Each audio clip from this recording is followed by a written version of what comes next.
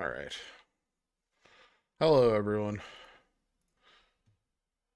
Sorry for the delay this morning. I ended up writing DD to like almost 9:20.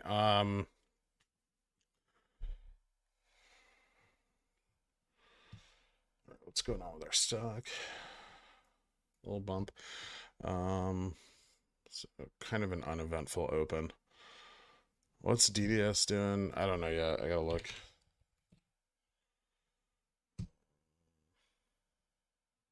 DDS down about 2%.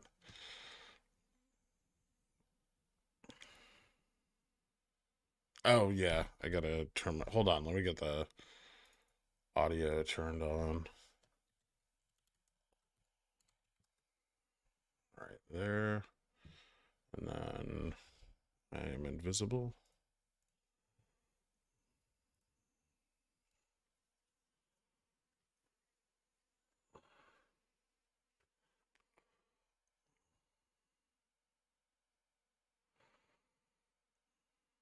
Thanks for the dick pics because I can't read.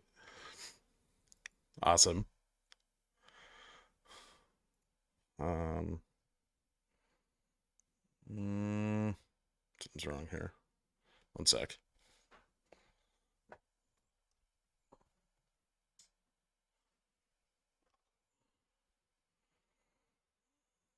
There we go.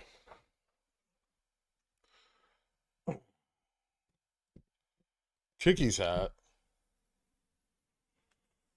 Cookie's hat. Why would I wear that fucking thing?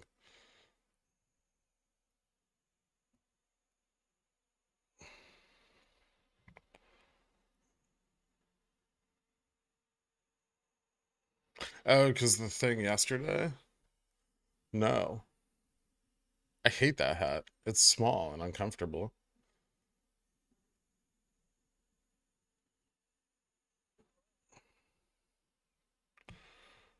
DDS isn't trading? No. Yeah, it's kind of not. That happens, right?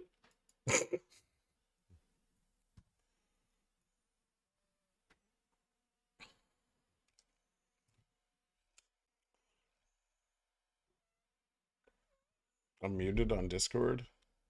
God damn it. There we go. Okay, everybody can hear me and see me now. Things are great.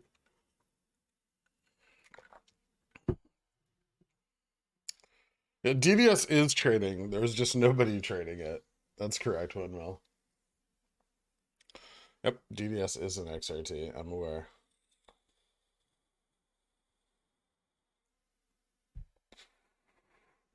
Great DD, Gerg. Thanks to the Hopium. You're welcome. Morning coffee time. Long black, please. Thank you for the excellently written DD.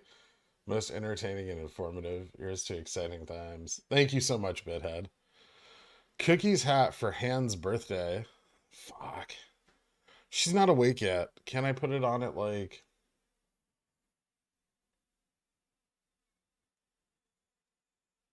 noon? It's like 6 a.m. there.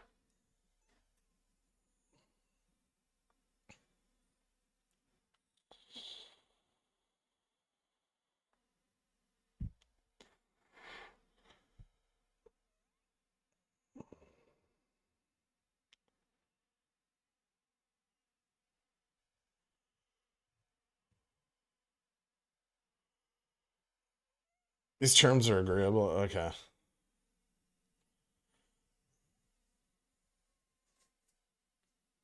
What's her B day? She asked you, and I don't want her to keep giving you money.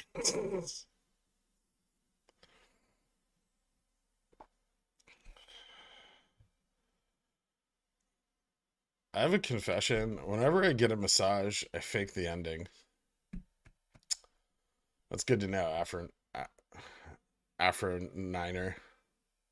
Um, Probably very disappointing, but Vop, relax, J Fresh. All right, don't just come in here and start spamming things first thing in the morning.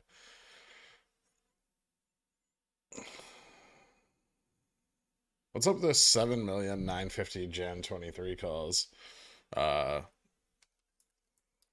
Upside volatility hedge. Can we start the MOASS? Get the start MOASS button on screen just in case we need it quickly. No, we'll wait. We'll be patient. Yes. MOASS. Oh my fucking god, I'm rich now. I'll give you 1,000 yacht. Good luck finance them. You miss the squeeze. Okay. This isn't gonna be a weird day at all. What kind of coffee am I drinking? 4 shots of espresso over ice.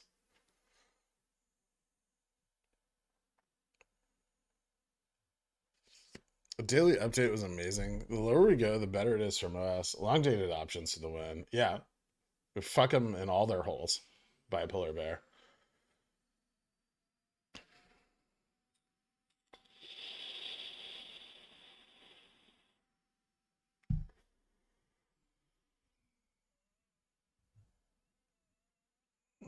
Did Pone put her DD up? I have no idea, but I think she's targeting today also.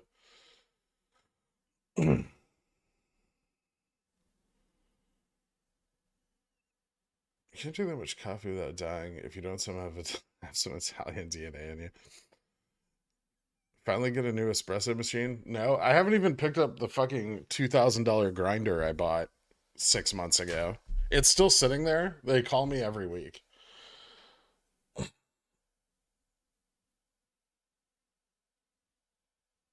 Tell Yelia hello for us. I'm gonna miss our Gamma girl. I know. I'll tell her. I don't think she cares. Petition for Girk to wear a cowboy hat on stream. No, there won't be a petition for that. Why isn't it so important to stay below 100? Well, because they have puts at 100, so it's not ideal for us to break through that. Also, based on Yelia's latest delta sensitivity model, the delta sensitivity spiking again, which could lead to massive upside hedging if the stock starts to run. So even more important than keeping us below 100 is keeping us from experiencing like 5% moves to the upside in our price.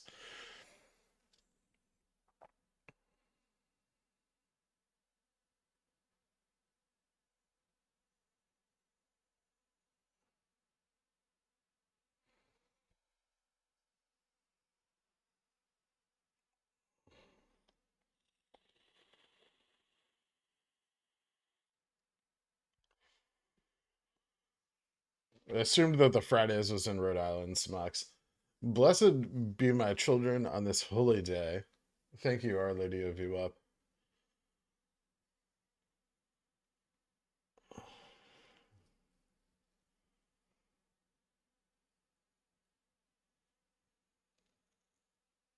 Did I miss here or are you on? No, I'm not on Grinder.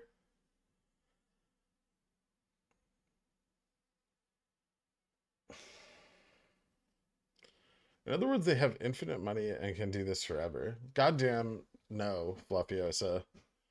They can't.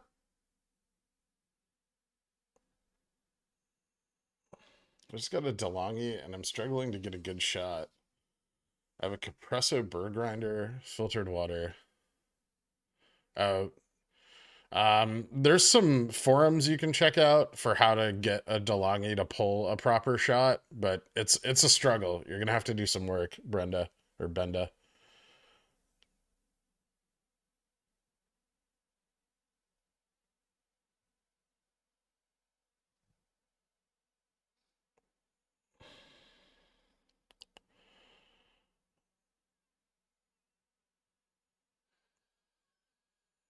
They borrowed a lot of shares this morning, almost 300,000.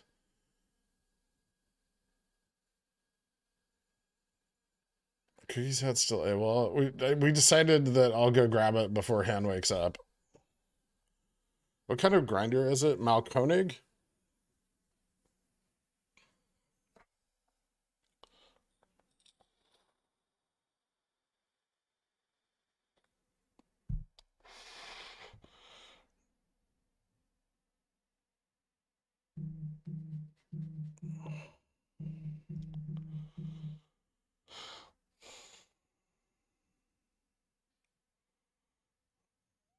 Did you get consent from Yelia to share her model outputs? Yeah. How do you think I got them?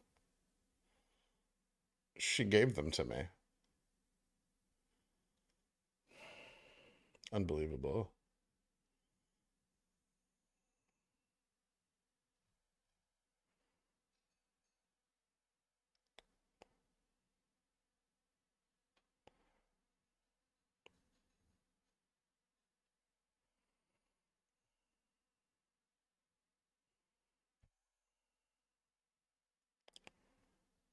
You don't need Jesus wasting that much money on a coffee apparatus. Like, seriously? It's not a waste. Before I got into making my own coffee at home, I would spend thousands of dollars a year on drinking coffee out. I no longer do that. So, technically, I've saved money.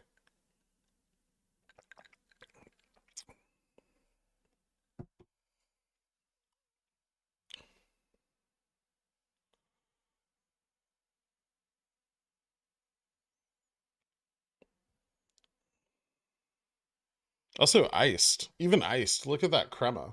Look at it. Get the fuck out of here.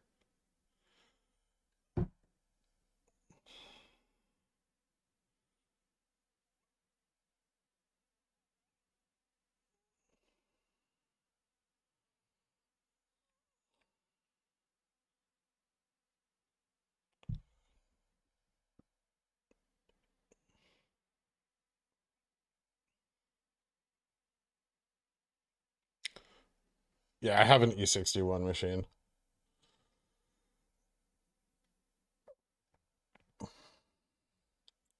AP McSqueeze, praise be to VWAP. My pregnancy comes to term today. Too blessed to be the frag. Thank you so much, AP. I appreciate it, man. My pregnancy has come to term on this holy day. Blessed be the Lady VWAP. Blessed be you, JFresh, Ascendant Alpha Cat.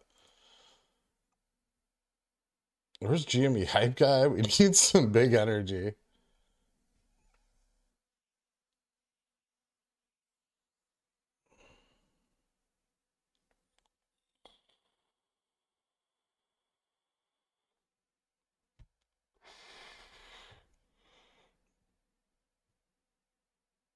The grinder is the most important part. Now you spend thousands a year making coffee at home, but it's for me. Also espresso machines hold their value. So if you're ever to sell them, you'll get pretty close to what you paid for them as long as you keep them in good condition.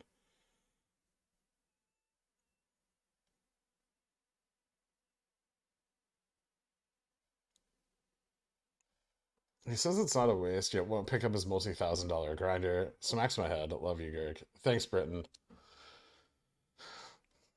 It's just like it's far away. I've got to go out to Brooklyn. It's a pain, and I don't have time for that shit.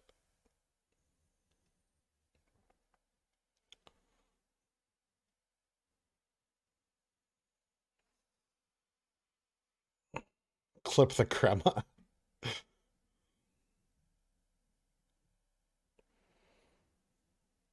You missed the ARPN market open. Ding ding. Oh, sorry.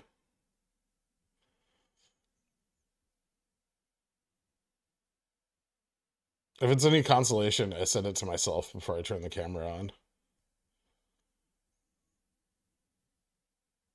Cream equals Kramer ruins everything around the market.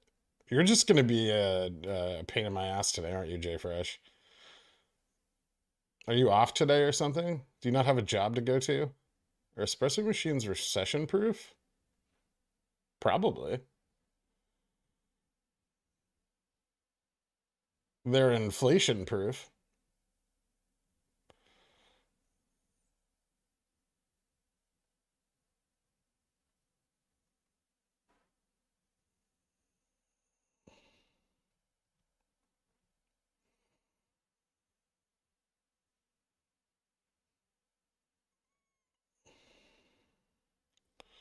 Why is the exuberance line at 102.87? That's where I put it.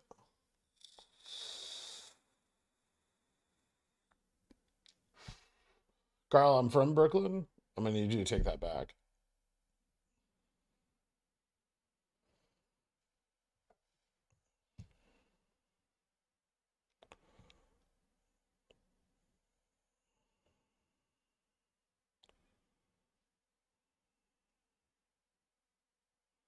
Is it 2K in a grinder and can't pay someone $50 to deliver it? Fuck no. I'm not gonna trust somebody to deliver it. It's a sensitive piece of machinery.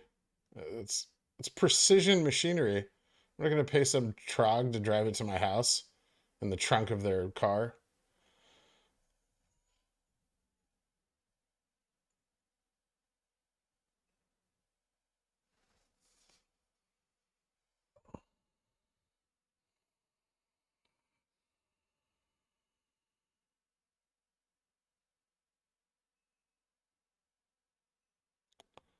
Do you not find an espresso machine destroys the flavor profile of most beans? I'm V60 all the way. I'd go AeroPress the odd time. Clearly not picky there. I mean, you can adjust the temperature, the pressure, the the pre-infusion. I mean, no. I think you can actually get more flavor out of a larger varietal of beans with an espresso machine than you can with a V60, where your ability to adjust various things is limited.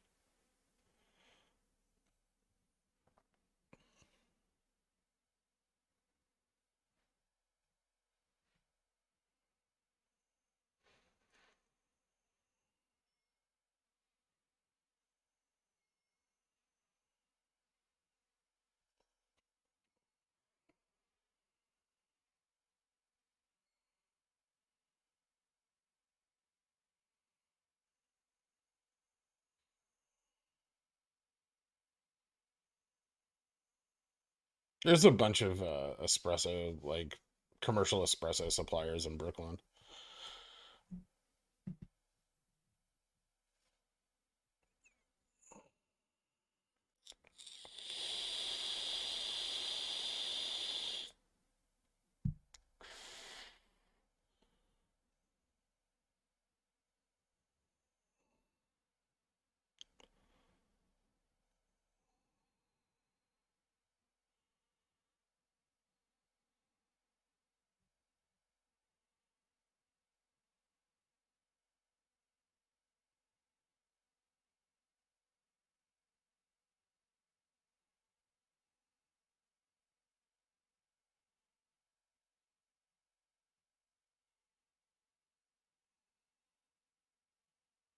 You also, we need some hype, so I posted a hype chug HBD video in the Pigeon Wheel chat. Let's fucking go. Praise be to Villy, VWAP, Riku. Riku to you too, sir. Um, what the fuck is that?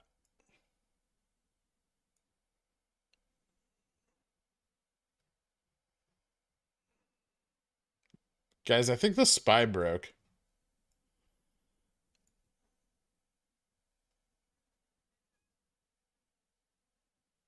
Um,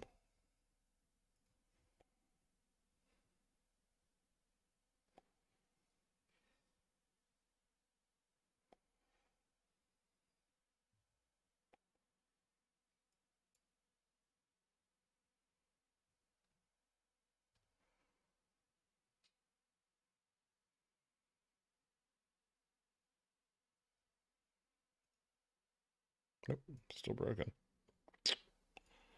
This is looks like it's trading at 429.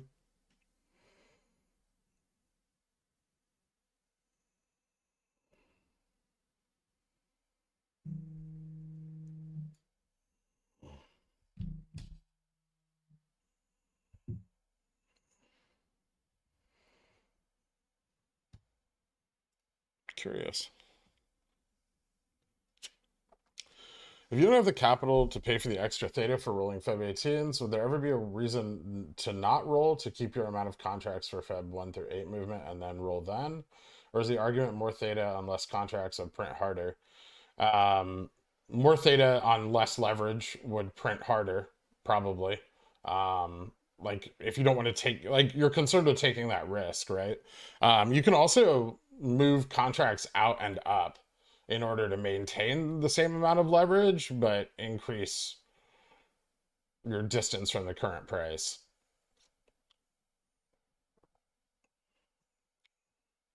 It's difficult when you don't have more additional capital add, but it's not impossible. Don't forget, even if you've lost 80% or 90% on those contracts, they can still print, 100% or more on an upside move. So, 3, 4, 5, 10x is not out of the question, which would more than make up for any losses that you suffered previously.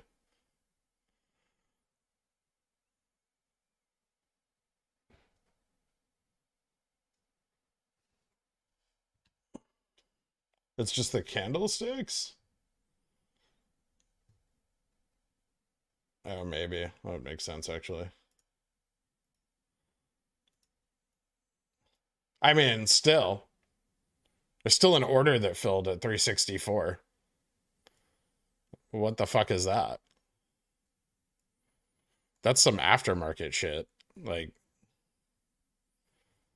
I mean, whoever this guy was, he just bought the SPY $80 cheaper than its current market price. Tesla dead? Stable.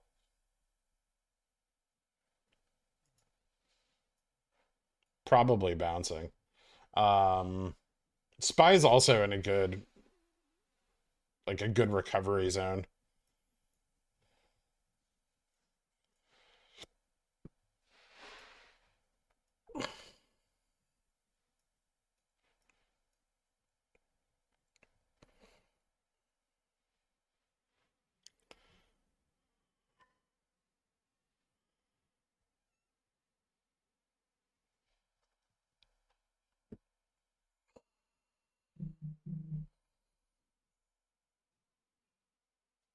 I didn't see it on my chart. If you don't see it on your chart and you have regular WeBull, it could be because of the NBBO order book, which means that maybe it was a dark pool print or something. Sometimes dark pools are a lot cheaper than the market price. What's your first move after MOASS? Dr. Shits and Farts? First move after MOASS. Well, I'm going to pack up the 4 boxes that I unpacked after moving in here and move somewhere else.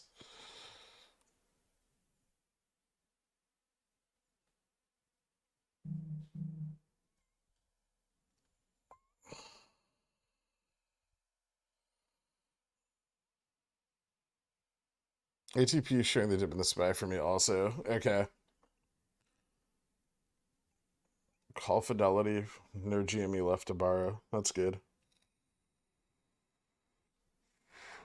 Is your DD a dud? How? In what way? What aspect of the DD is incorrect? Benjamin, feel free to enlighten me.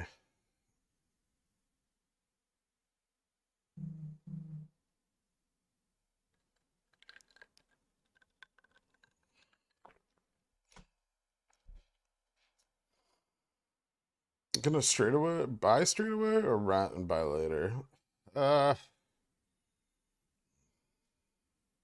probably buy something while the rates are low.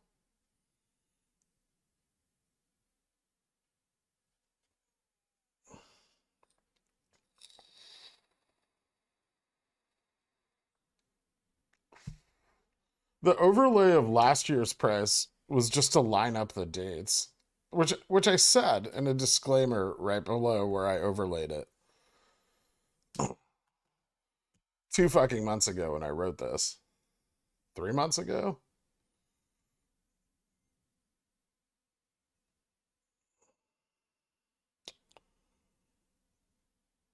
Do you by any chance know what time of day we historically saw the price rip? Random time, or is there any correlation? Usually afternoon.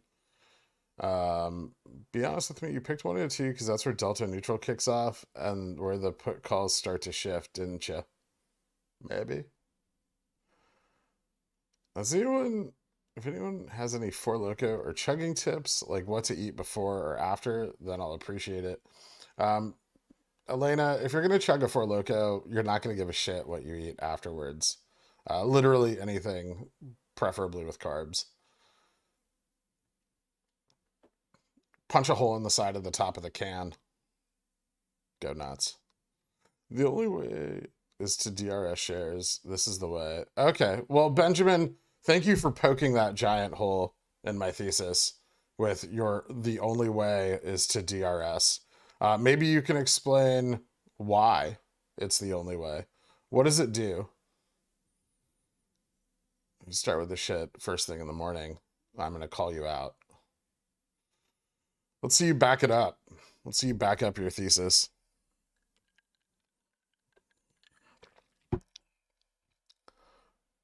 Don't start this. I want to start it though.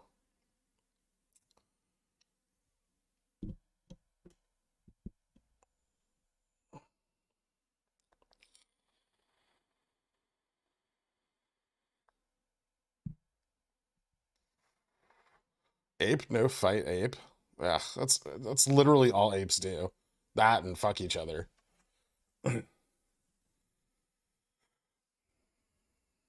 Occasionally they pick ants off one another and lice, ticks.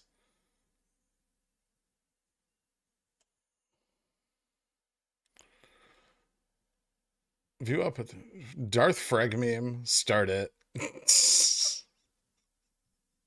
I don't know what that is. I don't want to know what that is.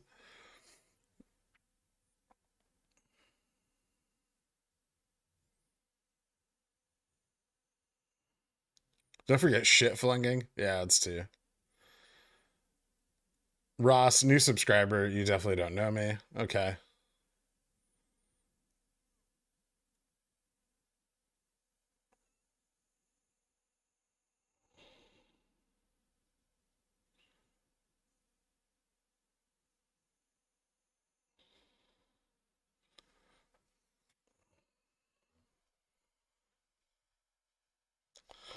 You said miss upside potential today or tomorrow this week?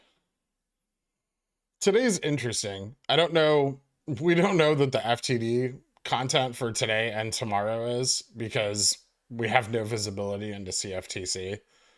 They stopped reporting, if everyone remembers, futures contracts. So they could be a lot, they could be minimal. At least with the ETF FTDs, we know what's coming.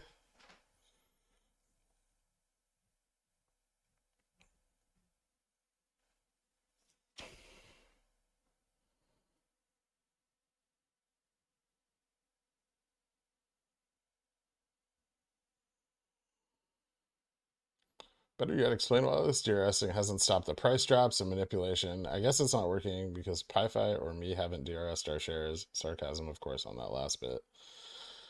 Yeah, I mean, it's a great long-term plan. If you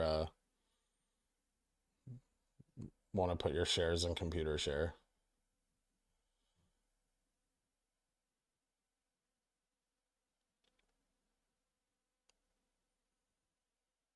I like your mood today. Thank you.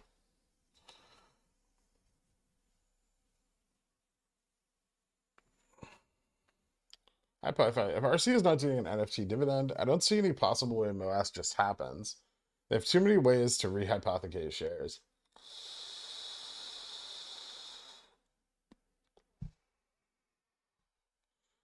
Um,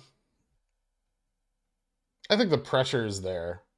I think it's been building up.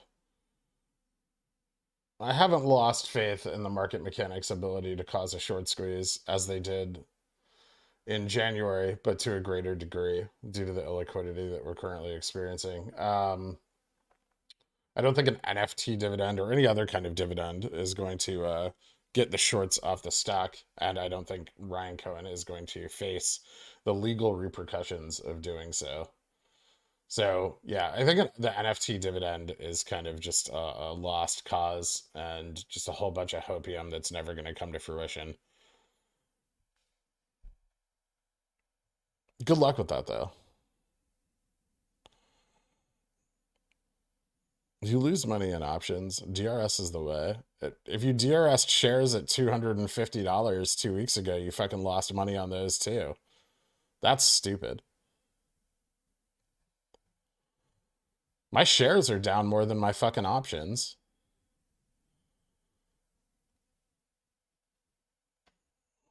The argument you're looking for, I'll help you out here, is that options are a depreciating asset and shares are not, except when the price of the stock is going down like a rock. In which case, then they're both depreciating assets. So how is your depreciating asset registered in your name better than my depreciating assets? How is DDS 70% computer share employee ownership?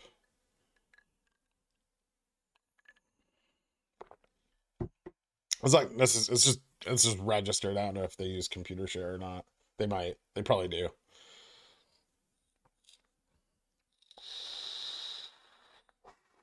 There's a million different transfer agents though, so they could use someone else.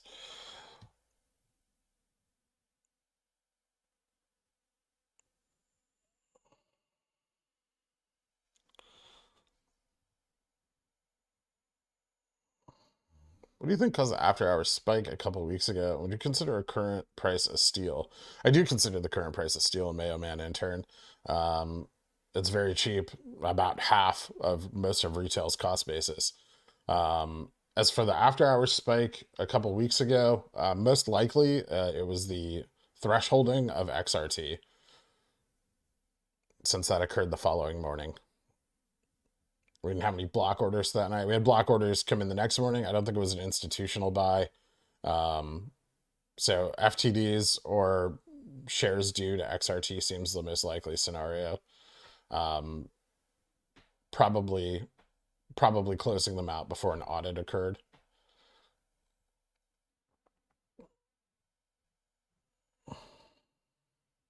I think there's an automated audit when something goes onto the threshold list. So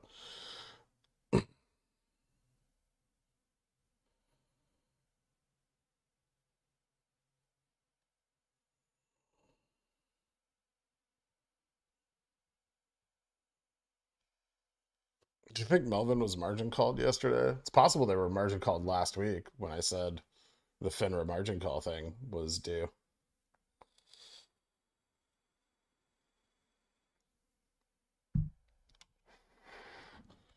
Cycle dates moving forward, big ones. Today, tomorrow, then Feb 1st through 8th. After that, Feb. So this is ETF FTDs. This is GEX. Then we have Feb 22nd, which is the center of the T+2 window for Feb 18th expiry, and February OPEX for ETFs and index. ETF, index. After that, we have futures in March. To what effect, we don't know. They could roll or fail. March futures. And then after that cycle, the next is May, 4th Monday in May. I don't know what the date is. F? Clip it.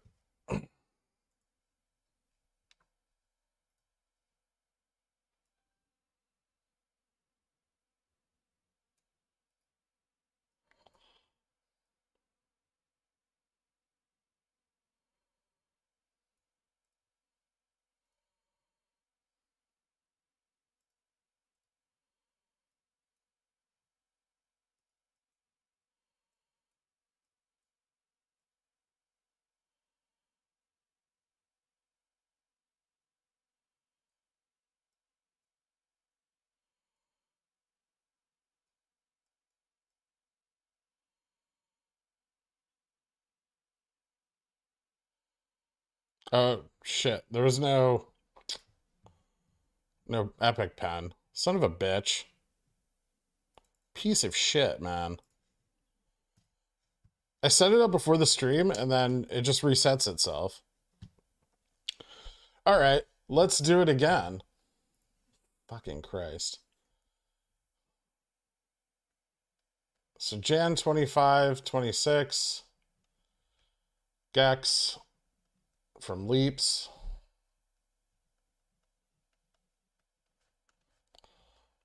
Feb 1st through 8th. With the most important days being the 3rd and 8th.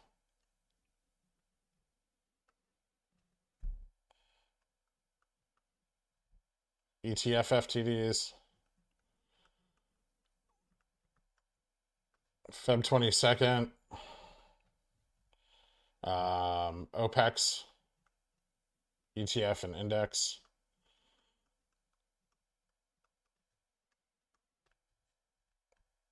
March futures cycle. And then May. I might as well just find the date now while I'm at it.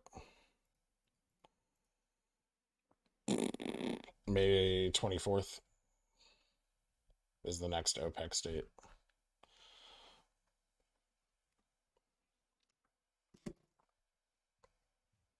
You expect more volume today? The day has only just begun.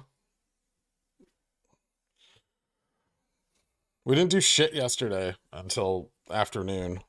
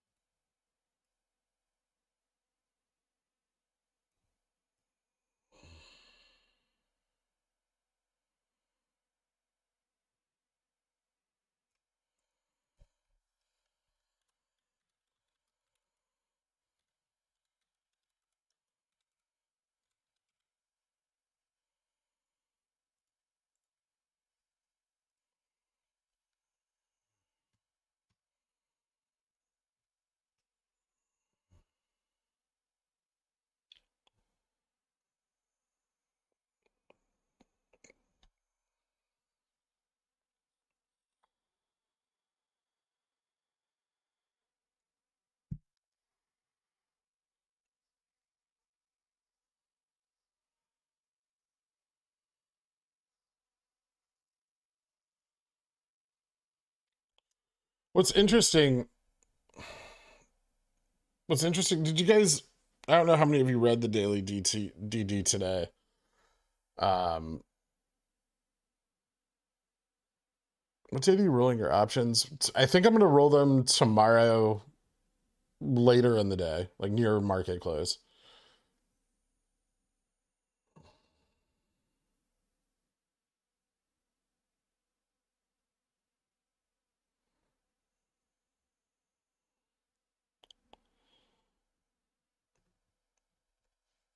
So something really interesting is lining up, and I kind of thought this would play out, but it is. If you look at the delta sensitivity spikes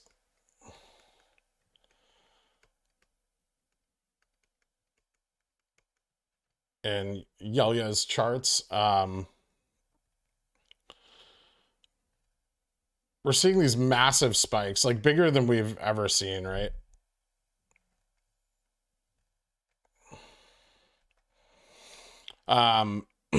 And they keep shorting in response.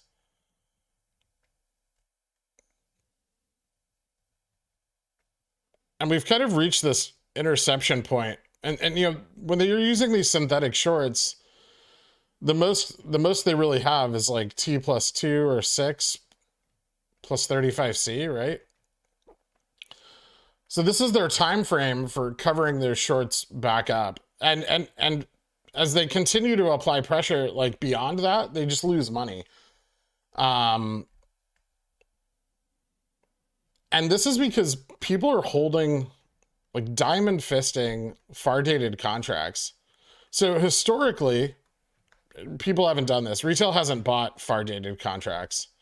And so what's happened is we've seen a spike in delta sensitivity. We've seen their short response.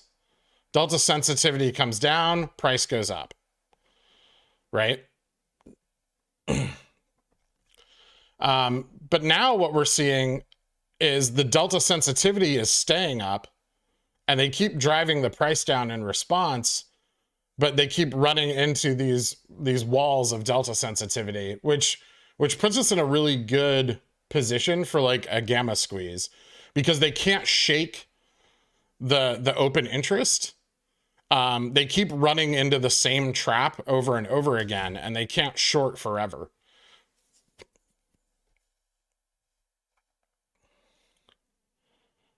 So in every other run this year, you know, we'll see delta sensitivity spike up. We'll see them short in response. And then, you know, a small delta sensitivity spike will occur and they'll run the price of the stock up. But now they keep shorting in response. Shorting in response.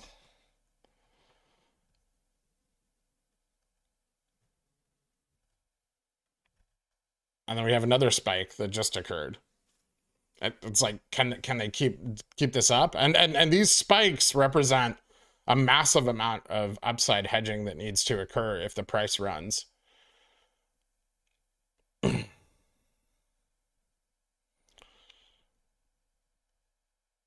And so, you know, we know about the dicks and the asymmetric risk there, right?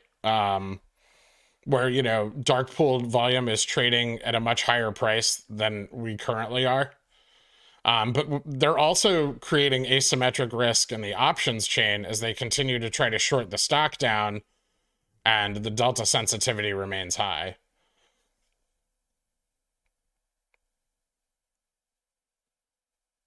And if we run into that delta sensitivity, our price can improve very, very quickly.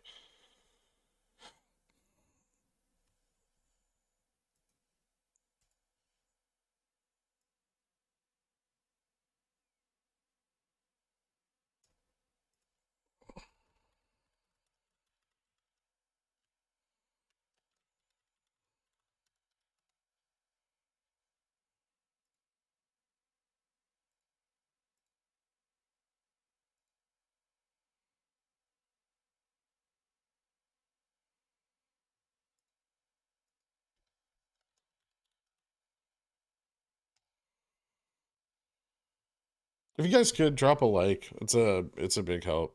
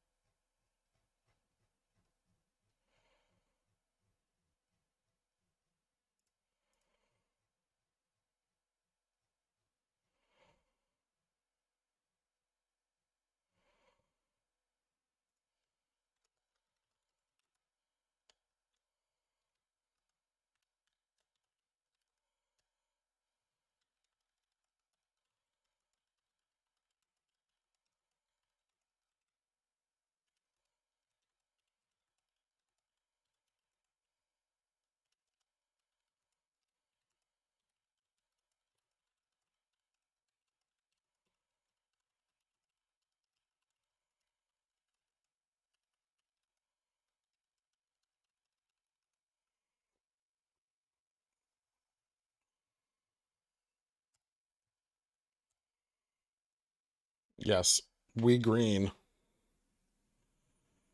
Now remember, a 5% move to the upside is like 1,000,000 plus shares that need to be hedged,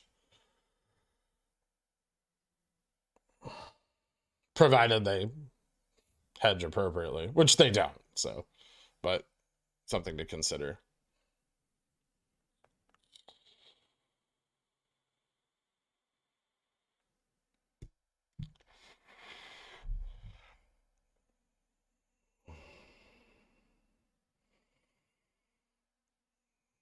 If we cross max pin, we've definitely got something going.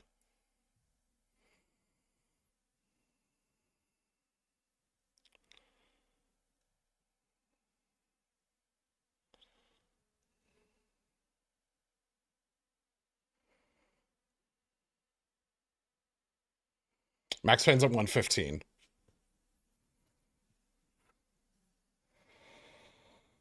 But delta neutral is at 102. So, you know,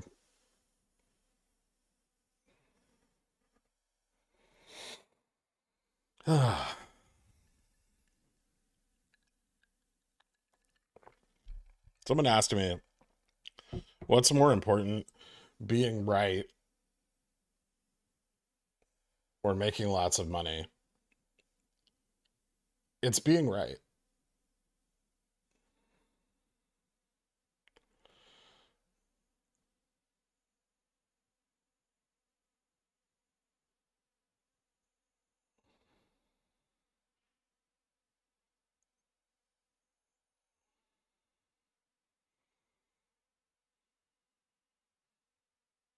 Smug Gurk.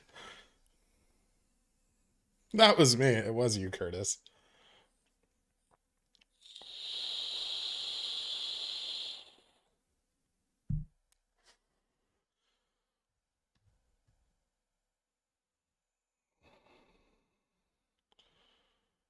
Well, if you're right in the stock market, then the trophy is money.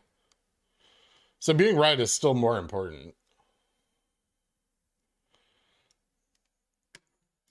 If making lots of money was the way, this would be an AMC stream. Thank you for everything you do, Gurk. We appreciate you. It would be. I think after MOASS, I'll start streaming AMC.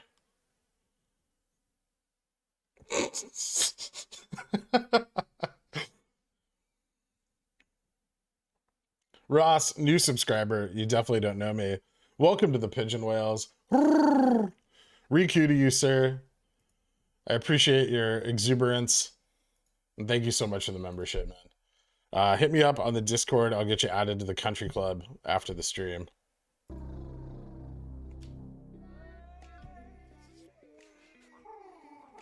Yeah, it's going to be called Seller Boxing AMC with Gherkin in it.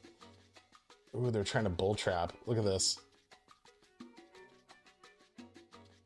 Hold on, I need my good candles.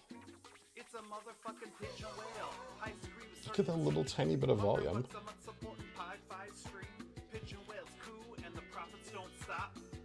What makes you think we still own the float for GME? I don't give a shit.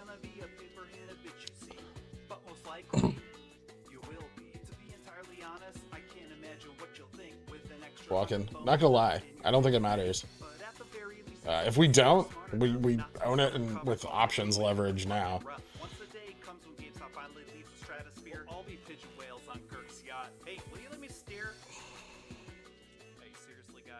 LA Times article an hour ago. GME stock craze over. They're trying.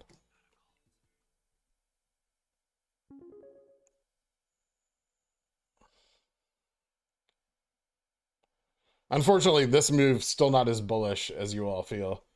Thanks for all the insights into the financial system with your stream and hard work. Still don't understand shit, but it helps me through the home office days.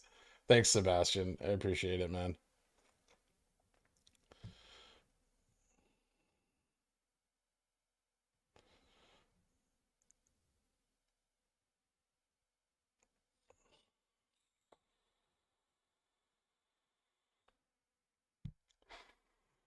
So being a YouTube streamer, does that appease the IRS as a job? I don't know yet. I'm going to find out.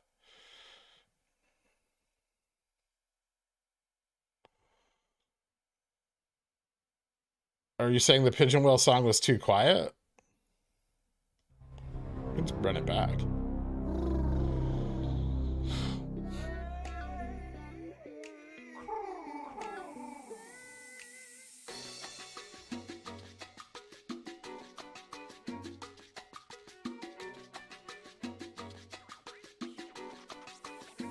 It's a motherfucking pigeon whale. I scream certainty.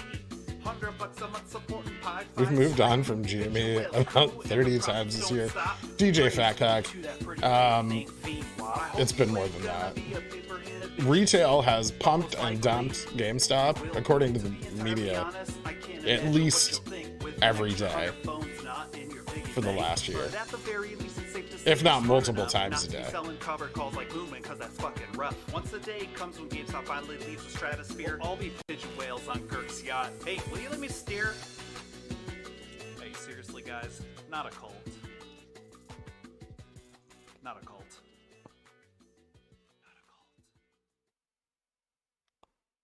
Does this still look bullish to you? I mean, we're consolidating at 102.30. Yeah. The trend looks strong. The short failed. They weren't able to drive us down far enough. We're staying right at that delta neutral line.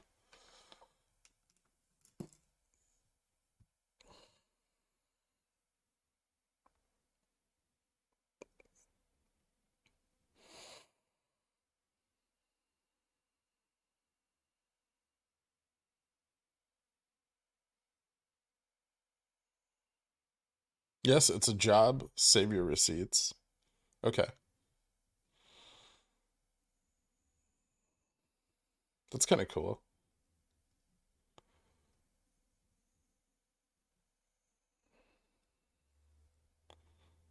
Does your accountant know that you're a YouTuber? He's about to find out.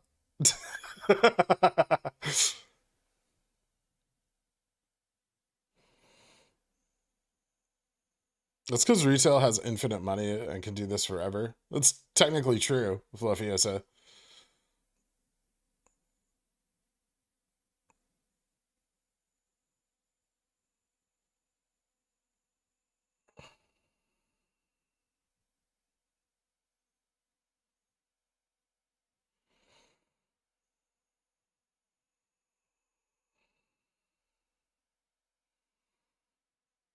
Houston Wade was saying this is costing hedgies a ton of money. That's what I've been saying. So, are you asking if I agree? Yes.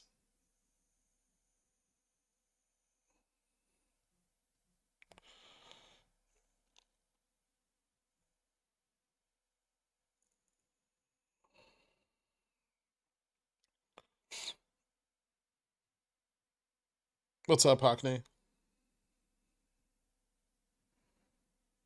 How frequently does nav change? Is it static? It's dynamic.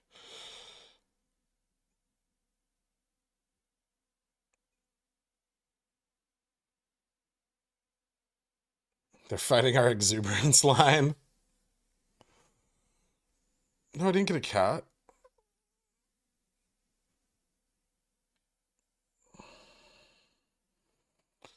Espresso machines don't count as a tax write-off, but office coffee machine does.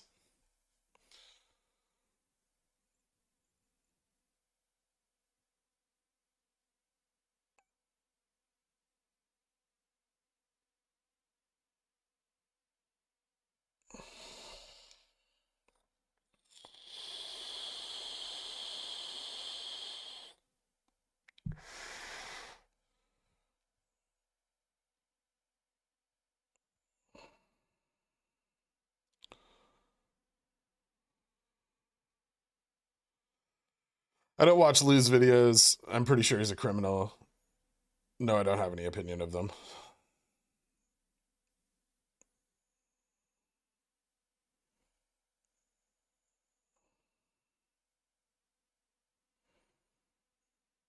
Have you been sleeping better recently? I only ask because I have not, and I'm wondering if somehow I gave you my sleep power via YouTube. Diddles, I don't think so.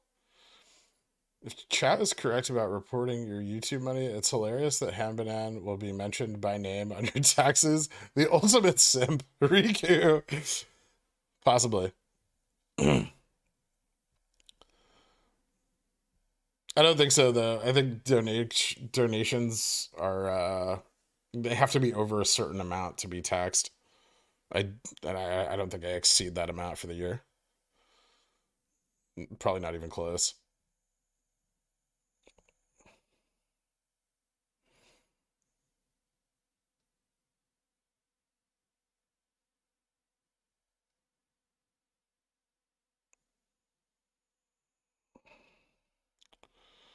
How's the options chain looking? I don't know. I haven't looked.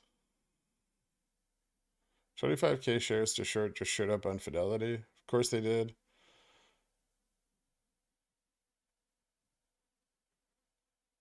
128 C100 from this morning are up 45% already. Let us rip. I will roll them to March. Fuck yeah, man. Congratulations.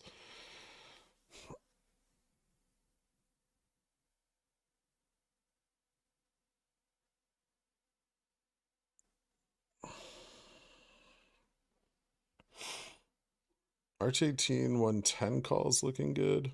I mean, yeah. That's just like free money.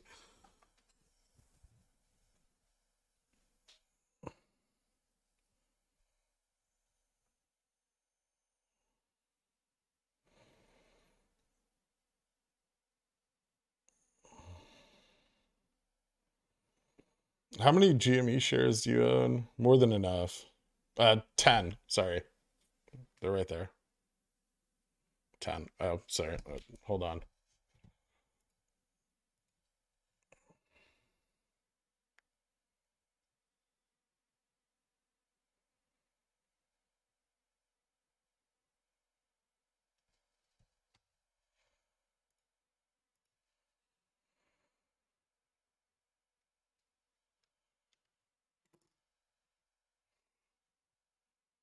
Ten.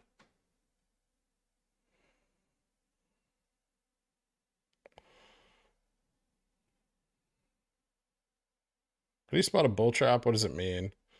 You can generally spot them by if the peak, the easiest, they're hard to spot, but sometimes the best way is if the peak short after the run has higher volume than the volume of the peak of the run up. So if this volume were to exceed the previous peak in volume, then it is likely that it is a bull trap, and that presents a good opportunity to get the fuck out. If you're, especially if you're like trading something.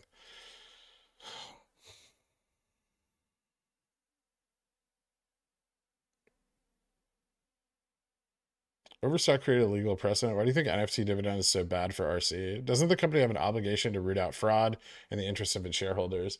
No, they have an obligation to drive up the value of the company. They only have an obligation to root out fraud if they suspect it is there and damaging to their shareholders. But they've already written multiple disclaimers in their 10Qs about the risks of owning GameStop stock. Overstock may have set a legal precedent, but they will still get sued by everyone. They will get sued by shareholders that don't receive the NFT dividend. They'll get sued by short hedge funds. They'll get sued by brokerages that are unable to distribute an NFT dividend. Regardless of the outcome of those lawsuits, they don't want the legal battle because they are costly and take time. Even if they won all of the cases, it's not worth it.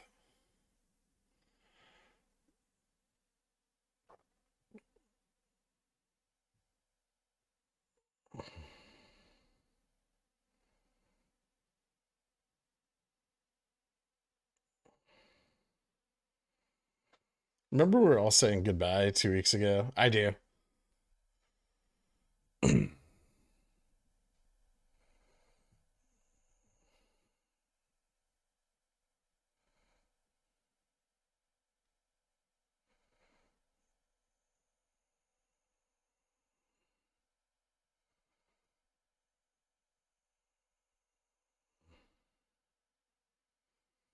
Any chance you could draw some triangles for me to edge to while I'm in my meeting? I mean, there's not a lot here. Probably the support's probably down here. So that's what you're working with. I guess we have some here as well, but it's failing that. I would look to the EMA 30 probably as our next true resistance or support.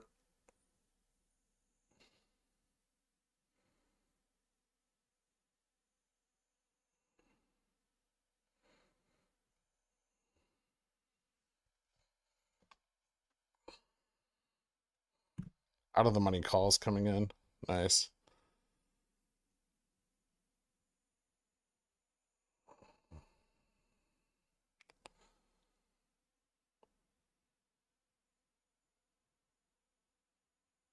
How much are you looking forward to MOASS? Only so you can stop streaming every day? I think about it sometimes.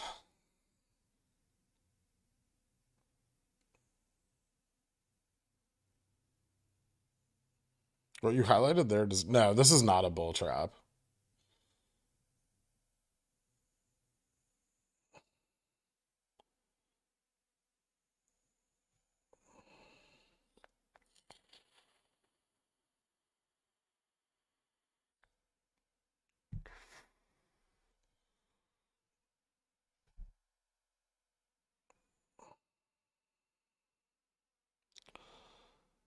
Also some in the money puts sold. That's good.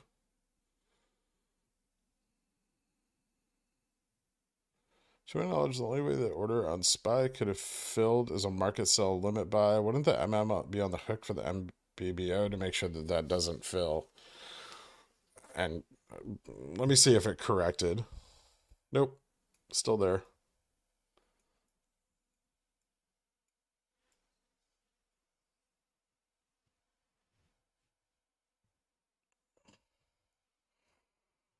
Just a big gap down.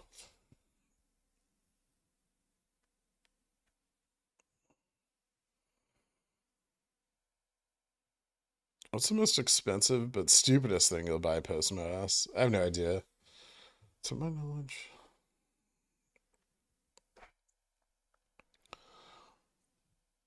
I mean, it's not the clearinghouse's fault if the order went through, right? Like, that's a decision they have to make. It's not there for me. Different data sets. ATP and WeBull both show it, and they both have NBBO order book. So they show trades from more exchanges. I think TDA has a couple less, and then most other brokerages don't have very many unless you pay for it. It's not a glitch. It's an order that filled at that price.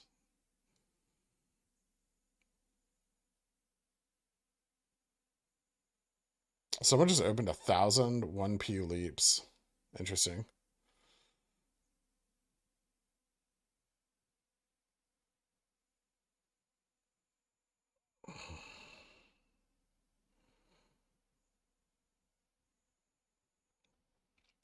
TDA showing the SPY anomaly also. Oh, is it showing it now? It wasn't showing it earlier, someone said.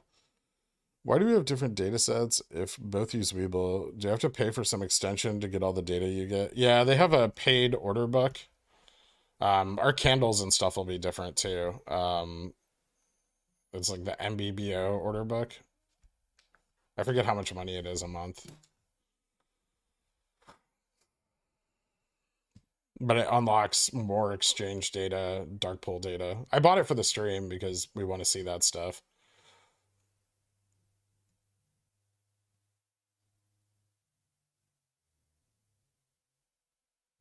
Failing the EMA 30. Man, it's taken them a long time to drive the price back down.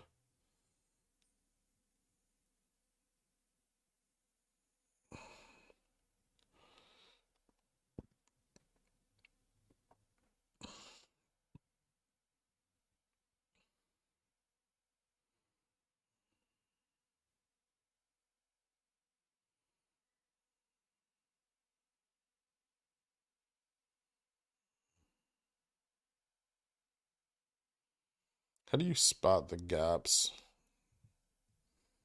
There's services you can use that find them in the order book, which are far more accurate, but you can use candles. We have a gap here that needs to be filled on the downside. When we gapped up from 98. They may be pushing for that.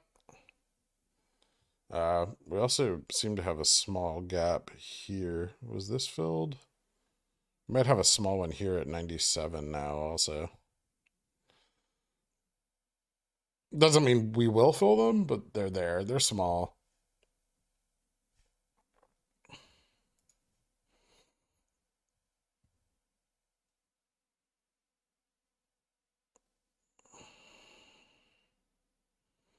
$275,000 shares now available at Fidelity.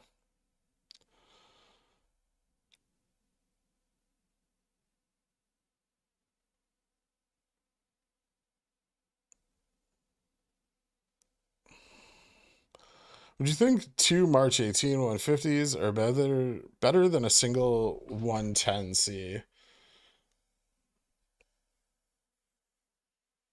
Delta is 62 shares versus 50 respectively. Um, if faced with that decision for March, I would probably be looking at having more leverage. That's up to you, though. Remember that the further out of the money that your strikes are, the more risk you're taking on. That we don't realize those prices. And if we don't hit 150 or we hit 140 or something, those options may only be valuable for a brief period of time if they are out of the money. I don't think 150s are super far out of the money on GameStop, but on any other stock, they would be considered very far out of the money, right?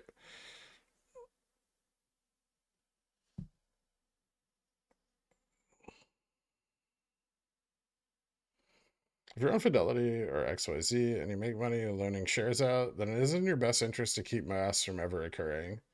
I mean, I don't think the share borrow rate is very high, so loaning shares out on GameStop is not profitable at all. Extremely minimal, right? Like 0.8% a day. That's kind of shit. Even with a big position, like even if you had like as many shares as like DFE, that's not a lot of money every day. Your capital could be used more efficiently selling like covered calls or something. If that was your goal.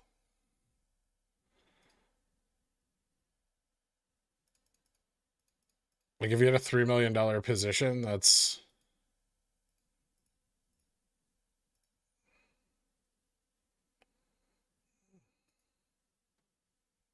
$2,400 a day. It's not very good. Is that right? What is my calculator? I think my calculator's wrong. No, that's right. $2,400 a day.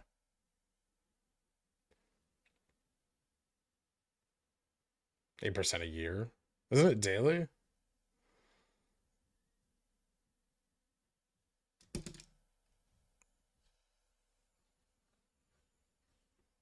That's garbage.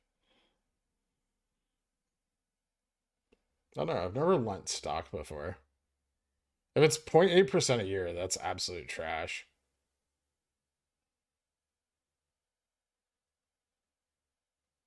It's yearly APR. That's even worse than I thought it was.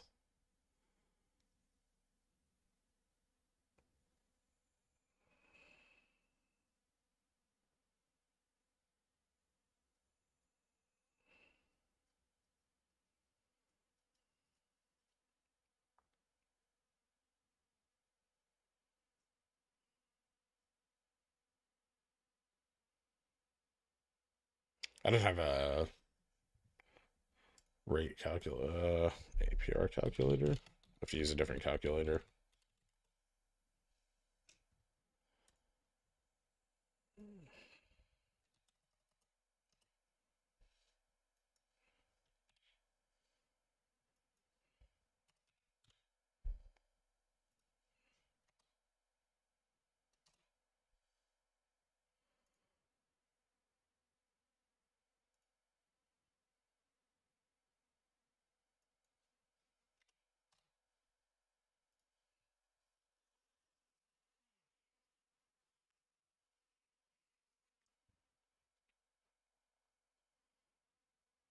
That's like $13,000 a year in interest on a $3 million position.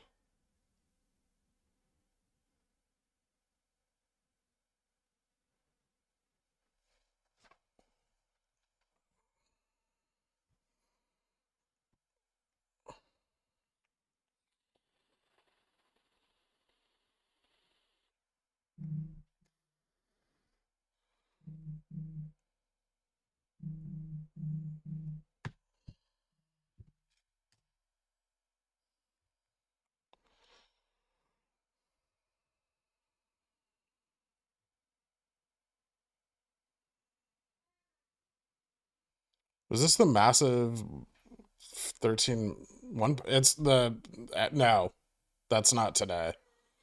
Those are mostly ETF FTDs. Some of those FTDs from that massive spike are due today.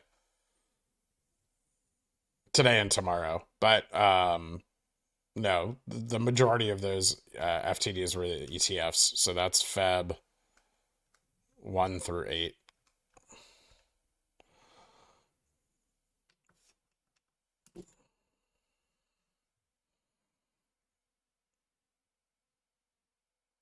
If the market turns around next week,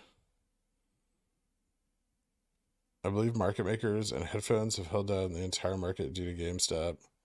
That's a bit excessive.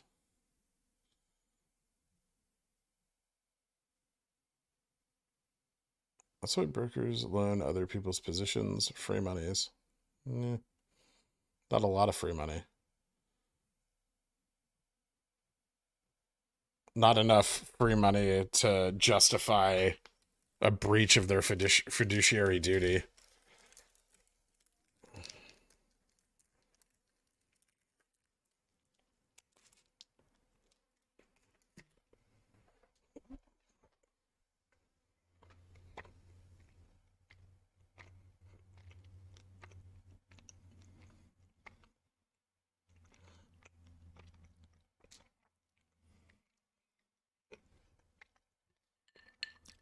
Yeah, it's legal on a margin account. But that's because it's their like only if you have margin debt. But that's because then it's their money, right?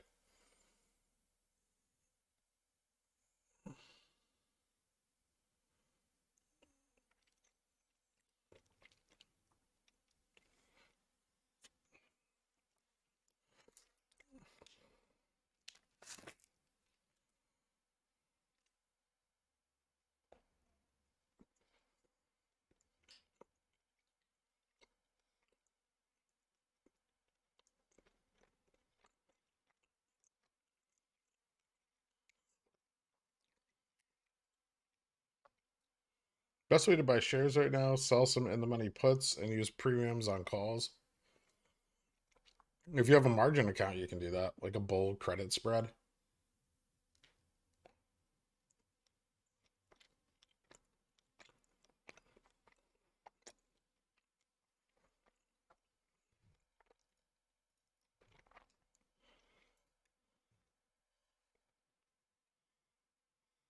Oh, you found it?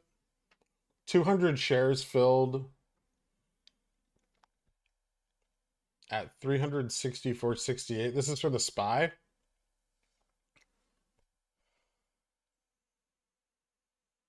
You don't have any personal information on there, right? No. So here's that order for the SPY.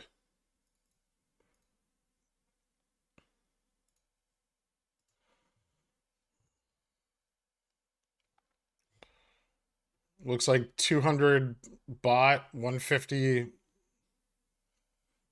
filled. Or 150 sold, 200 bought.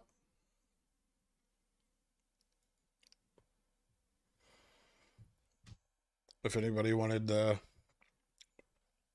proof of that order fill. What do you got, turd?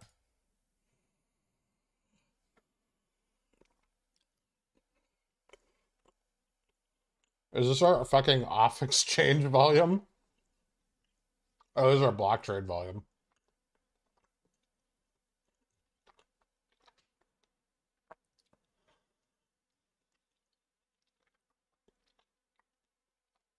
It's like a pretty fat percentage of our market cap getting bought up now.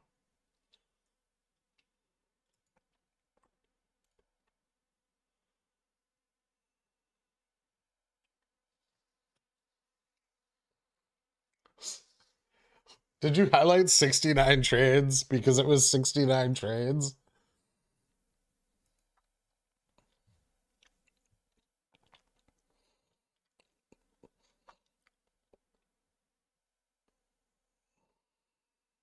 Of course I did. Yeah, well, turd, because with prices this low and this much dark pool volume, like an increase in dark pool volume is usually bullish. I don't know if I told you guys this. I think I did, but if DP volume is going up, that's a bullish indicator, right? Because sure, someone's selling and internalizing a lot of orders, but there has to be a buyer, right? For those orders, and that means somebody is going long as fuck GameStop when the price is cheap. Otherwise, they wouldn't be able to facilitate those trades in dark pools. Still have to have a buyer.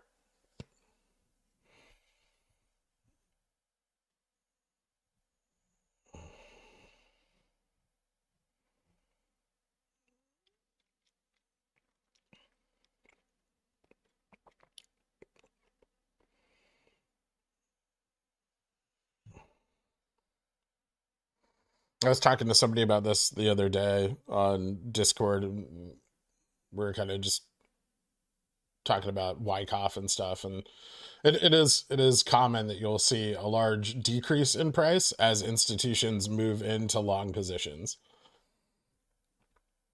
Anything of note on shift search? And Turd's data is kind of backing that up. If we look at our 30-day block trade here, you can see quite a lot of block trade volume for GameStop in the last month since December 29th.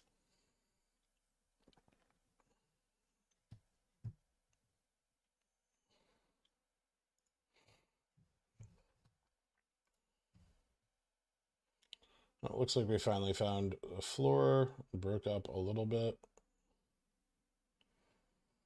Actually bouncing off of the EMA 60, so just slightly above VWAP, which is a little more bullish than if we'd bounced off VWAP. Let's see if that divergence continues. Of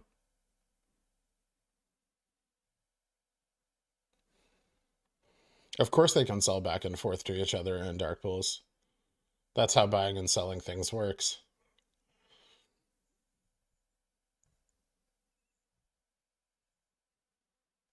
Oh, shift search I'm supposed to be checking. Let's see.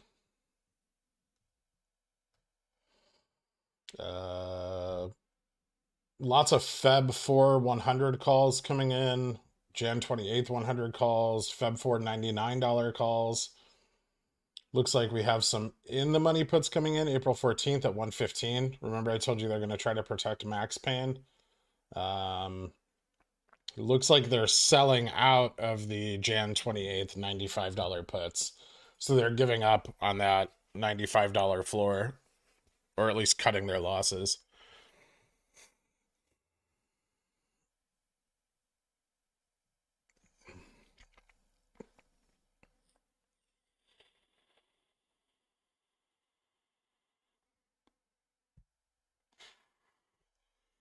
Wyckoff, 2 more bumps, rip into the end of the day.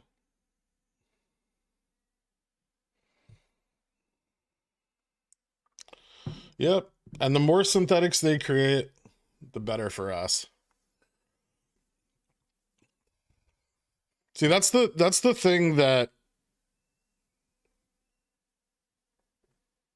the DRS versus options thing kind of overlooks, is that options create large numbers of FTDs. DRS stops FTDs.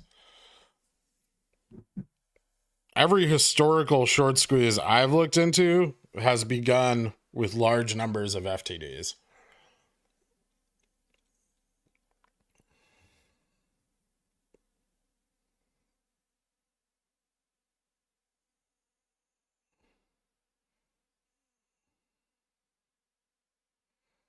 Including the sneeze in January.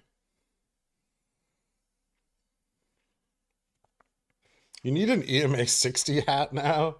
Let's see if we bounce on the 30 first.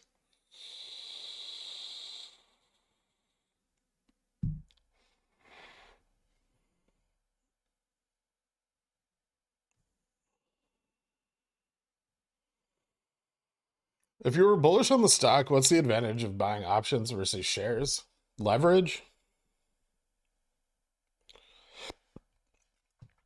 If I wanted to take a very safe position, right, on GameStop, let's say in the money, let's even pick like a higher delta value.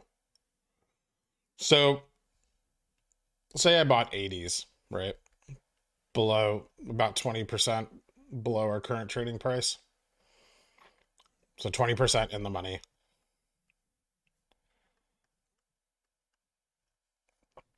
Uh, 80s are trading at $46 right now. So I could buy 100 shares, leverage of 100 shares of GameStop at $46 a share. And I have until next year to exercise that,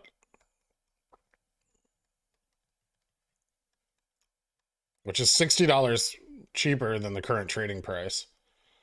Almost 55. But even if the price were to drop, the value of my contract would stay higher because of its theta. So it's actually more resistant to short-term changes, price fluctuations, than shares would be. I get to hold this for an entire year from now. And additionally,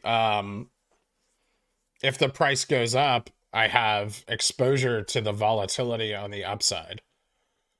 So the value per share can exceed the trading price as well. So not only do I get them for cheaper than the current trading price, their value can then exceed the current trading price.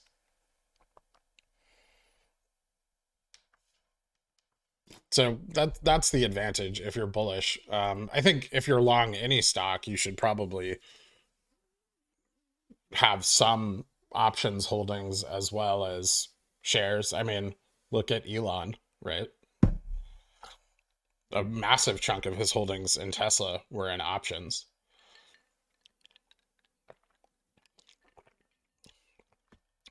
If Ryan Cohen wants to buy the rest of his position, he will likely do it through options for those reasons. Your hypothetical strike is $80. Yeah.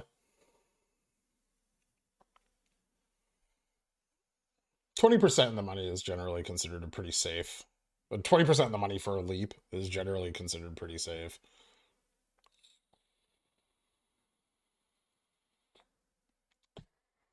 $46 per share is 80 per share. 46 is the premium for getting it at 80. Yes. If you exercise.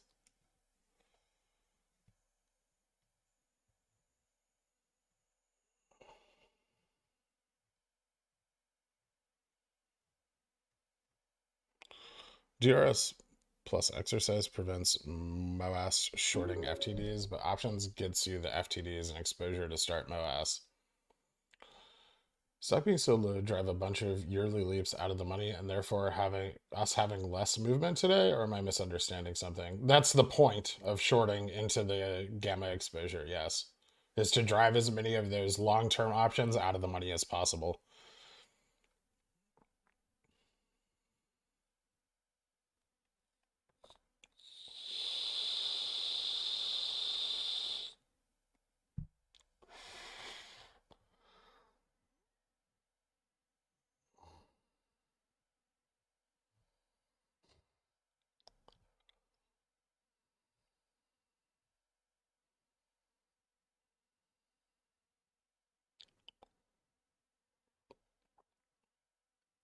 How does IV look right now? It's very high for this week, but it's down from yesterday. I think yesterday we were at like 200 something percent because the VIX was spiking super hard. Today the VIX is down a little bit, so not so much.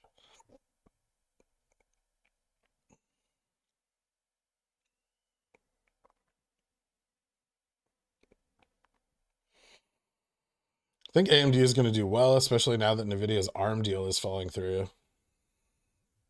I mean, I hope so. I have a pretty big AMD position, so I'm thinking about picking up more 120 leaps on it, but I'm waiting a little bit before I buy into them just to see what happens. Like, when are the FOMC meeting notes out today, by the way?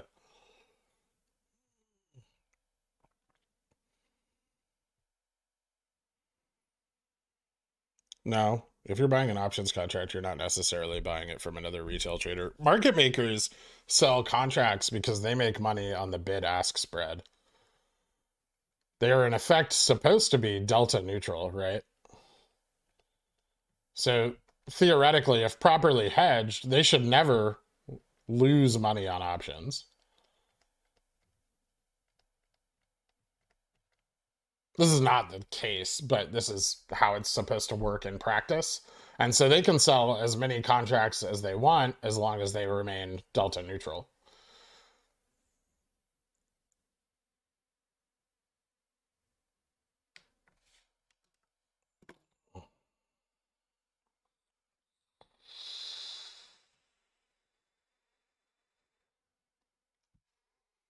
What is AMD? Advanced Micro Devices? They're a chip manufacturer. They make video cards and processors. This is bad. I think we're going to go fill that gap.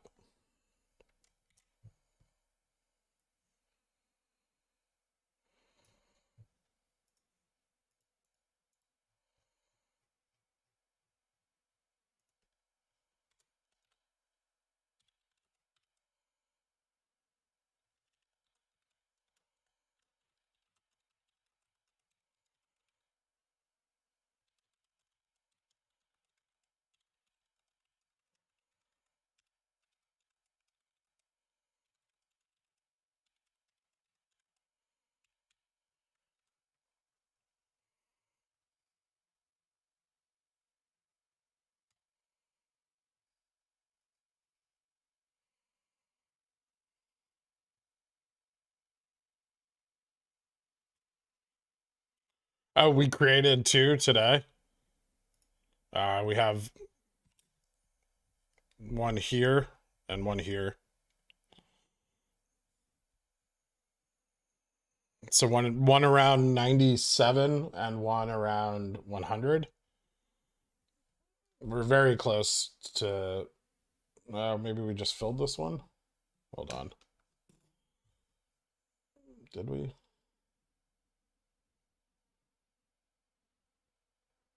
$98.23. We're very close to filling this one. I would expect us to at least fill this.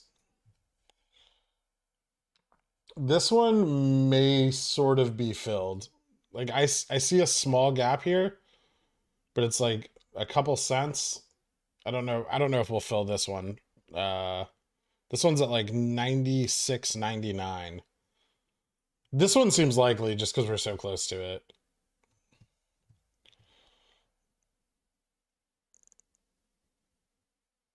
It balances the order book. So they can internalize the trade from the gap up here and then like the buy, and then they can sell it here at the same price, right?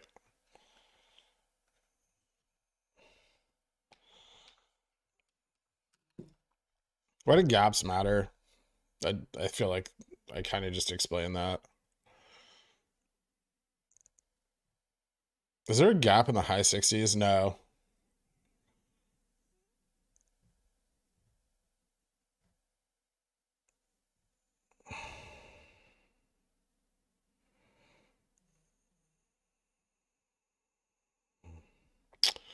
If there are timing rules and failure to deliver, why do we keep saying that we don't know the exact moment in which they impact the price? We don't know we don't know if how many of FTDs can be short or long.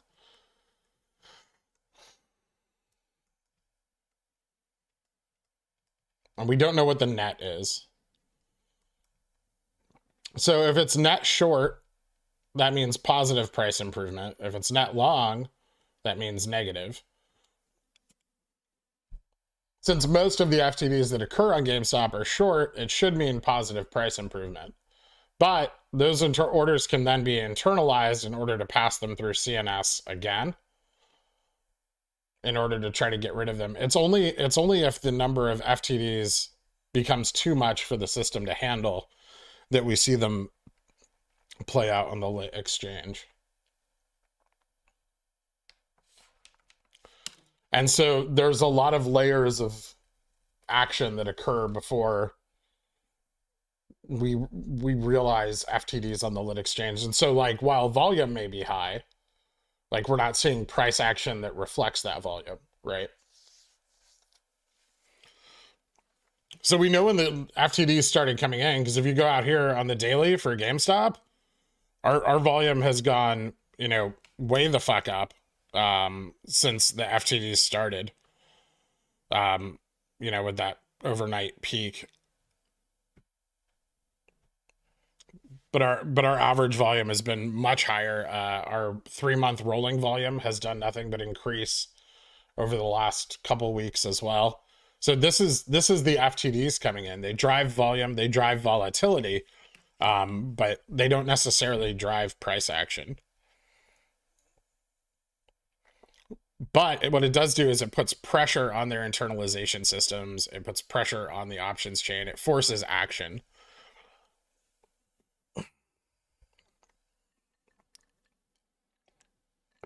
And if net short FTDs are high enough that they can't be netted out through CNS, they cause price action.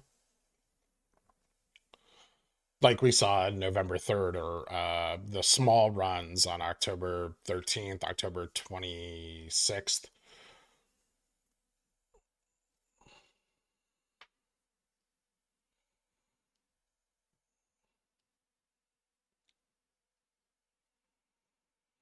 How would the price drop this low on long FTDs though? They have to be short, at least the majority. Well, a long FTD can be cleared with a short sale. A short FTD needs to be cleared with a purchase.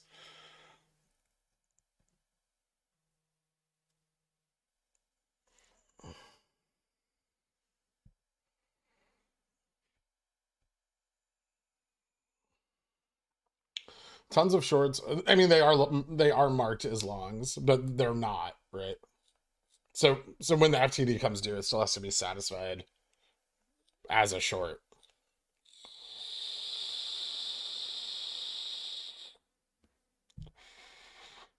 Like ETF creation is technically a long fail, but the satisfaction of it requires a purchase of the underlying stock. So it's the inverse of the inverse. So it makes it's a double negative, essentially.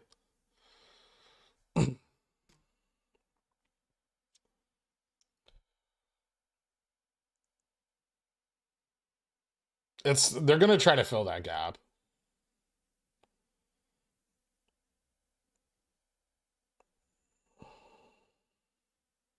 Also, early in the day, which we've discussed before, most of GameStop's price action occurs afternoon. On all of these days, GameStop's most relevant price action has occurred in the afternoon.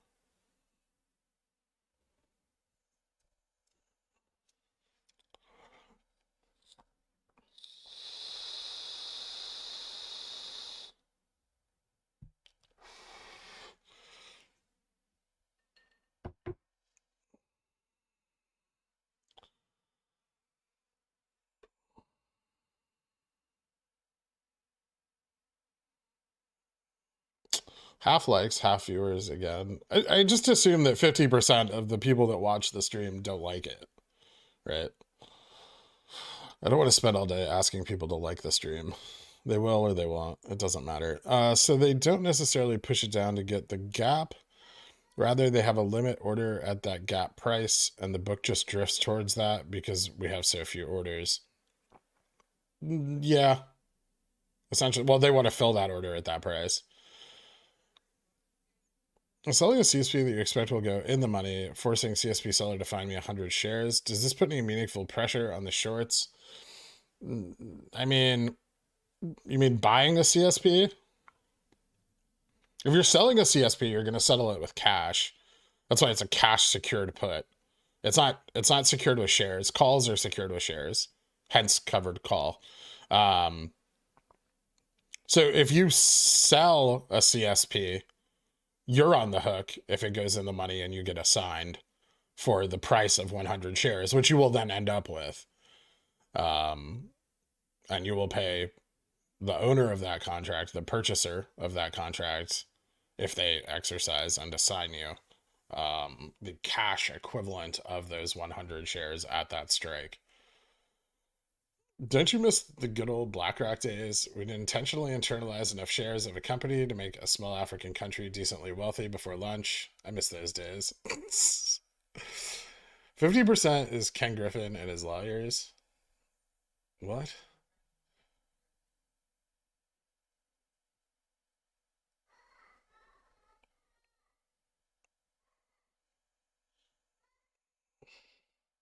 Honestly, I'm here pretty much daily, but I often forget to like until something is said, so it does actually help. Oh, okay. Well, I try to remind everybody like once a day or something.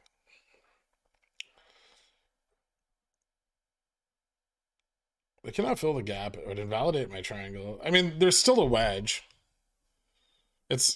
Like the breakout failed, but there's like another wedge. It's just shittier.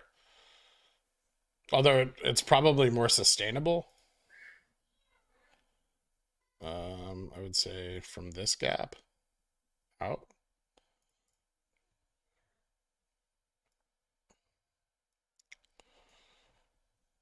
But if they're gonna fight for that gap down, this could go much lower. Like, what's that price? 98.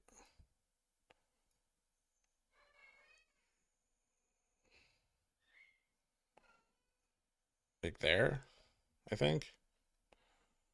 Depends on how quickly they're able to reach that and fill it, but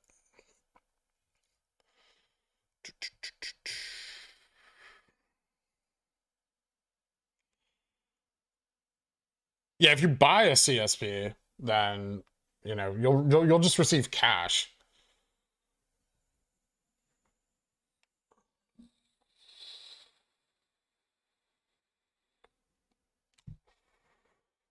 Opinion on Pwn What the Fuck Barbecue. I don't really agree with the algorithmic thing. I think it's just driven by market mechanics. But she's looking at it from like a mathematics perspective. Um, and I think those market mechanics would kind of look like it. I mean, there are algorithms, but I don't think there's like one algorithm to rule them all. Um, how do I auto like? I have no idea.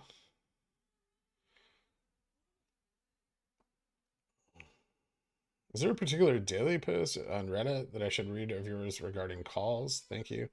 I don't think so on Reddit or but maybe in the clips, if you want to look at the stream clips.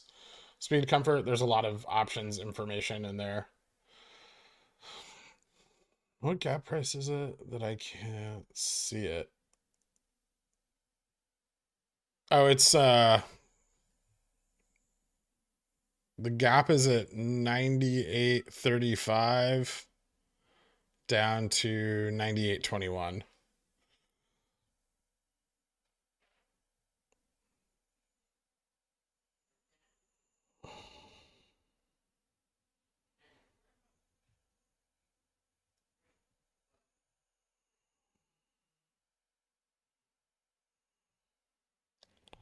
Yeah, no problem, Frida. Take one algorithm and cast it in the fires of Mount Maya. Just YOLO'd into some company called Ivy after hearing about how it can spike with my options.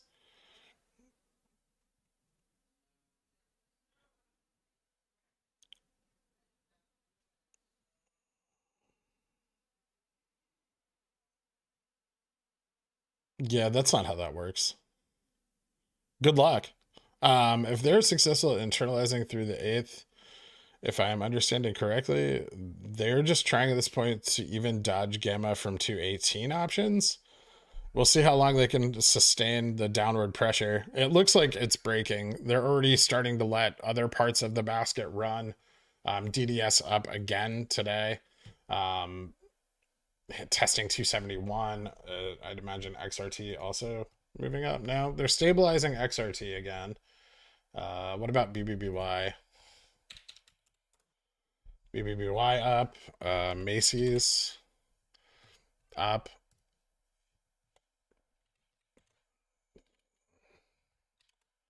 Nordstrom's stabilized.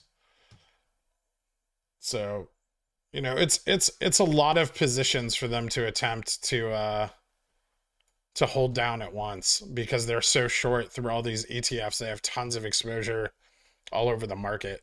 So, you know, we're always just looking at GameStop, but you have to remember that the short position is much bigger than that.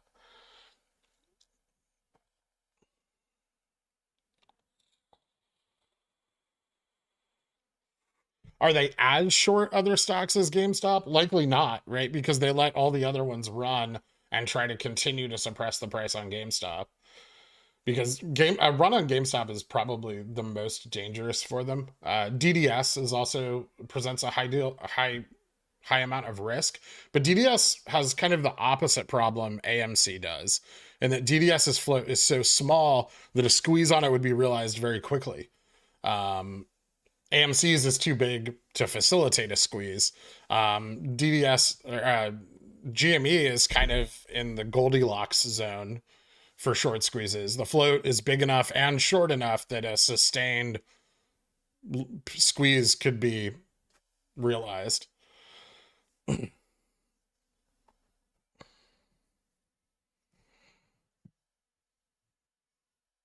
And so if you actually look at those three stocks, you can kind of see the gamut of high risk short positions, with DDS being the highest risk and AMC being the lowest and GME right there in the middle. But they're still trying to suppress the price of, you know, an entire sector, which is, you know, obviously not fucking sustainable. I don't care who they are.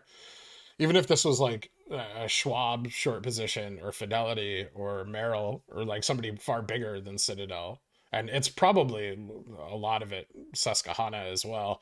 But even if it was an entity that large, it would still be hard for them to sustain suppression of price across an entire sector like that.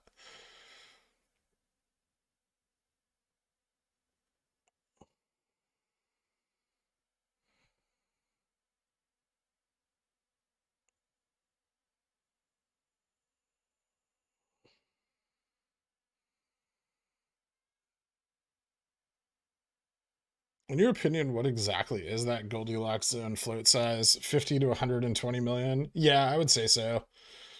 Like DDS's float is just too small. Like I think it can squeeze, don't get me wrong, but I think the float is too small for that squeeze to get super out of control.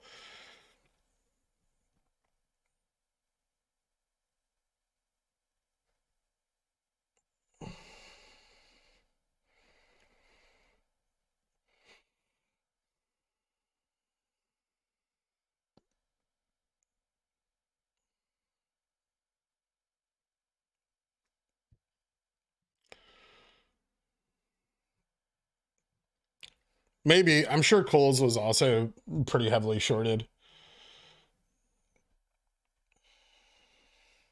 Gap filled, by the way.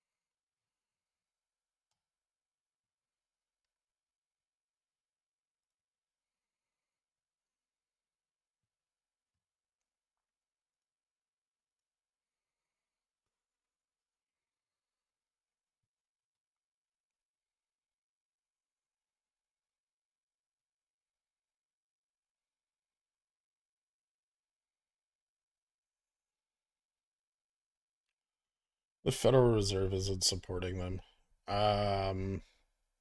That's not how Fed RRP works for the 9 millionth time. Do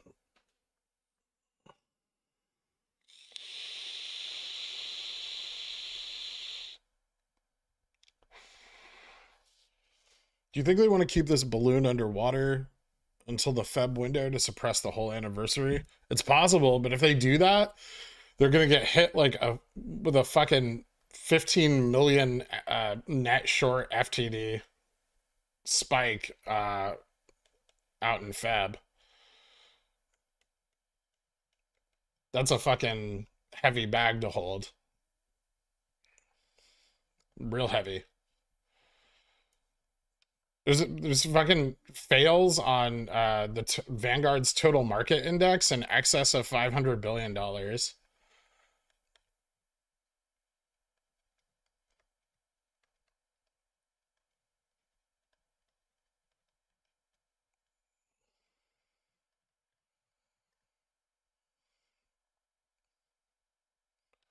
Like, I'd be fucking impressed if they could stop that. Didn't you say the family that owns it will sell more shares? That's costs. Are you talking about costs? Yeah, they will. Dillard's, I don't think so. The insiders and Dillard's keep buying more. You think 23andMe will short squeeze? It's been massively shorted already, and the float is sub 100 million. I don't know. I kind of think the shorts might be winning here. That's possible. But it's not looking good. This is kind of like what GameStop looked like pre-2014 into Melvin's like massive short position accrual. So, and they're not in a sector that's got like generally a high amount of short interest, I don't think. Just because they're shorts doesn't mean there's a squeeze.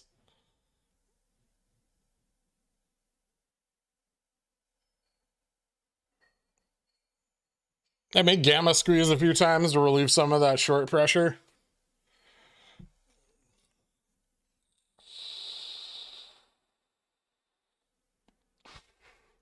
If you were entering March 18th, would you be looking at now or later in the week? I'd be looking at now when we're sub $100.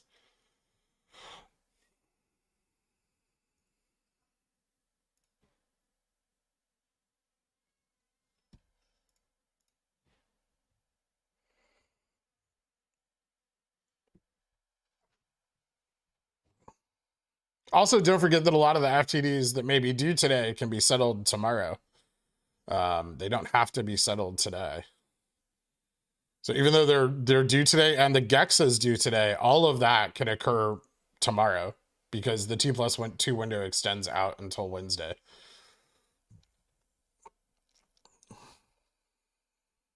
So if they think they can keep it low another day,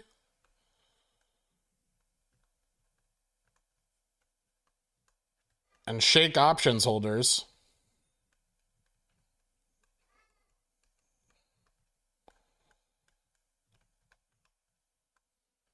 they will.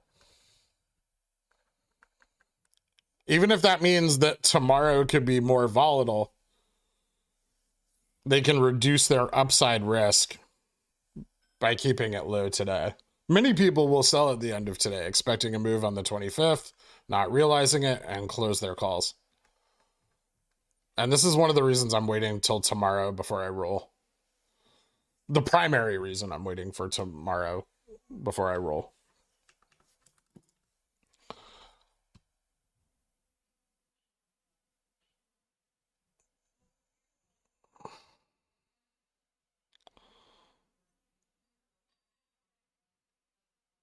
Dillard's does have an employee ownership program, but the like big insiders are also buying more, Oni.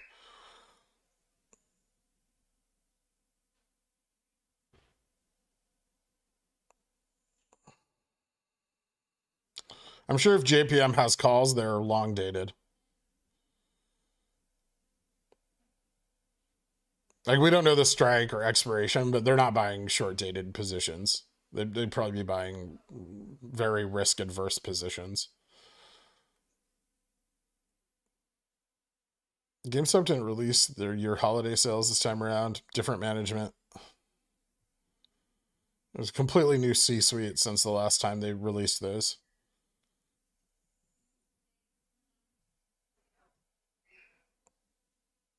Are you meeting to roll Feb 18s of no action by tomorrow? Yes.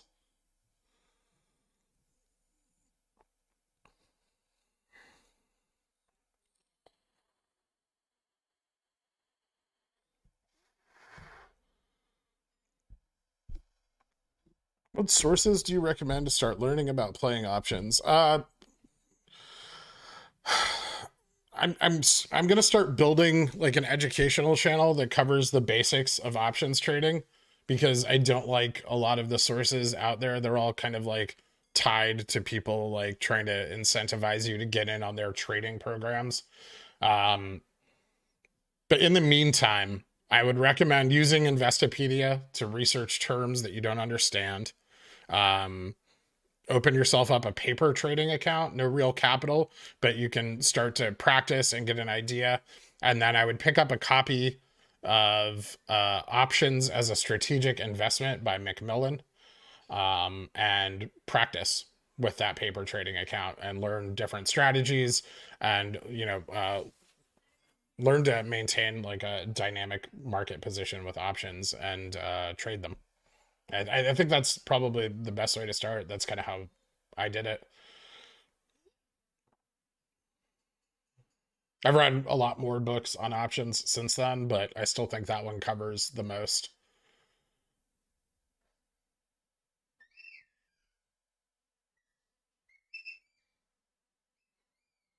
So you're thinking they already started covering FTDs? I do. I think they're covering net long FTDs, and I think they're internalizing buy volume at a massive rate, in order to keep the value of that buy volume from being realized on the lit exchange. So, which we can see with the DIX, right? As the DIX goes up and our price continues down, this asymmetric risk widens. These positions are unsustainable because there's an equilibrium. So as they push down and drive risk up, eventually this will snap back. It's just really just a question of where is their break point. Is it here? Is it here? It will break eventually. And if I have to roll out my contracts in order to get more theta to cover that, that's fine. Whatever losses I experience in the short term will be realized in the long term. Or the equivalent gains or greater will be realized in the long term. Sorry, I missed that, Kofi. One sec.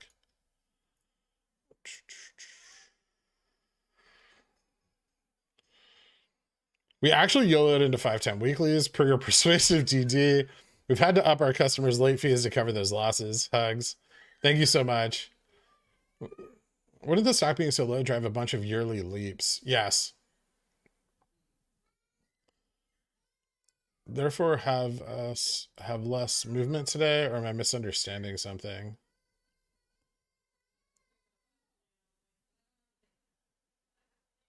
Not necessarily. I mean, yearly leaps have more delta. So, if you look at like a Jan 23, even out of the money, their delta is going to be much higher. Like a 150 for Jan 23 is 57 shares, like 0.57 delta. So, moves equivalent to 50 shares of GameStop, but also should be hedged with 50 shares of GameStop.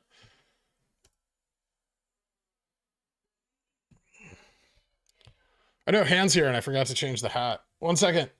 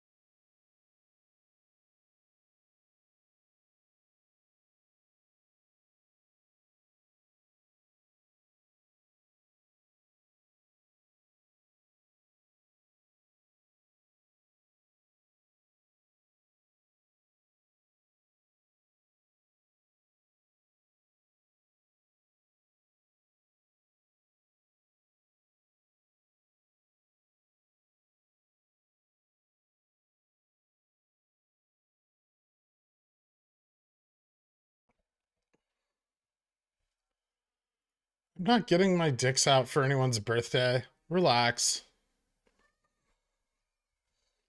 This is not easy to find, though.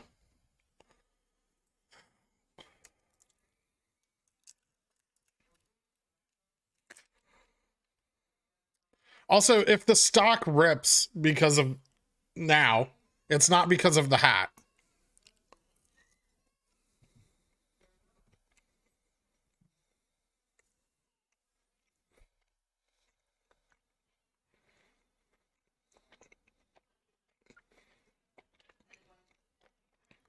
No, it's not. That's not how the stock market works.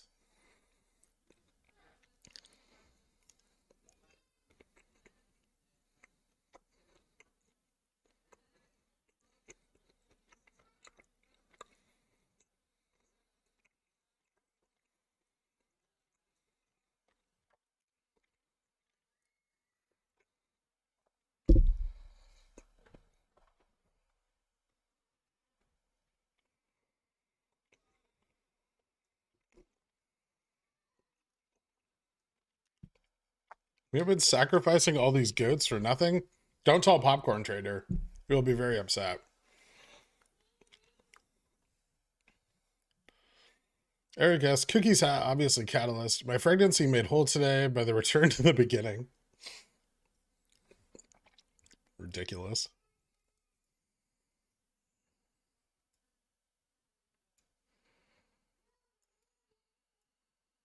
Ah.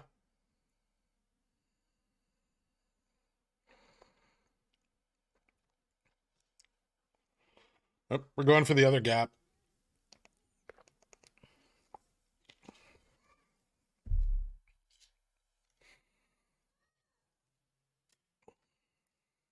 I seem to recall a DD on your hat. There was one.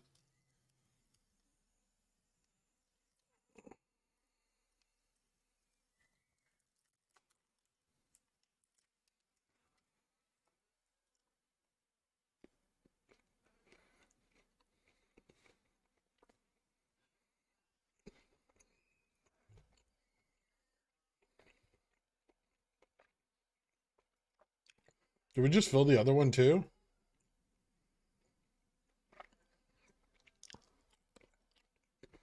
Jesus.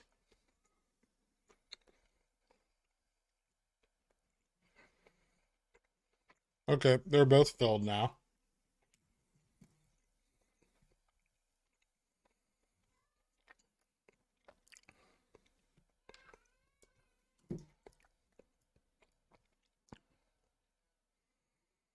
That was a big drop.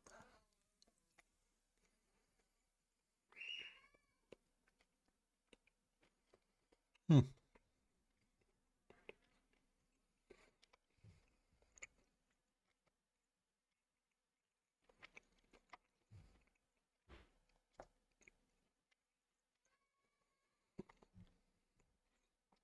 Of course not. It's because you specifically are wearing the hat. Made you miss Willem Weber's Ko-Fi?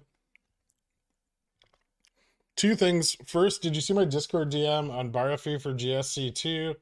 GS2C at 11.3%? No, I didn't.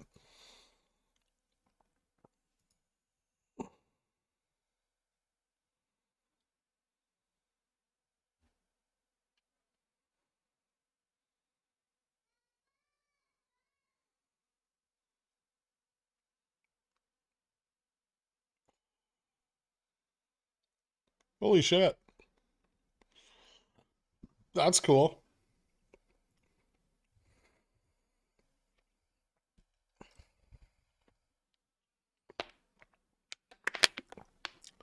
Second, how is your capital firm going to be called post MOASS?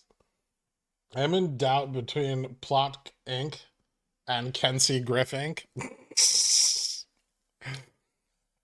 I would want to immortalize them in some way for funding it, right? Maybe a plaque in the lobby. Just get a plaque in each bathroom stall of Plotkin's face, and it just says by far our generation's worst trader. Since Han better not simp on her birthday, I'm gonna add a bit of simping on her behalf of her. Happy birth, Han. Also, cookies hat for DRS. God damn it, Fluffiosa. You know what? You know what? You guys give people on Reddit a lot of shit sometimes, and all of you are equally willing to dismiss research data and DD in favor of a magical hat. So judge yourself before you judge others.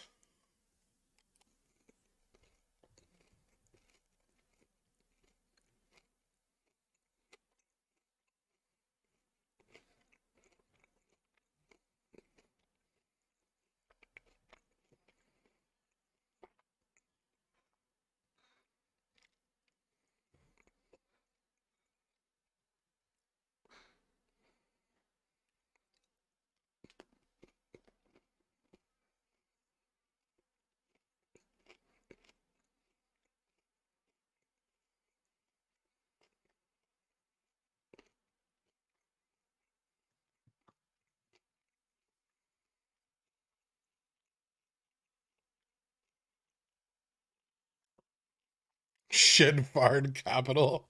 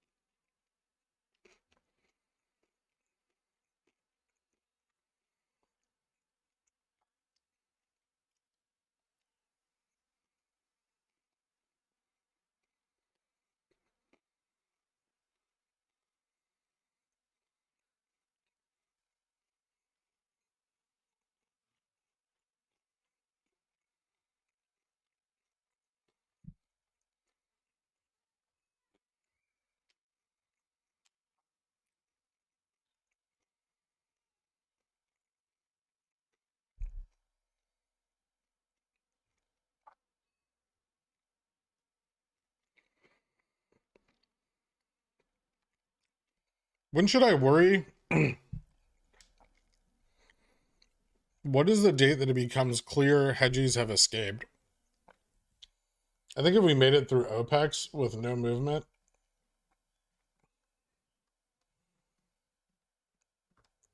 all of our fundamental understanding of GameStop's price action has failed.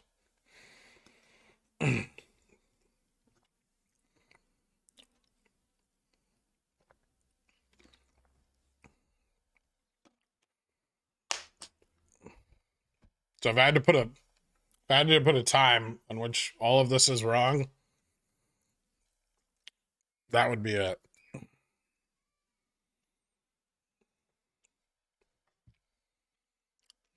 Because that would mean not only have the future cycles failed to be realized, but the OPEX cycles are dead too.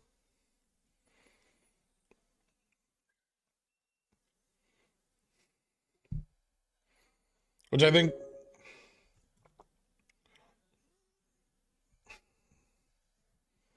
if that happened, it'd be pretty hard to prove the existence of any continued over short position. Smoother, Gaga Gherkin style. Thank you so much, Smoother. Cookies. I appreciate it. Thank you so much, man.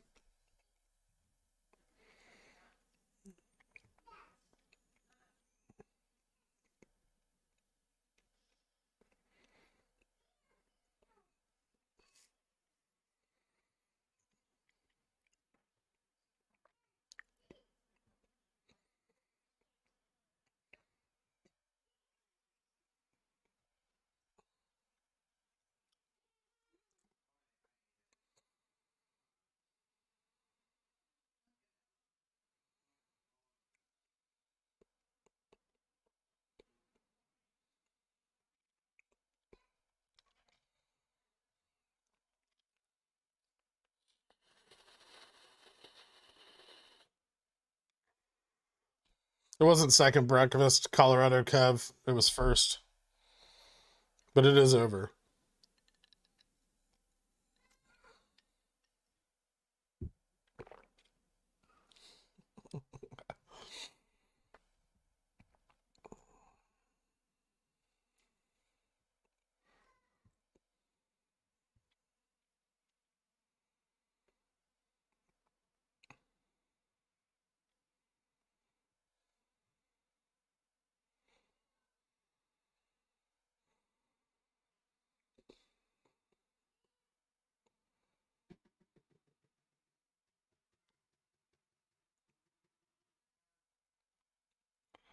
OPEX movement, is that like Beethoven's sixth?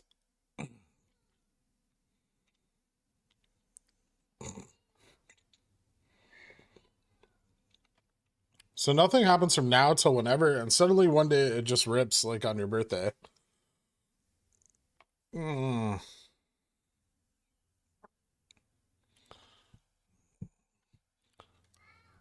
OPEX would prove that they are still underwater and they still have unsustainable obligations.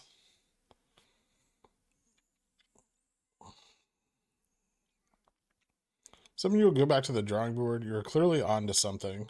I mean, yes, but I don't know if I'll find much. OPEX Legends.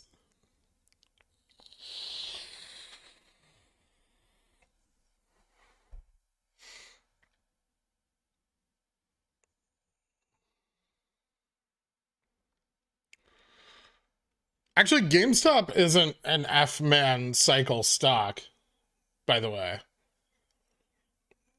GameStop's quarterly cycles are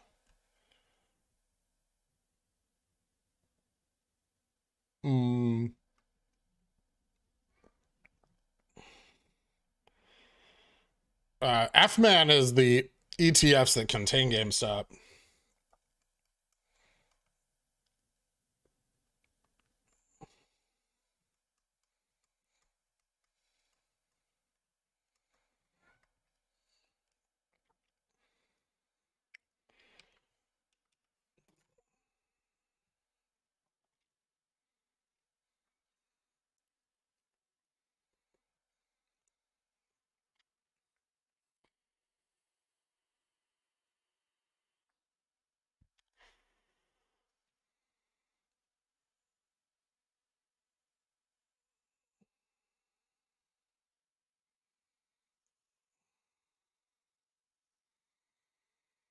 If you look at gaps on WeBull, right-click chart settings at bottom, show candles gap as last drop down before check boxes.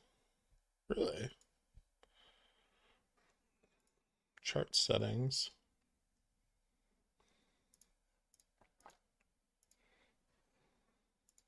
Oh.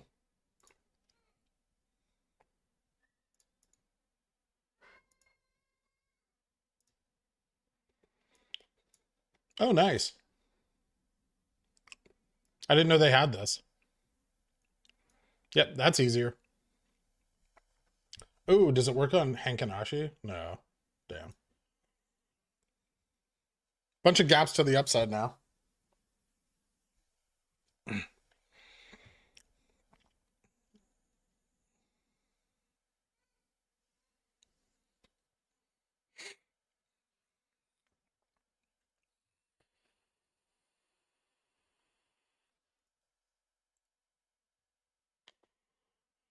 Ooh, big one here.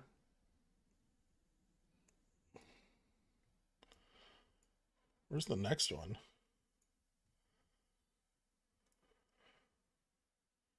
How far does it go?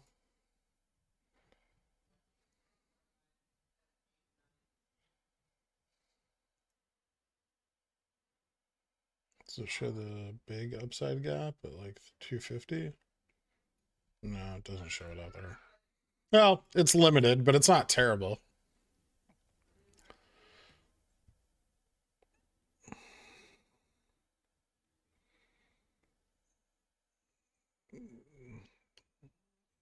Jamie represents the most risk. TBE Chrome.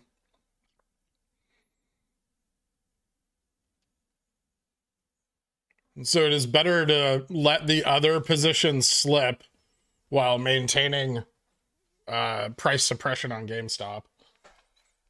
That's why we see the other stocks in the basket running and GameStop not.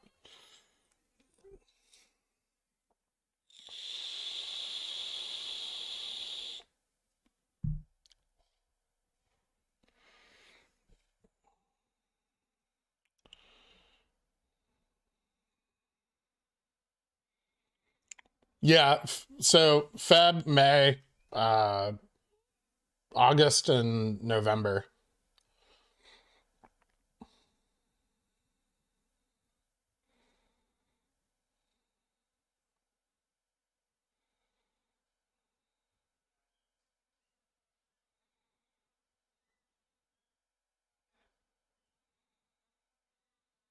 Gap at 1K.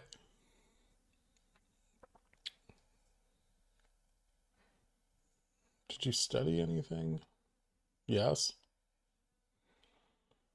I had a minor in bio and I majored in finance.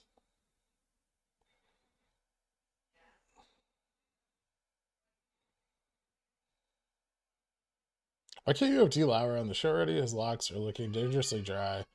And you can give him the bull mayo cream Brent's hot tub stream we all want. I will continue to pursue that.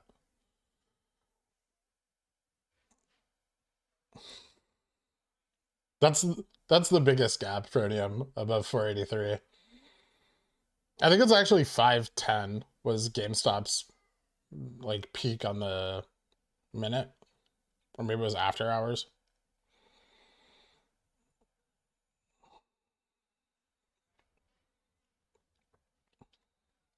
This all sounds pessimistic to me. Maybe my takeaway from this is wrong, but it sounds like the squeeze play is less likely. That's not necessarily true.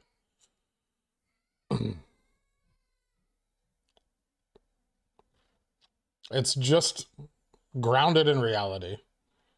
It doesn't mean that the squeeze is less likely. If anything, we understand the mechanics that could cause it far better.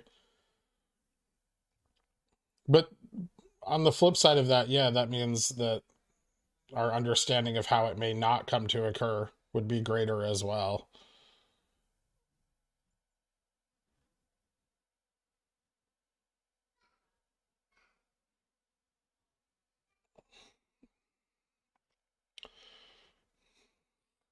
But how many people are really just in this for the squeeze at this point? Like squeeze only. I don't think it's many.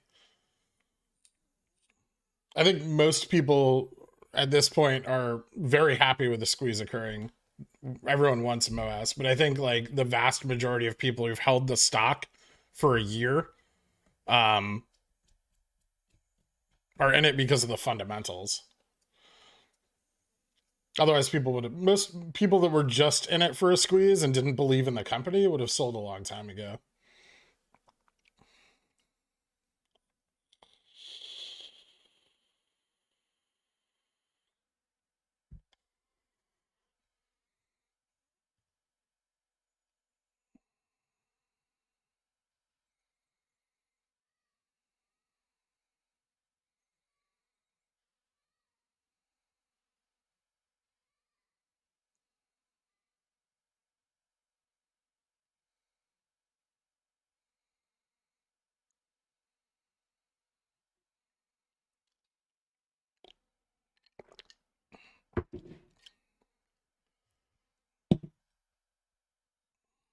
I'm in it for the technology.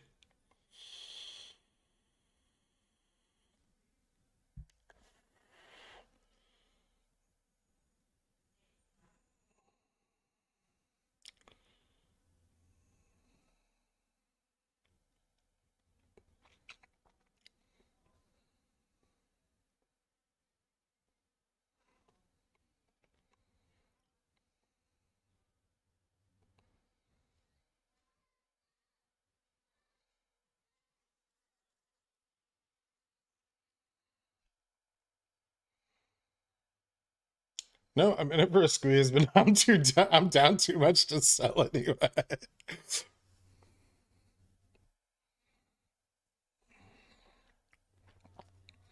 It's one gap filled.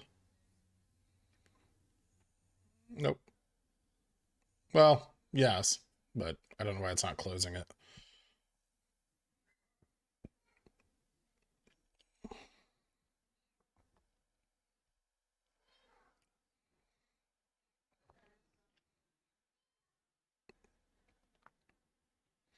I think people invested more capital because of the squeeze. The fundamentals are great, but I think there would be less YOLOing if a squeeze was off the table. That's fair. I mean, that's true for me as well. I don't think my position would be as large in GameStop if I didn't think there was going to be a squeeze.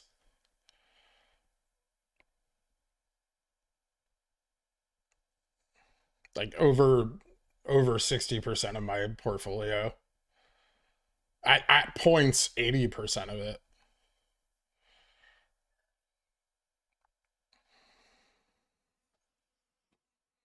Gherk never answers my questions, so I'm conflicted about whether I will miss him dearly or not.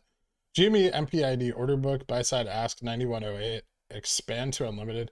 Can you touch on why those who have always been on the sell side are now buy? What?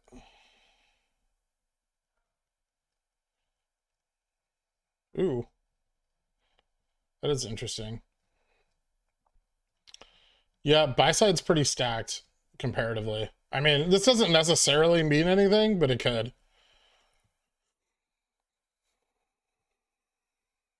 It can be an indicator of something.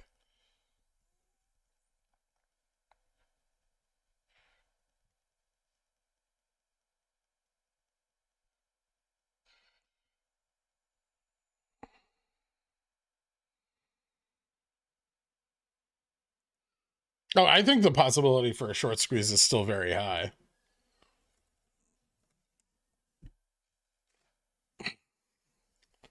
Much higher than other stocks. Can Jimmy squeeze mid crash like VW did? It could, yeah. I mean, VW didn't squeeze mid crash because of the crash. It squeezed mid crash because Porsche bought the whole fucking company.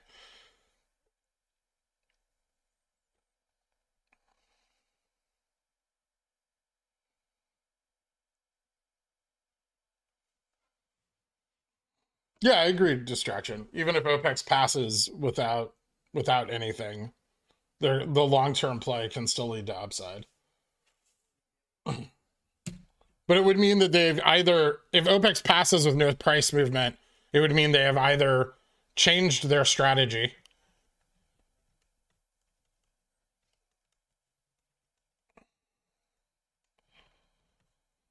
or have offset enough risk that they no longer have to create volatility in the underlying.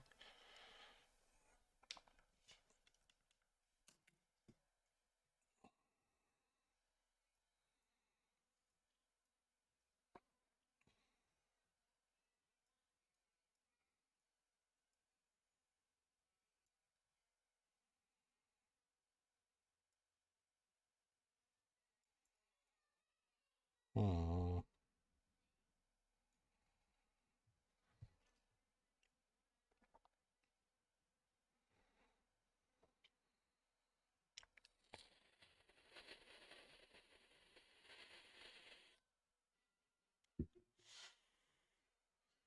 Can you turn your mic up like just one notch? Is that better?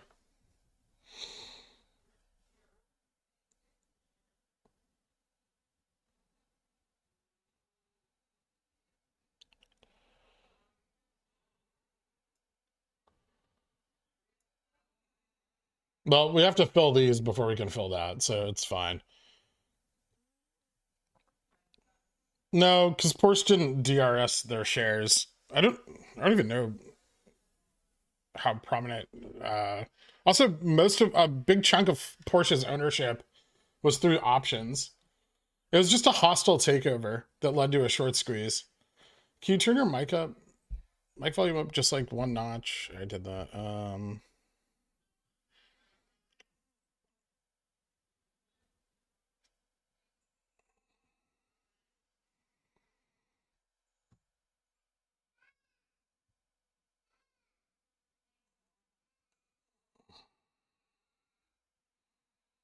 So then what's your floor if you think there's a low possibility to... I don't think there's a low possibility.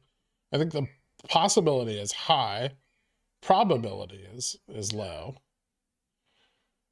The probability for any short squeeze is low. Short squeezes are rare for a reason. They're uncommon. Are you still waiting until the 27th to roll? 26th, Steven.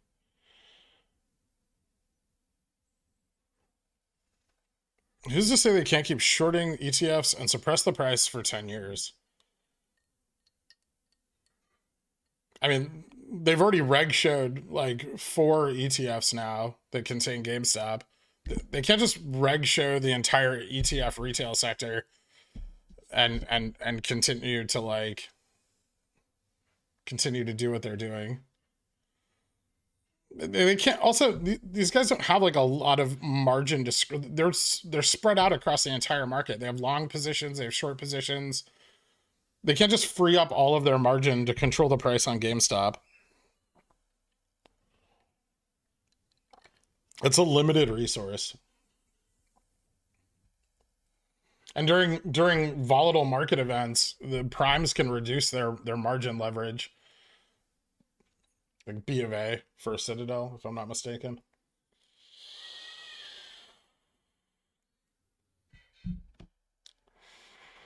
Oh, Epic Pen crashed hard today, Pan.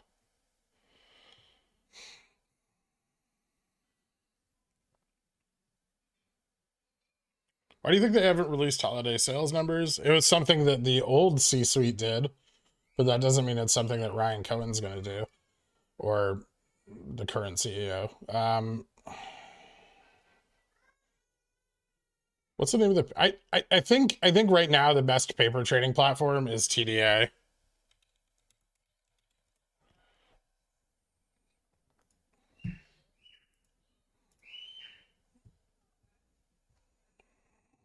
So if today is the day when fail to deliver must necessarily be allocated, why don't we see substantial increase in volume? I mean, we're at 2 million volume at noon, which is on track for being over our 3-month rolling average.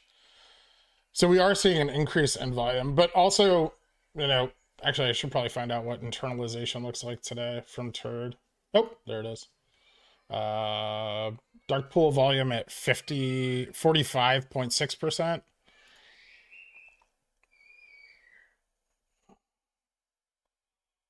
Short volume ratio yesterday at 66%. So short volume ratio picked up big time yesterday. Jesus. Aggregate short volume ratio of 62.04. That's a lot, man. They were really trying to keep the price down yesterday, huh?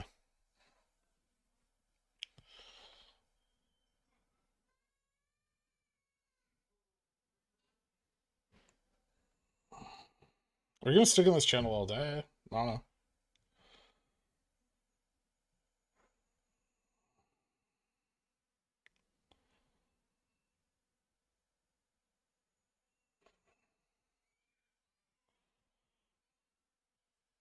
I find it odd this chat has a seriously pessimistic view on something that has yet to be proven wrong.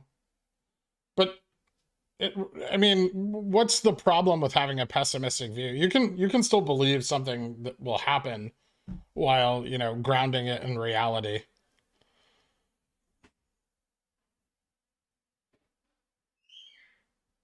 I don't even think that a 50 million peak is impossible. If the things that we think about the short interest are true, then it's more than possible for the stock to run to those prices. I don't think there'll be a lot of people left selling at those prices. So I don't really buy into the whole like, oh, it's too damaging to the economy theory, because I just don't think there'll be that many people left at that point. I think there's a distribution of paper handing, if you will, over a squeeze.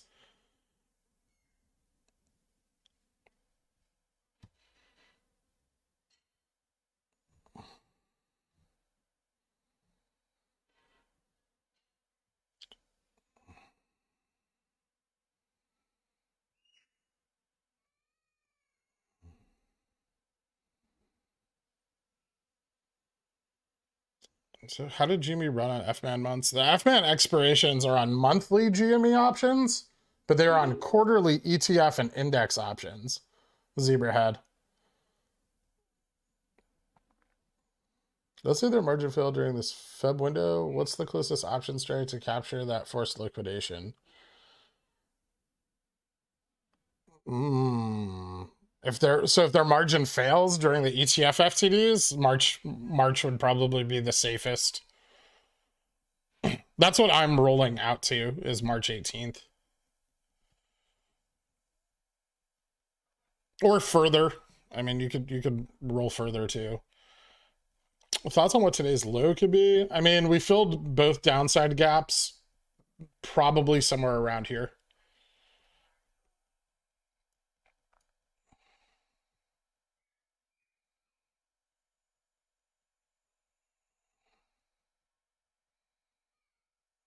The T+2 that goes into tomorrow extends until close or ends in pre-market? It actually ends in pre-market, but orders placed through dark pools at market open may not execute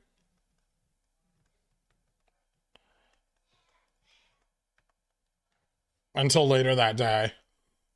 So while dark pool orders print to the lit exchange, like in the time and sales, they don't realize an effect on price until they've executed, which can be much later.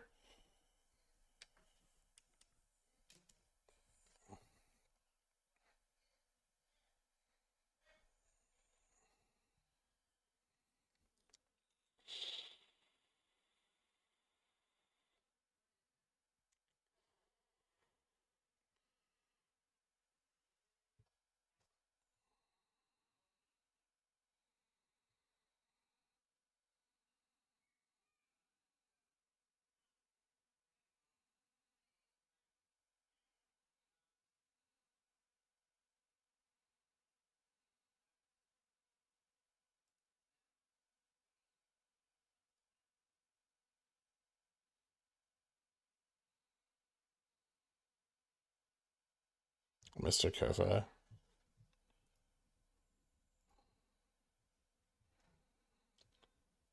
My wife just threw me divorce papers and said we're QAnon with GameStop. Joke's on her, because if we were really wrong and this doesn't happen, she will be getting nothing from me with negative 80% in options.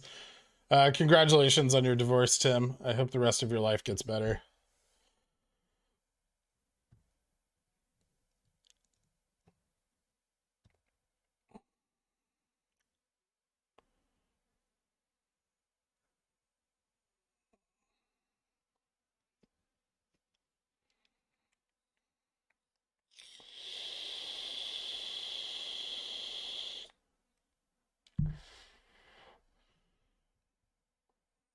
So FFEB's down 90%. Could sell and get like one or two, not drastically out of the money March contracts. Thoughts? I mean, that's what I'm doing. I have some contracts that are down almost that much.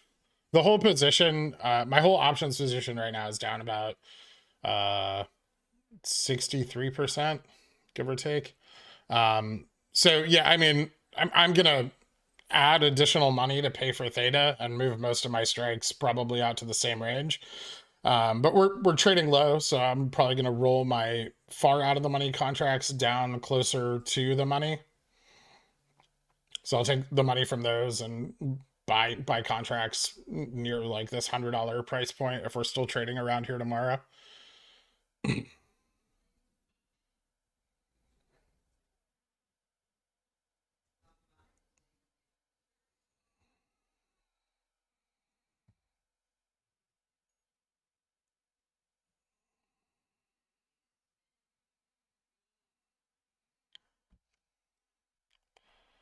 There are many DDs about why GME is still a play, but no DD on what hedge funds can realistically do to prevent it. If you were in charge of one of those hedge funds, what would your strategy be? I would pack as much of the short position as I could into ETFs and derivatives in order to obfuscate reporting initially, right? Because that's going to drive FOMO down.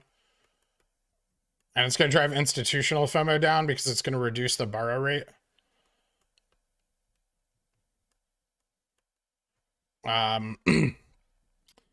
Then I would short the stock as hard as I could.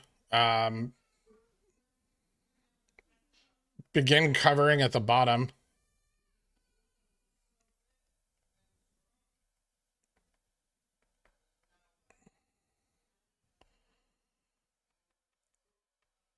Buy long calls so that my covering drove the price up into these calls. Sell these calls at the peak. Buy puts.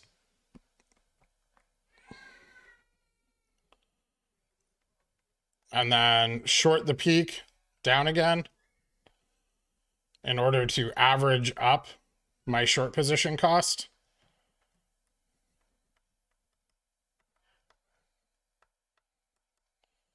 And rinse and repeat as many times as it took to reduce my short position or average the cost up to near the volume weighted average price, where I could then just cover all at once.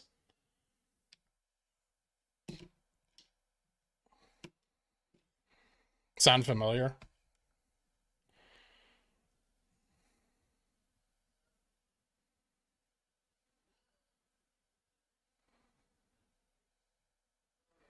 I'm not helping them.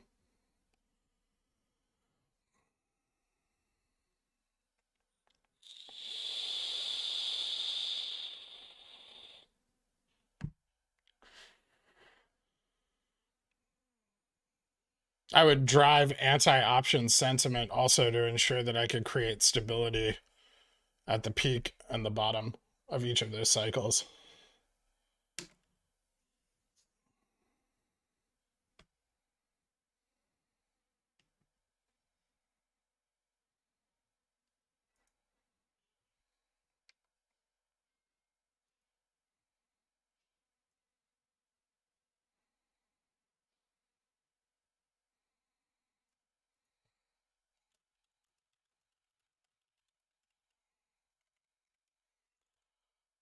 Most will call it FUD, but it's not.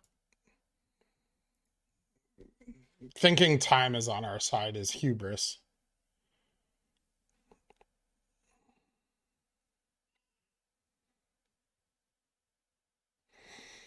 I have XXX shares in an account and XX in another account. I just remember to forget the XX shares. I guess that's one way of doing it.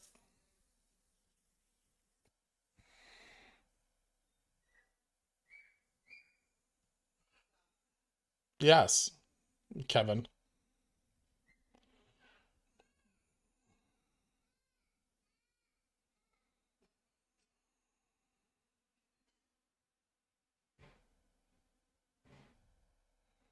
Some investors bought 1.36 billion in stocks on Jan 24 with a quote that is the highest level since Jan 18 when net purchases exceeded 1.6 billion in stock, according to Vanda. Well, if that's true, Smooth, then those buy orders can only be internalized for so long, and when they do print, woo boy. Is the price too high for short hedge funds to cover their short position at these prices? Not to can kick, but to exit their position. How much truth to the idea that they're in too deep? They can average down. So even, if they're holding a negative $5 short position, but opening new shorts at 350,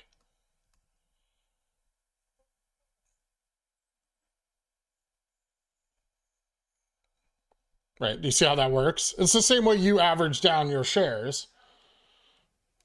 If you bought in at 250 and now you're buying at 100, that's going to drop your cost basis, right?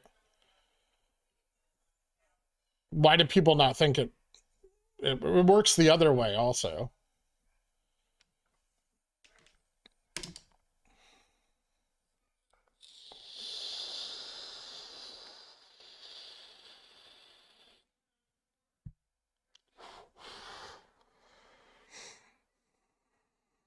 Since AMC is refinancing their debt, does that mean it was the real play all along? I don't think so.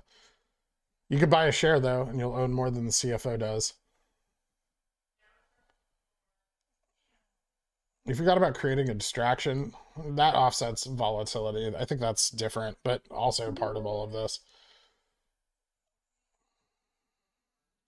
Dad's infection spread to his shoulder Sunday afternoon. They flushed it out. MRI found infection spread as between his L1 and L2 vertebrae. He's going back in for surgery to clean that out. Jesus fucking Christ, man. I'm sorry to hear that. I hope he gets better. Keep us updated, man.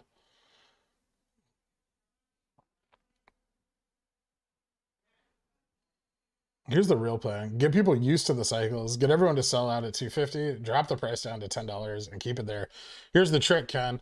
If they just use options, they never have to sell their stock. You've created an infinite money machine for them.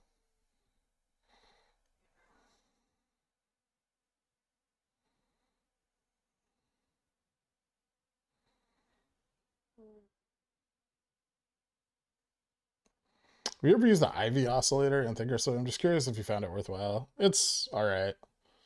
What's up, Swabilius?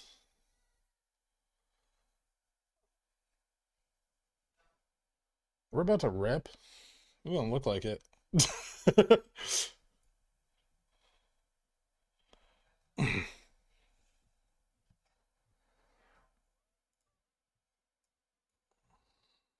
We're also not tracking the SPY today, which could be a good sign.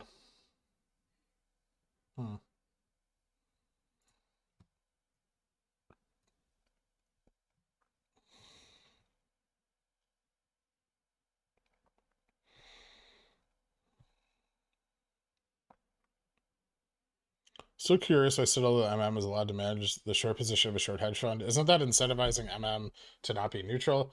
Isn't that allowing short hedge funds monies to be used in more expensive ways? We don't know if they are or they're not. I mean, there's no proof. But one entity is legally allowed to manage the positions of other entities. It's not uncommon, actually.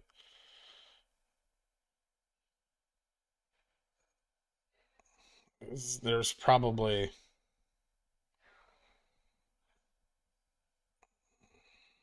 some conflict of interest there. But Citadel's the DMM. They're not the options market maker for GameStop. That's Wolverine. Cat's looking good. It's looking like a price I want to buy it at, maybe. It's doing weird shit. It's still got some gaps to the downside. I should have bought in this morning.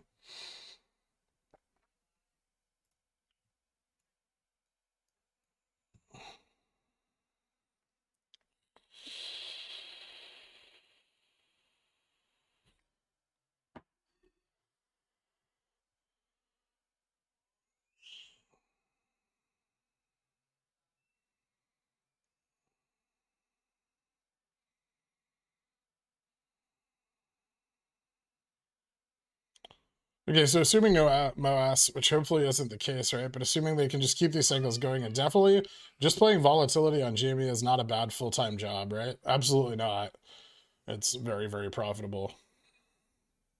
Many institutions are playing volatility on GameStop, with evidence of that in the replicating baskets they create in order to hedge variance positions. Those 50-cent puts that expired last Friday that everyone went on and on and on and on and on about. How much volume are you expecting to see today to know they're actually covering? I don't really have a volume expectation. We don't have any insight into the number of futures contracts open on GameStop. And if those futures contracts FTDs were settled with ETFs, right, in advance, so if share creation was used to settle those FTDs from futures contracts, then those FTDs wouldn't be due till the beginning of February. Cat earnings is Friday. Interesting. Might buy in before then. I wonder if they fucking kill it again and the stock tanks more. RC and the board and retail saved his company. They also know shareholders have lost 66% of their value in 8 weeks. Have said absolutely nothing to reassure their investors. Seems fishy. I mean, they're turning the company around. They said what they were going to say at their quarterly earnings. They don't need to come out and say something all the time. The risks of owning GameStop stock are clearly stated in their 10Q. I think those disclaimers are pretty unforgiving in the scope of risk they cover. So, no, I don't think they need to say anything. I'm not sure they will either.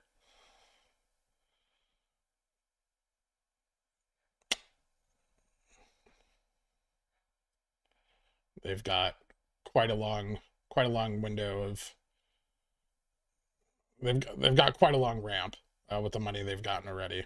So they've got plenty of time. How the fuck can CFTC just hide the information for 2 years? They do what they want.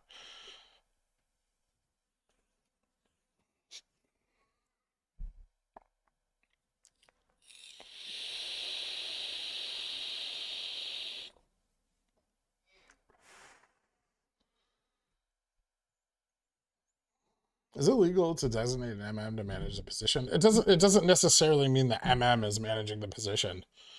We don't know who it is. It could be Susquehanna. It could be Melvin could be managing it all. Fucking Citadel could be managing it all. Citadel's hedge fund could be managing it all. US corporate law, those are all separate entities.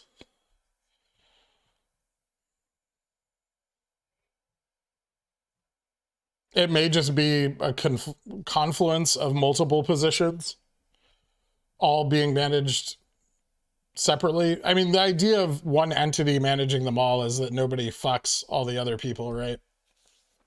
So no guy tries to get out first.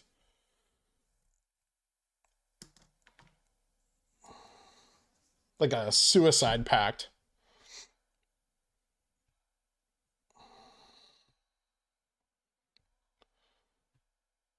I love when people have RC silently steering the ship while they secretly want AA tweeting about box popcorn and fake hype.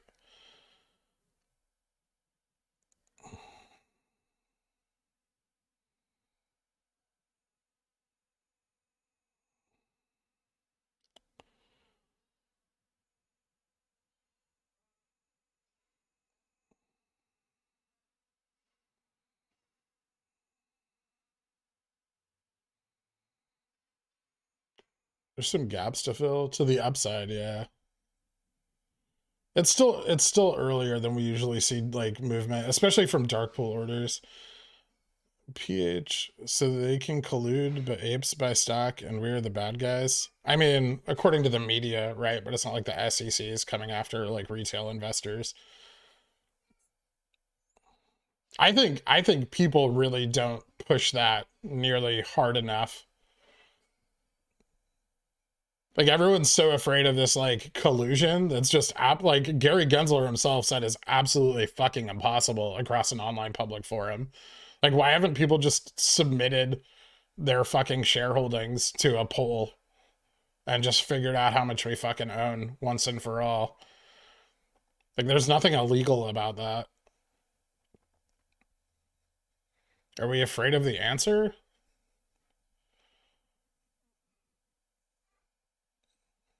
I reported you to the SEC like 6 times. Thanks, Fluffy Issa.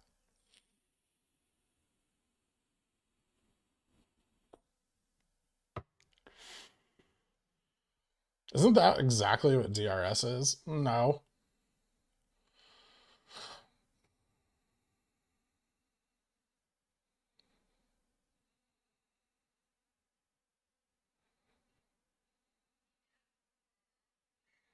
We sort of did that with the Google survey. The methodology was good. I think people are, dude, you cannot manipulate stocks across a public forum because you're not acting on behalf of other people. Like fucking DFV had a Series 7. He was a registered fiduciary. And he still didn't get in trouble for fucking what he did, right? Because he wasn't, it's not like he was investing on other people's behalves. And believe me, if they could have fucking nailed him, they would have.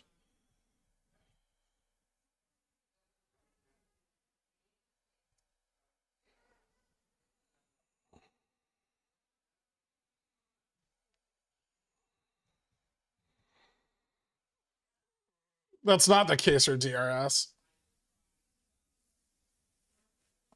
unfortunately, because not everyone's going to DRS.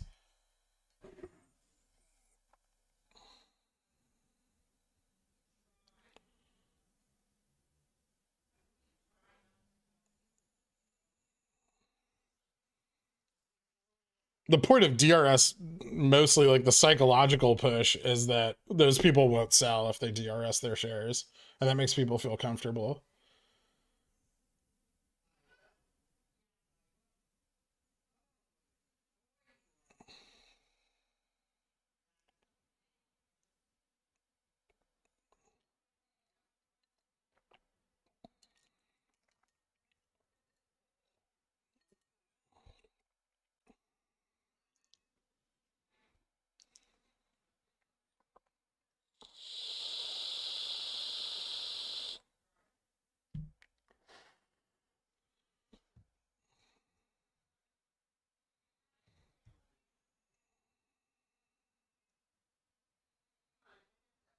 I wish the synthetic DFV in this chat was real. We all do.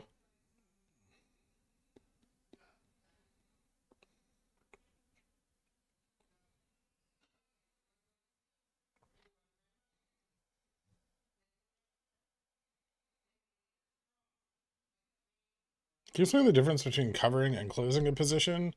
Covering a position is when they buy the shares at market. Closing is when they settle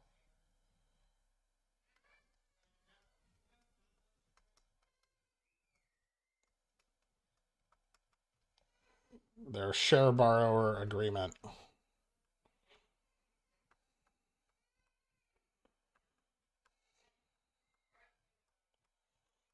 Since we expect them to be force liquidated, this will technically never happen. I mean, the DTC would settle this, right? But not the hedge funds. But mostly we care about covering, which occurs when they buy the shares on at market.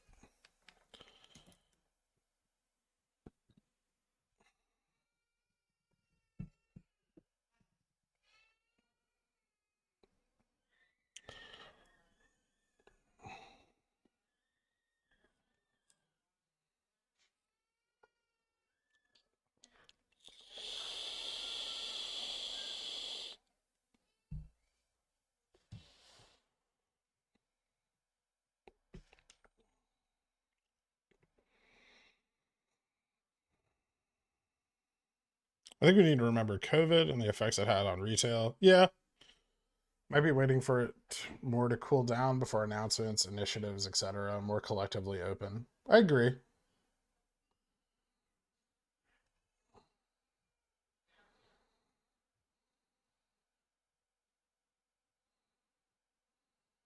Your chat is filled with price anchoring shills, providing no data to their FUD. How are you not banning these people from the chat? Who price anchored or who shilled? But shilling means you're getting paid to talk about a narrative. Also, why would I ban people? I don't want a fucking echo chamber. Everyone's entitled to their opinion, whether you like it or not.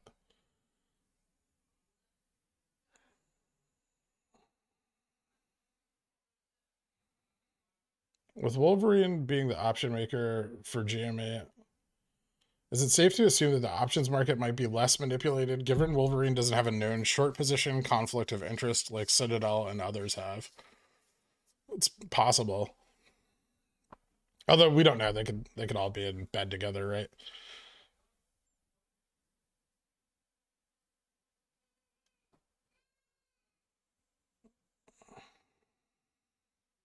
So what's your 1 to 2 minute theory on what you expect to happen or you think it will happen?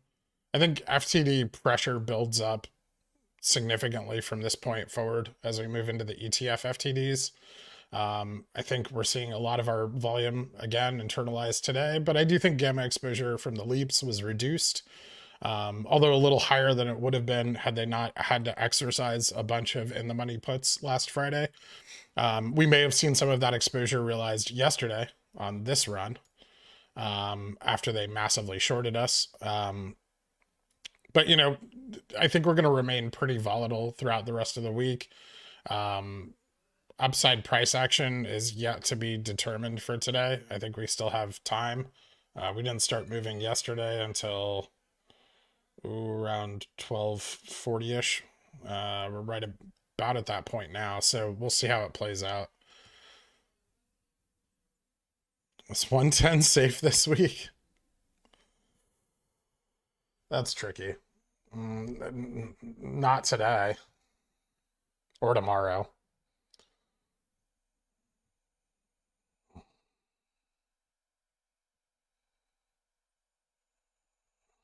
Ban me? I have no opinion. Hey, Steve. How could I ever do that?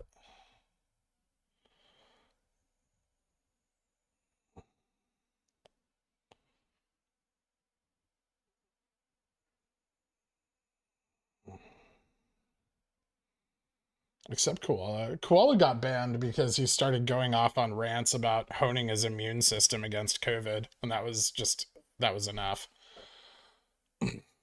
I've still only banned like 4 people from the chat to date.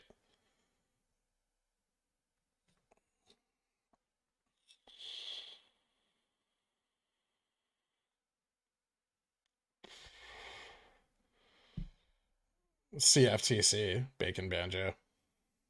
Or CME. CME group, I guess. No, it's usually when the dark pools start to execute orders, I think. So you're saying it's buy now, the price is cheap. I mean, these are historic lows for the last year.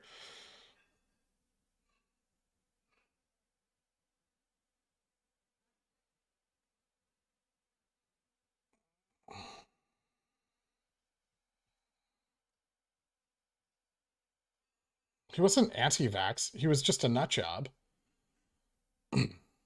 Not that those are mutually exclusive. Will I get banned for saying pickles are gross? No. What keep people around who spread FUD? Price anchoring is another method of doing just that. What is price anchoring? You can't make any prediction of how high the squeeze will go that is realistic or backed by data because it's a black swan event. So price anchoring is as much bullshit as setting a ceiling at $50 million a share. They are equal in the amount of nonsense that backs them. I'll tell you what isn't bullshit. We need to cross 350 before any of that will ever happen, whether it be 5,000 or 50 million.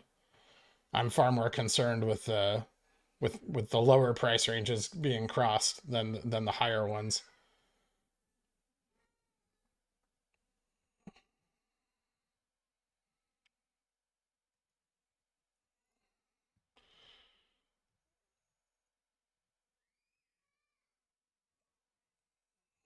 DRS your shares, share a bagel with Bruce, or teabag Ken Griffin. Number 3.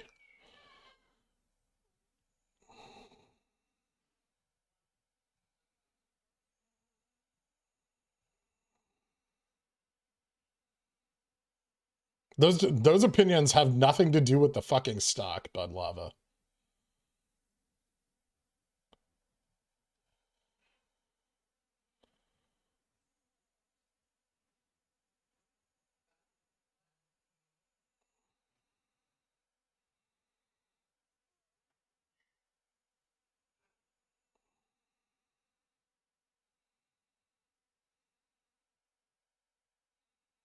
Do you ever use RSI on the daily scale? I mean, you can look at it. It's oversold as fuck. So, Kirk, since Febs expire on the 18th, and most price action is expected around Feb 1st through 8th. Why roll tomorrow? Why not wait till after the 8th? Because of theta decay. So theta decay on an options contract drops off around the 1 month mark and accelerates. So they will start to lose a significant amount of their theta value. Theta value I would much rather carry forward than risk losing in the short term. Can we cross 100 first? Price anchoring to 100 right now? I mean, I'm not price anchored at 100. Makes a run to 300 seem vastly more significant. I mean, a run to 300 is vastly significant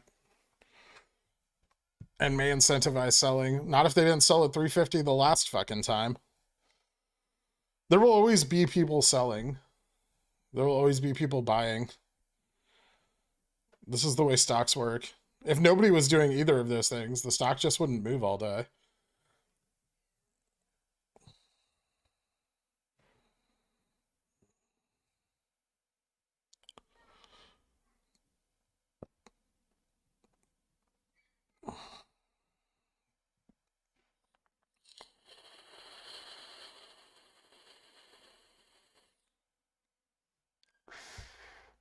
I've consulted my law blog, and we are undervalued.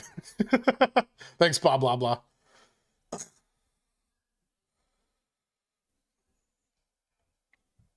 The T+2 window market open tomorrow or end of day tomorrow? The order has to be submitted by market open. But if it's submitted through a dark pool, it can print later in the day. Example, February 24th of last year, February 25th of last year, was a Wednesday. The order flow wasn't realized until the end of day.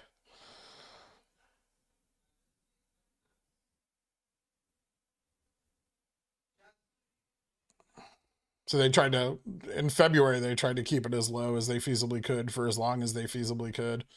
They, very similar situation to now. They maximized their asymmetric risk, and it snapped back.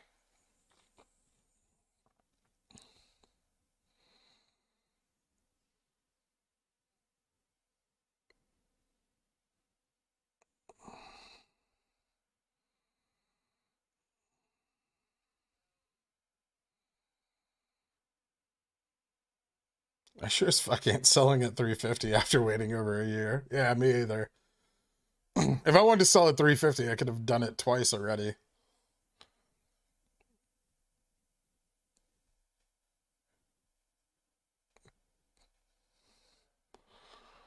But in turn, I'm also unwilling to leave that price increase, like that money on the table, and that's why I buy options, right?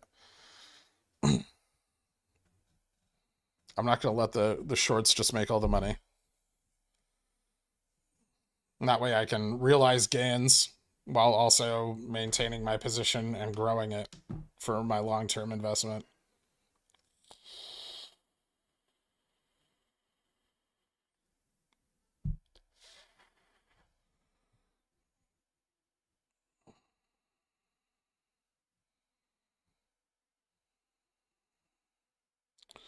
Fair valuation of GME after NFT marketplaces dropped.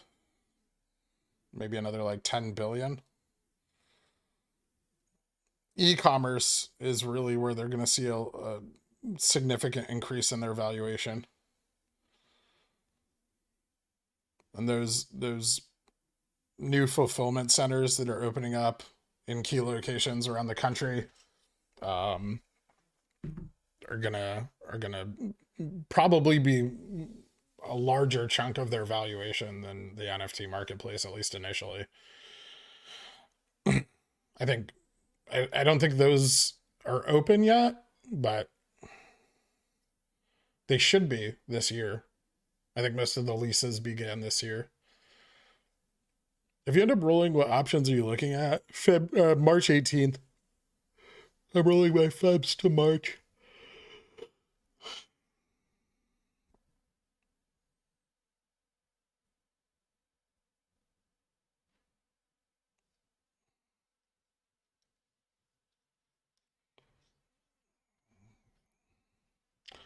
Melvin Capital filed an SEC report on December 30th, 2021, sold $4.339 billion of private placement transactions and offshore accounts unregistered assets, says Marcel. Proof?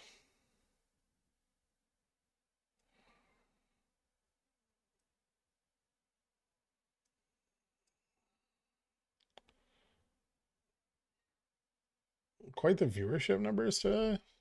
Are they? Lower than yesterday. What are GME's OPEC states? The next one is Feb 22nd.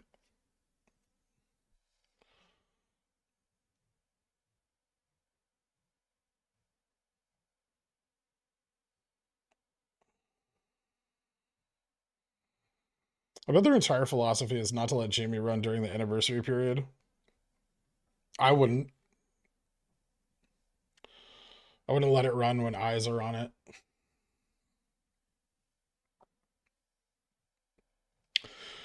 What sort of daily volume would you call exciting? I mean, yesterday was pretty exciting daily volume. It was double or a 3-month rolling average, more than double.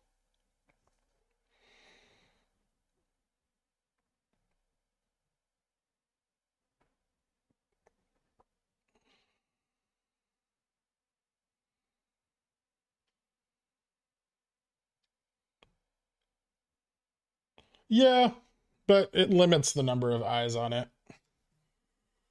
Man, you really got some shills in here today. I just saw one that said Melvin covered. I think so.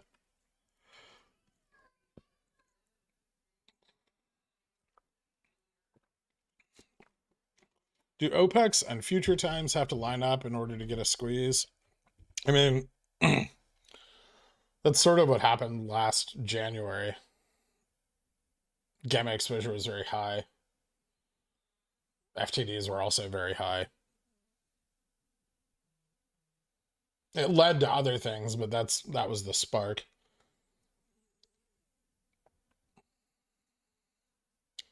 I'm diamond handing my Feb 18s, building March 18th now, getting more tomorrow. Nice velvet. I don't think Melvin covered. I mean, even the SEC report, which is constantly misread by people outside of Super Stonk, but they describe a small amount of covering occurring pre-run up, but not enough to cover 200% of the float. And then when our volume kicked off, most of that volume that occurred wasn't covering. It was just the constant flow of options from the Volga-Vana squeeze as they attempted to hedge volatility in their replicating baskets. So what we saw is like large put call flow, far in excess of stock traded, and that's what drove the volume. But the volume was synthetic, right?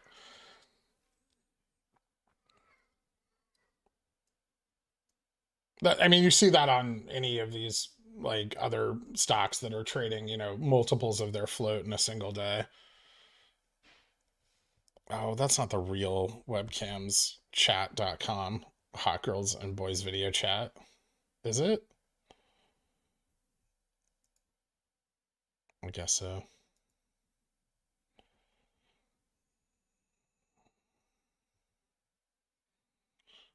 Covering and closing a position is two different things. No, not really.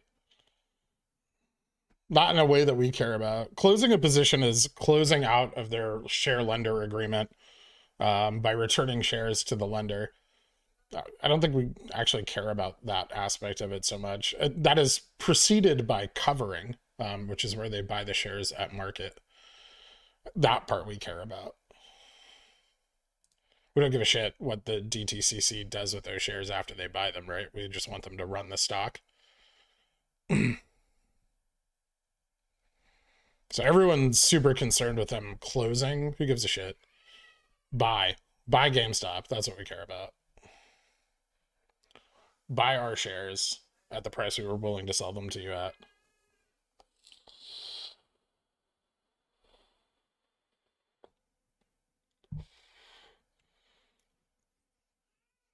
some people are saying that they covered after the 2021 run up. Is this possible with the multiple $200 run ups after Feb? I don't think so. I think the thing I described earlier with how they get out of their short position is how they were trying to get out of their short position. It's pretty obvious at this point.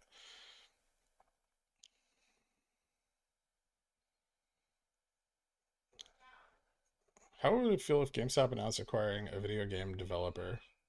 That'd be cool. I don't see how they would. Maybe a very small one.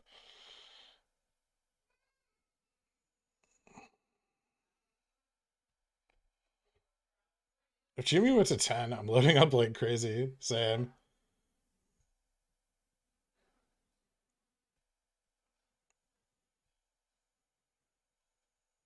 I mean, that's covering, right? Closing is returning. You're referring buy to close is for options. If you buy to close a short position through your broker, like if you short a stock and then buy to close it, they're returning their shares to the lender. So you're buying the shares and then they are transacting the close of that short position. But closing still means closing the share borrower agreement with the lender. Positive EPS next earnings? Unlikely. I really don't want to see positive EPS. It means they've stopped investing money into the company. I don't think we want to see that.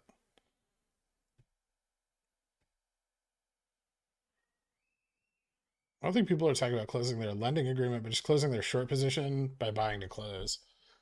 I mean, they're closing their short position by covering, right? They're covering their short position at market. They are separate things.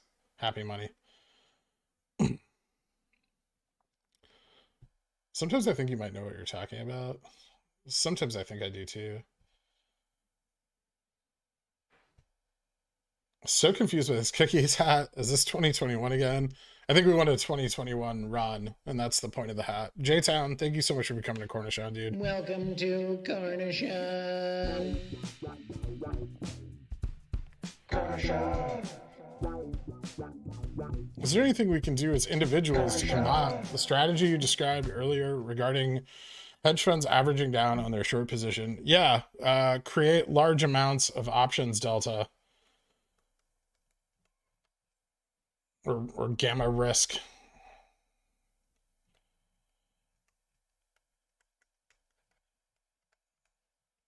Because this means that the top and bottom of those cycles that they try to run become more unstable. And they can lose their grip and it can break out. They need stability at both ends of the spectrum in order to continue doing what we suspect they're doing.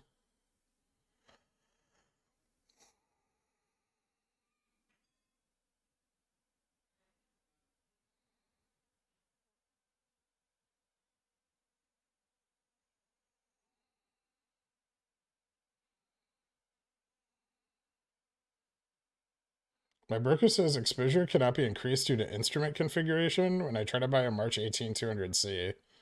I have fucking no clue, man.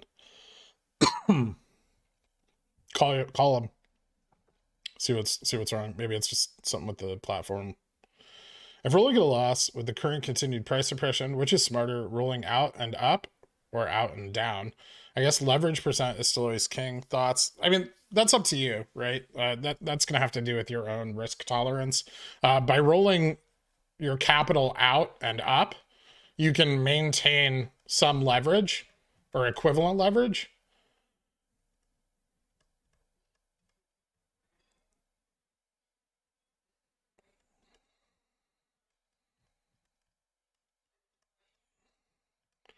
But by rolling out and down, you'll reduce leverage, but reduce risk.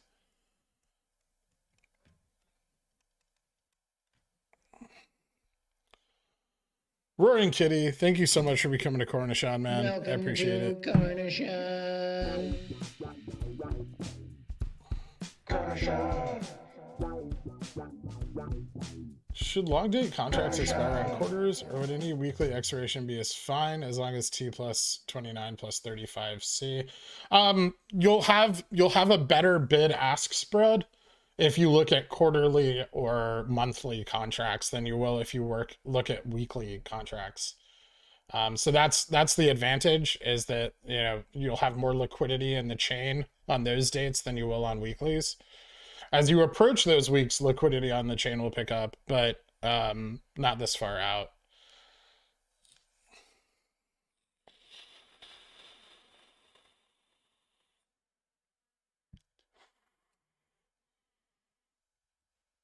Add some more capital and buy a far out of the money leap like Jan 2023 800. The only problem with far out of the money ones is that you need to be able to assess a point at which you are going to take profits, because if the stock were to run to 300 cap and then come back down, you know, you'll have a very small window here where that like 800C would be very valuable. And you would want to sell that within that window. A lot of mistakes have been made by people over holding these far out of the money calls, waiting for MOASS to occur. So they should be considered an IV play and a way to gain capital, but not necessarily something that you want to consider going into the money. Like the odds of them going into the money are much slimmer. Hey Gerg, so are the exposure today and tomorrow a dud? What are your thoughts? I don't think they're a dud. I think they're occurring as we speak.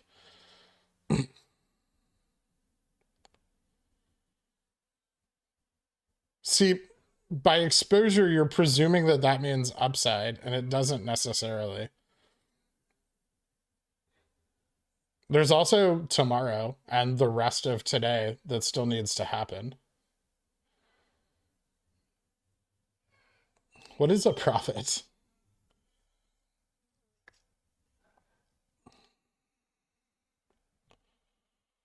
DDS getting shorted?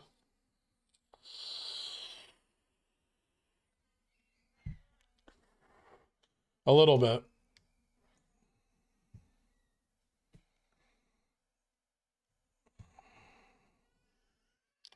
As a pro, would it make sense to buy fewer close out of the money calls versus more far out of the money calls? I would imagine an IV play would be much riskier, but also cheaper. Yeah, I mean, the IV plays can realize far greater profits, but they're also significantly more risky.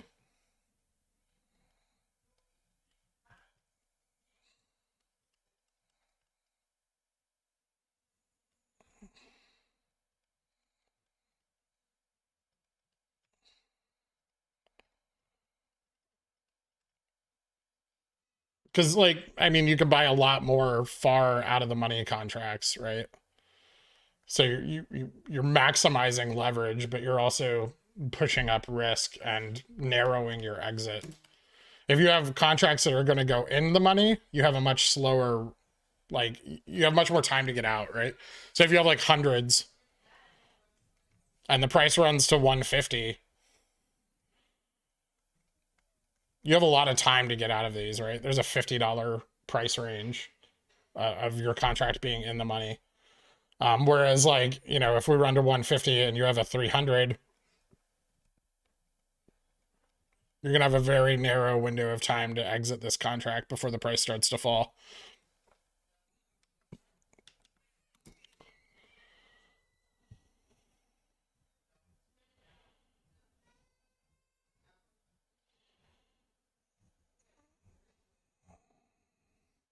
Not being political, but Muslims can't do shares as they can't make a profit.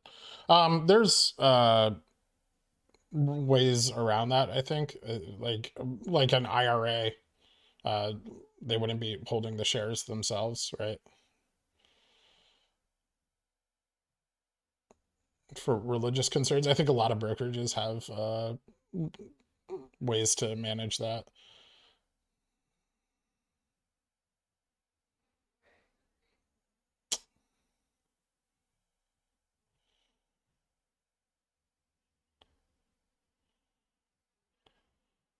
BBBY just ripping, huh? Yep.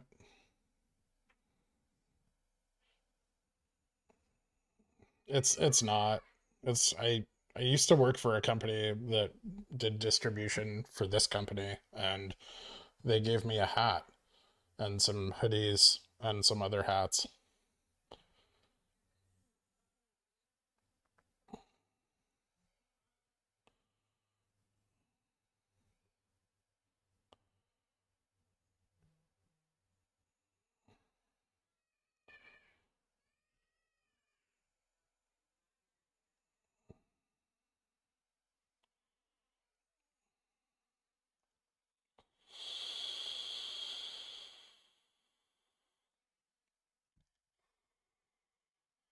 What if I told you that my religion requires that you manage my GME position? I would tell you to get fucked.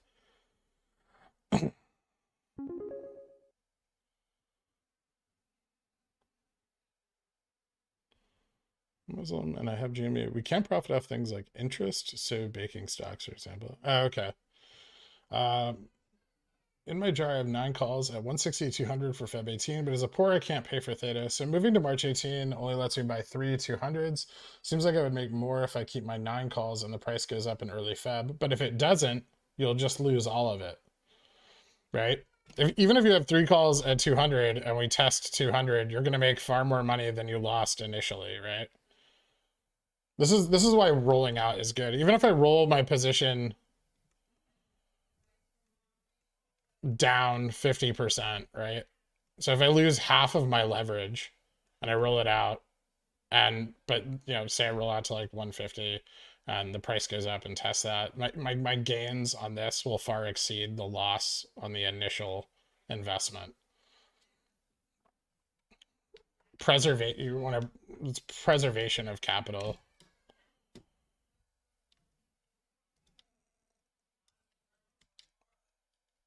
Jimmy dead. No, I don't think so. Coming up on 1269 though, we have a bunch of upside gaps. I think we'll see price action later in the day.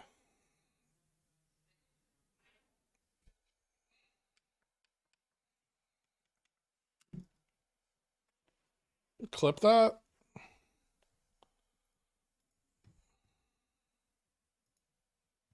feel like if I was gonna all right.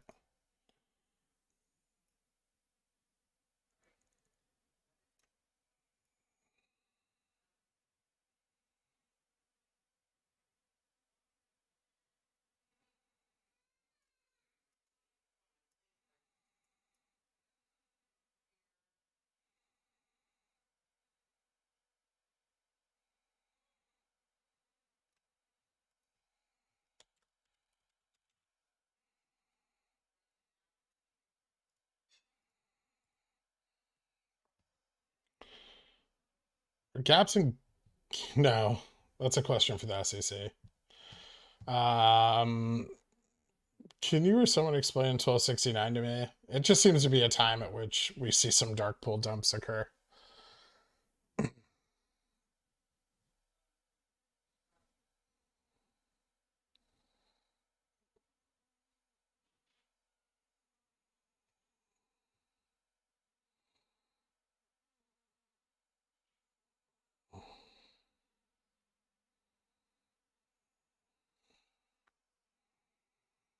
Jimmy to $10 fast. Melvin covered.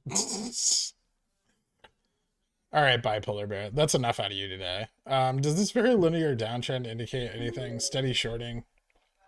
Yeah, it's just a downtrend. They tend to break up, but they can continue for a while. Dickle Pickle. So the theta decay is so strong that my 9 200C for Feb 18 would be less than 3 March 18 200s. Since I'm keeping the strike the same, but with less leverage, if it hits the strike, big if, it seems more leverage equals better. Theta decay is that strong. Theta decay is that strong. It will eat up the rest of your contract very, very quickly. And then don't forget that contract acts as a multiplier on the underlying, right? So if the base value of the contract is lower, then an increase in the price will also be lower, unless it goes into the money. But if you lose 80% here on Febs, roll that out for significant, like 60 less leverage.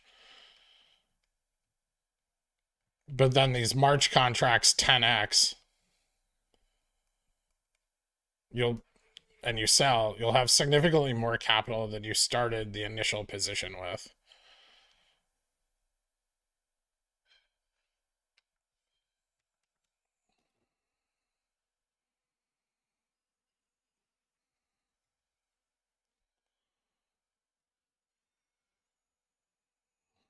So if you bought like $1,000 worth of options, and then after the roll, you only have $300 worth of options, right? And say this was like 2 contracts and now it's 1, right? If this contract 10x's, then you have $3,000, which is still fucking more than you started with. And you give yourself time to realize this, which is the key. I had contracts on August 24th that like 23x'd. I had contracts in November that, like 18 and 19x'd. So while rolling out seems disastrous, it can also save your ass.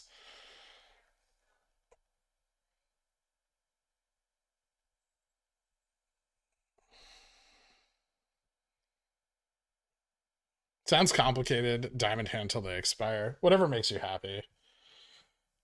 Do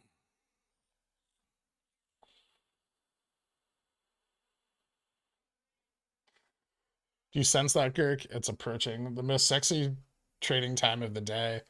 Also, happy birthday, Han. Happy birthday, Han. It is approaching. We're 8 minutes away. With a bunch of upside gaps. That's on XRT 90Cs for March 18th. Volatility play, or do you think they could see in the money? They could see in the money. Tickle Pickle put their pickle in my jar. I should stop whining and comparing in my head. I would have made so much more if my Febs printed when I had 9 calls versus how much I have now with 3 March prints, and instead compare and be glad my initial investment made profit. Thanks for the perspective. Exactly. I mean, you're still talking, like, even if you bought those in December, right? If you bought in December, that's still like, and even if you only like, even if you only see 10x gains on that earlier initial example, that's still like a 200% increase on capital invested over 3 months, which is fucking insane.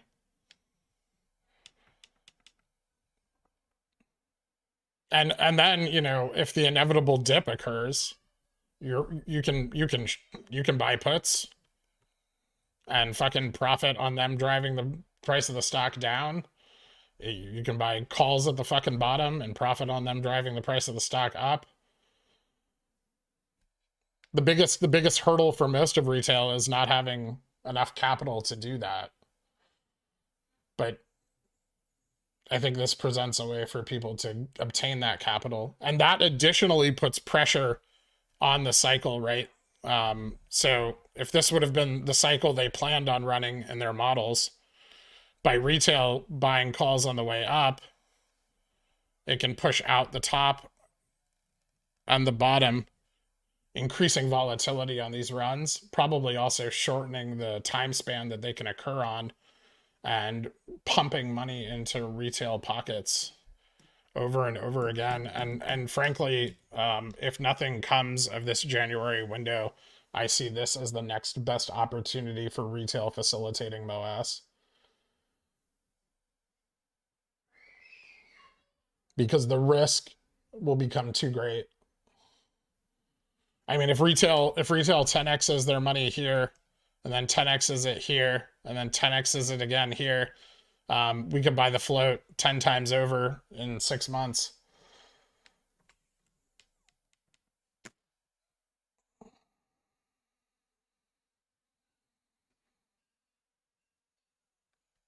It could be creation.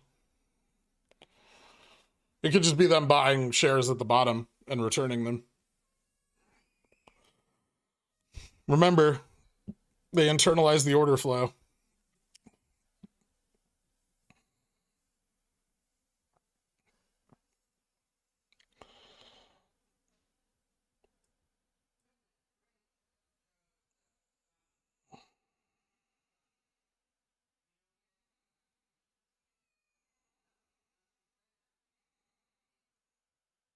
I mean, I don't know. I kind of see it as if they're trying to get out of their short position, that fucks them.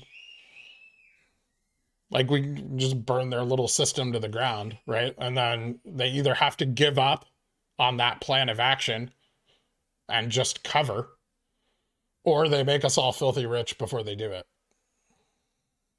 LRC up 31%. Yeah, it's recovering from the little crypto crash that went down. Correction.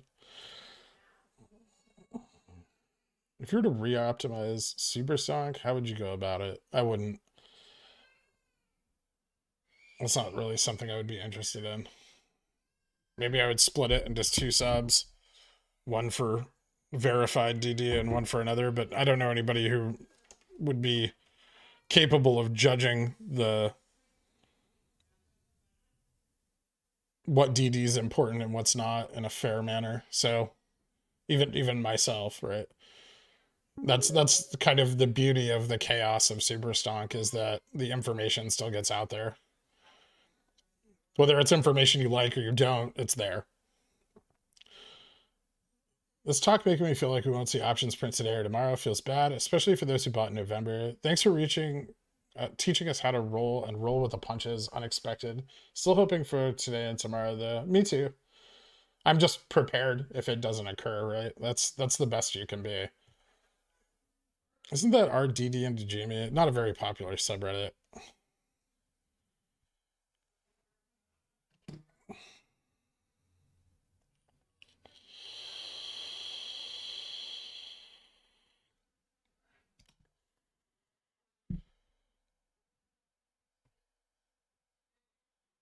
How much money did Citadel say they internalized in the last Jan run?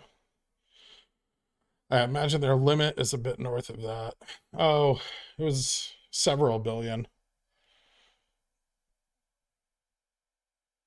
What are the books you recommend to read for investing? I know you've mentioned them before. I just can't find where. Securities analysis.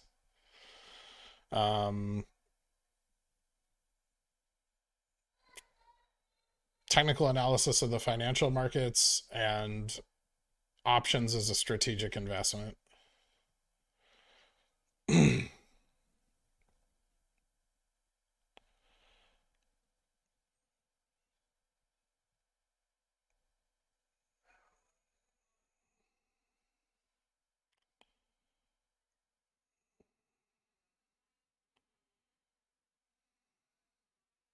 It's interesting that options are a metaphor for life. In both cases, time is the most valuable commodity. Yeah.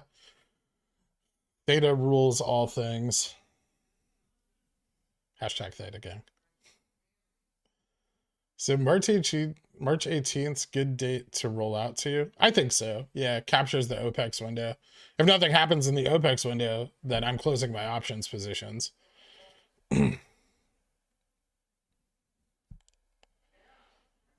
I will close them and move them into far dated leaps and see what happens.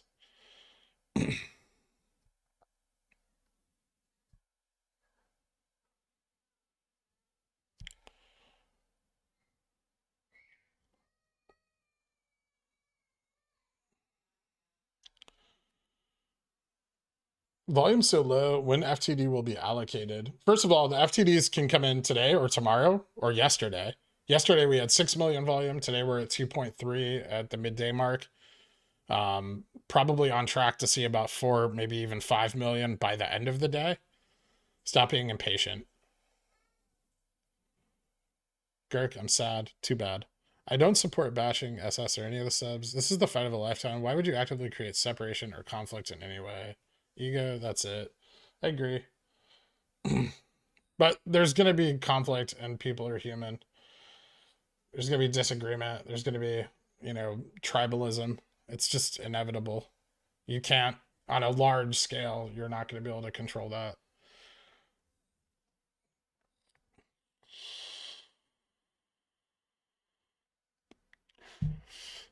Has nothing ever happened in an OPEX window? No.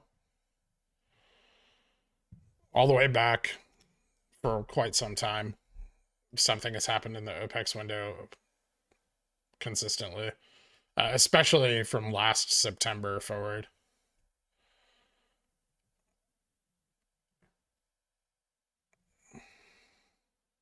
Or last August, I should say.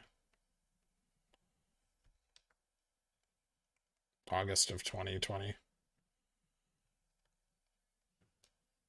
We have seen OPEX runs occur basically every time. It's not over yet.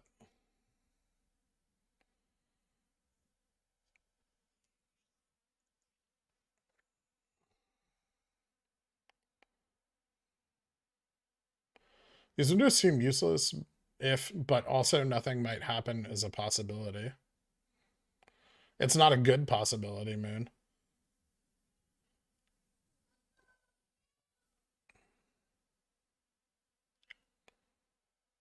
I'm reading posts on SS that Jamie has 33% of its shares DRS. The fuck? At the last report, it was like 5%, right? Or it was 5 point, what was it, 5.6 million? So it was like 8%, something like that. Hold on, I can't remember. I'll just do the math.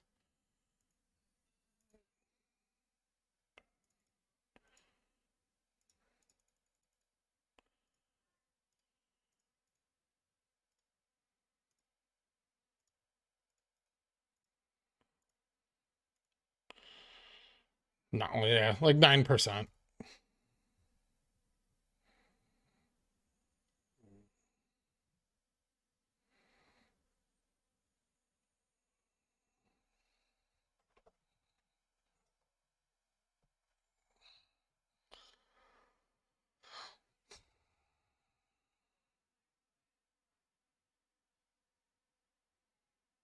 Question about FTD clearing of ETF FTDs, say from December 21st. Are they not able to deliver cash equivalent for the GME shares required as part of the ETF share to clear the FTD? Yes, they can cash settle them, but then the ETF agents have to go buy them. Just got paid. Here's half my check. Thanks, Velvet Jupiter. I appreciate it. I'm over chasing dates. Okay, see you later, Randy. The price action is engineered to make you feel impatient. It is.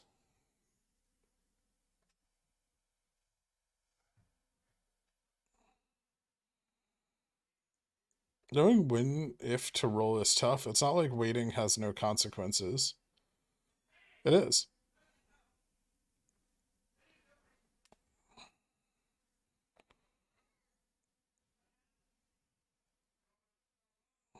That's a FUD hard, but if Jimmy doesn't realize a higher floor after next run, people are better off playing both sides of volatility with options and increase their shares. Thoughts? I agree. Is a leap just a contract that bridges a calendar year? There's specific dates. Jimmy has leaps in June and January. Equity leaps. There a specific contract on a specific date. Expiration date.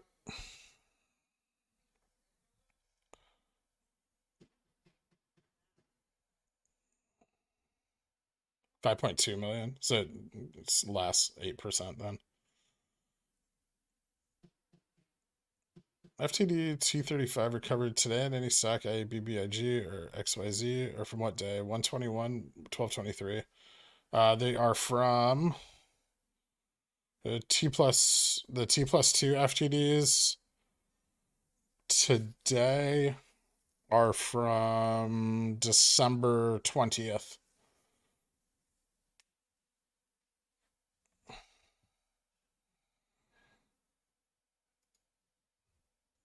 VUP. Well, that's about time.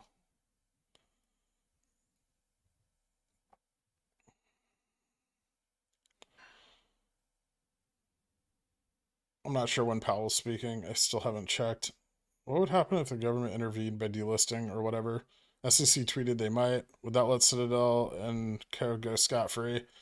I mean, it would. Yeah, if the stock got delisted, that could fuck shit up.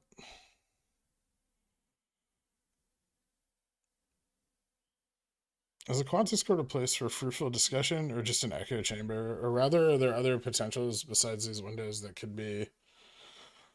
I think it's a pretty good place for fruitful discussion. There's enough people in there that it stays pretty unbiased. I wouldn't even say that my current theory is fully supported in there.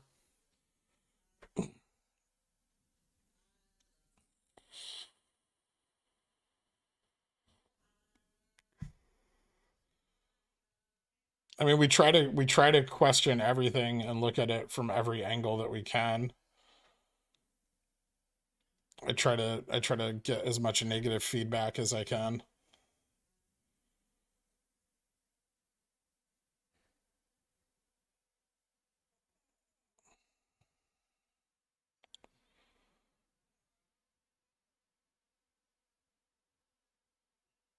Fuck you, JFresh. Yes, you do.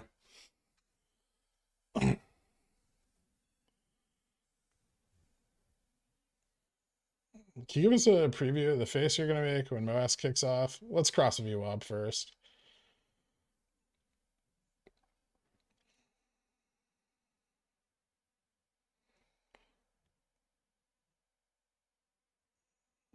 Maybe the SEC will halt trading on XRT, start getting in good favor with the future wealth of this country. That'd be awesome. I'm literally down 83% on my Feb calls. Okay, so is everyone else, man. Actually, that's not true. Some people are up. They bought the dip. Still rolling tomorrow near close. Yep. Unless we go up $80 between now and then. Yes.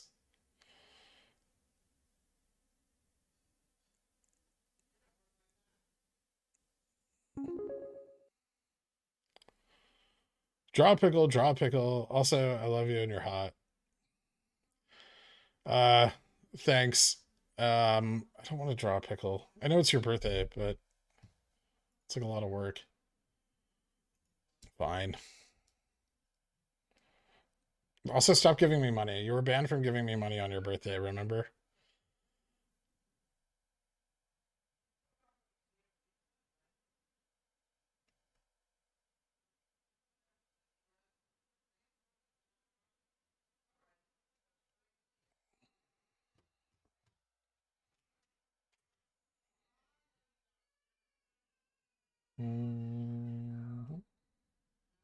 Nope, that doesn't work.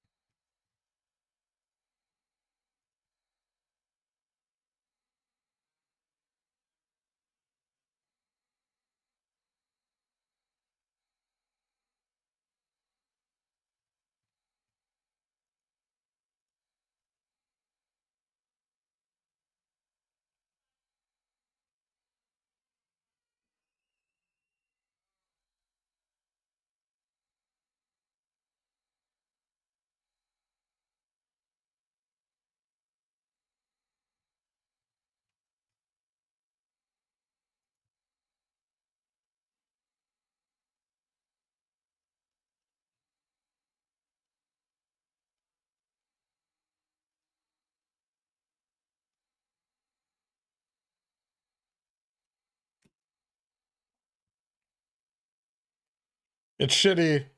But pickles aren't good at throwing parties.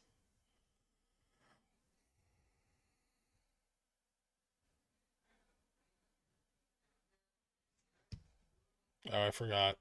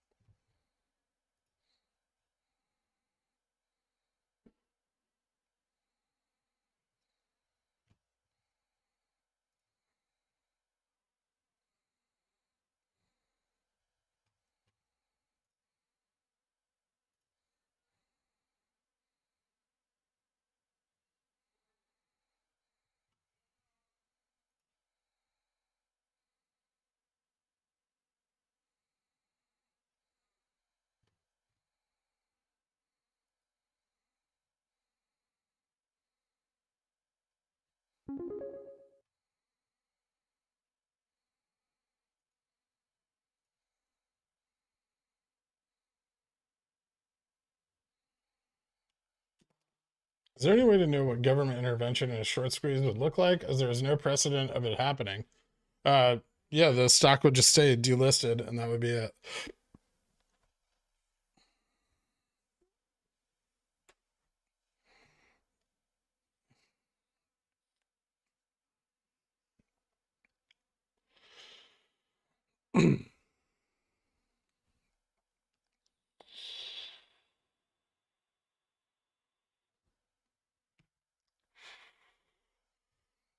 I almost forgot the most important part. Thanks for reminding me.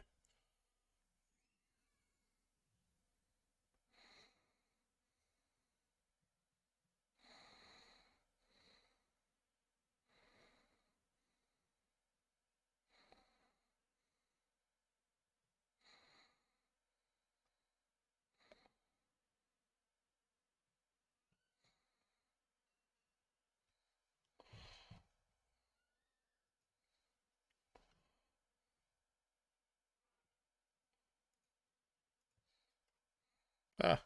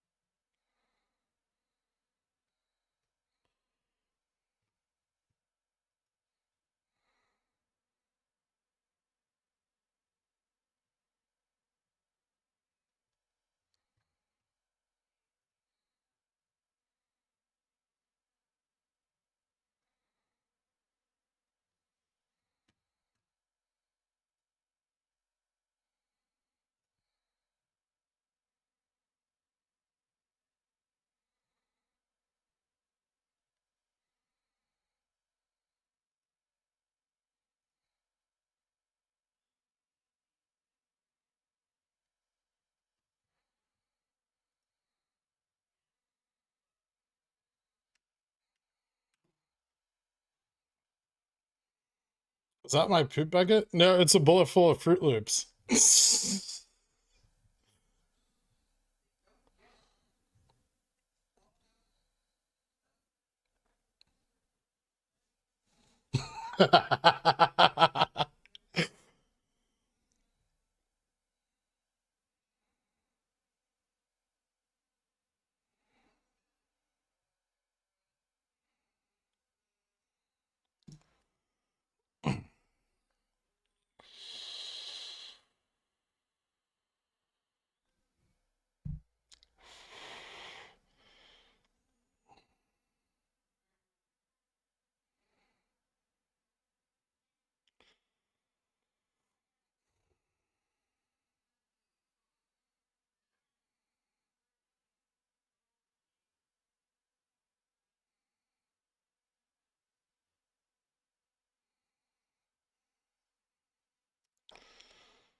What are this year's OPEX windows? I'll tell you the next one. Feb 22nd.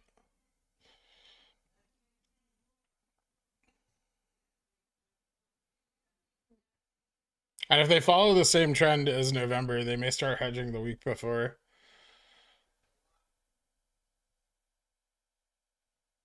What are your thoughts on overnight reverse repo balance and usage? Do you feel like it has anything to do with a move away from LIBOR? Maybe. I don't know. I don't do fixed income, so I'm probably not the right person to ask.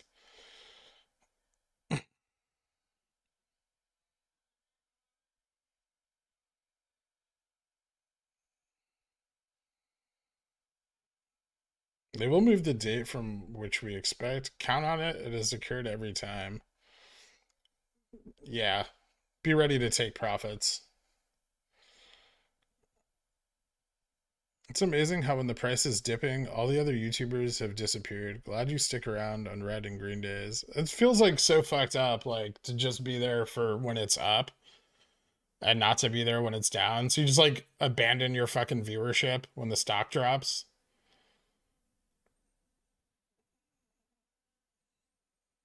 I know who you're talking about too, and yeah, they do it every time. Like, they don't even own any of the fucking stock. What are they so pissed about?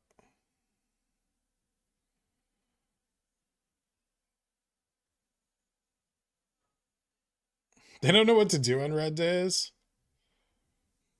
Fucking get people through it. Make jokes, have fun. Taking a complete beating from viewers and the stock is down. Legit.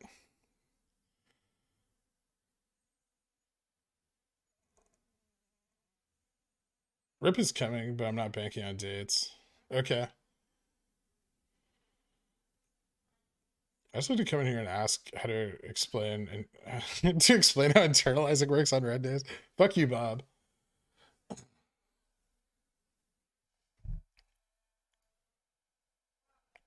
Ooh, ETF flow.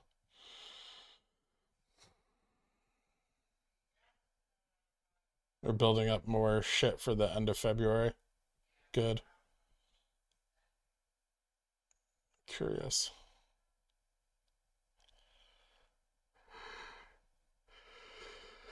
How can have these fucking pump up their shares outstanding for fun, turd? It's like, you know what? Today we're gonna have 2 million more shares. It seems so fucking arbitrary. I understand it's as they're borrowed and returned, but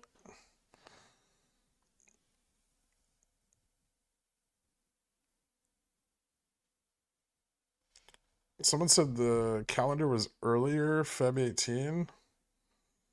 Feb 18 is the expiration for Feb OPEX. And then usually the run occurs in the T+2 window. It did in November too, but they hedged in advance, and so it wasn't as dramatic as it normally is. We still went up a lot, but we went up a lot several days into it. If you remember, Breg's Day. We started going up here, and then we continued up, and then our biggest increases were Friday and Monday, and then Tuesday, I think we peaked, and then they tanked it. So we still peaked on the like exact T+2 day, but it was so brief, like 5 minutes.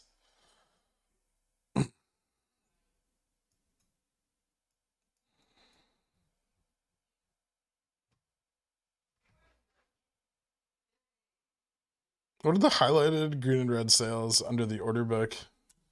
Limit up, limit down.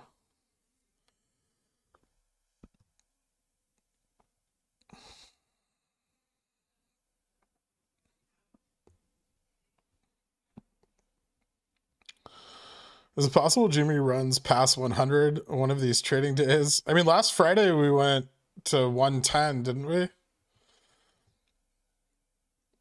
We've literally been down a day. Like one full trading day. And even that day we weren't below 100 all day. We've spent very little time below 100. I'd relax. If this Jan 21 FTD doesn't make a spike today or tomorrow, does that imply Feb OPEX is less likely to happen as well? Or are they not related? They're unrelated, Kyle. They are two separate cycles.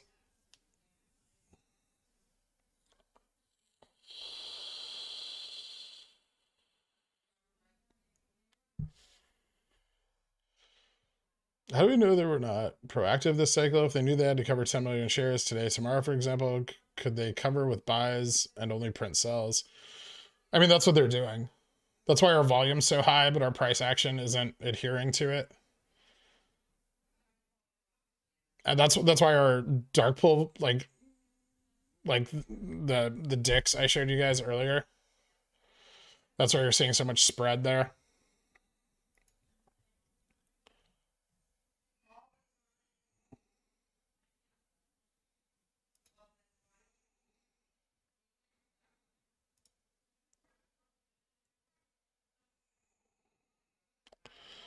Why wouldn't we just see lots of shorting the week before Feb OPEX? I mean, we might. Especially if we run from like what happened in November, right? Where, you know, we ran up on the 3rd because of ETF FTDs. This is very comparable. Oh, shit. On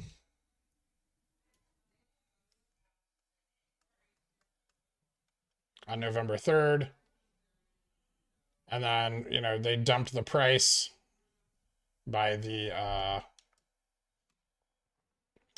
10th. And then we started to move up into OPEX.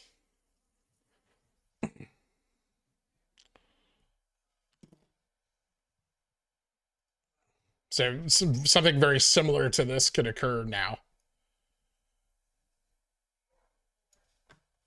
As we come off of these lows into these Feb FTDs, we can bounce, come up, they can drop it before the OPEX window begins. But the question is, how much can they drop it? They weren't able to actually drop it very much before they began hedging for OPEX back here in November.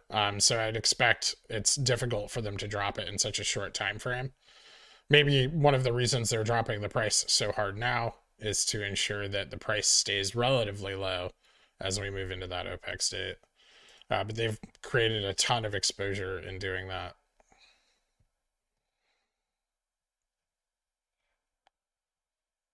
So much appreciation for the booty loops add to the stream. They will surely be the MOASS catalyst in addition to Han Badan's birthday. Also, happy birthday, Han. Obligatory, you're the best, and thanks for everything. Thank you, Smoxwax. JG, clip that 15 seconds. Which 15 seconds? How long ago do you think DFV figured out the cycles? Based on his entries and his exercises, I would say a while back.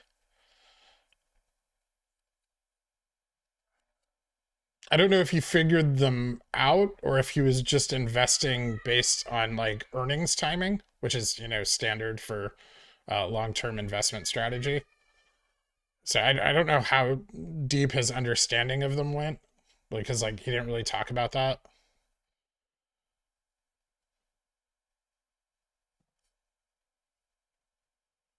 I don't know if that was really his thing either, like market mechanics and stuff. I think he was more on the value investment, like portfolio building side. Although they do follow a cyclical nature, and so the low of those cycles is very apparent if you're looking at like moving averages, especially for. And I know he used technical analysis, so I'm sure if he was looking at like moving averages for position entries and averaging down his position, that he would have probably timed most of those spot on. His exercise was perfect.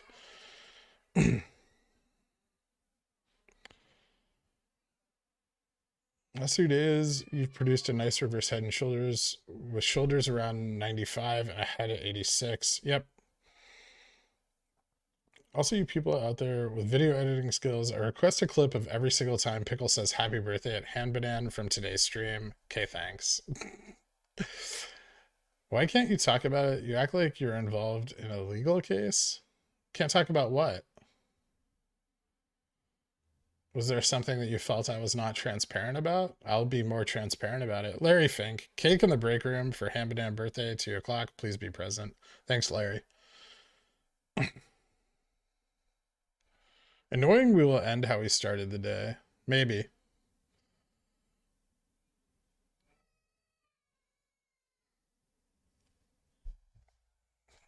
Spy, Jamie, ETFs moving up. Let's fucking go. Fuck yeah.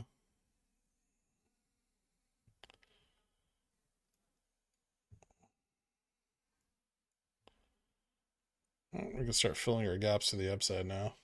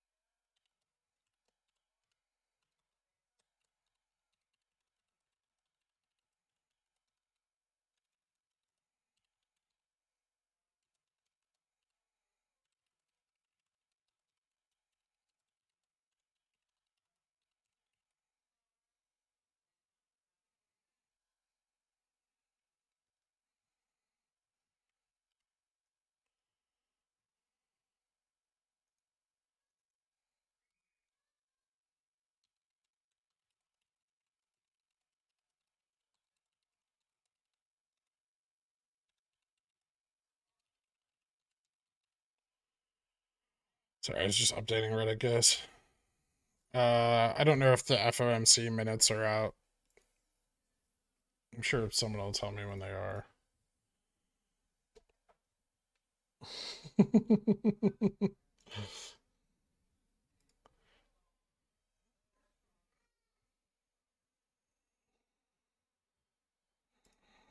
Try looking extra bullish on the 5-minute. It probably looks great on the 30. Maybe even the hour? 4-hour? Kind of shitty. There is a nice inverse head and shoulders here.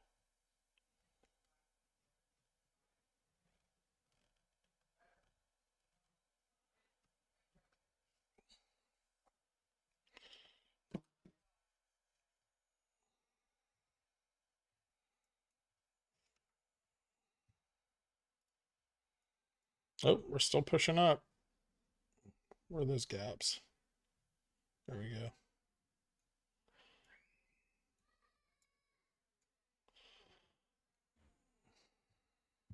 I love this.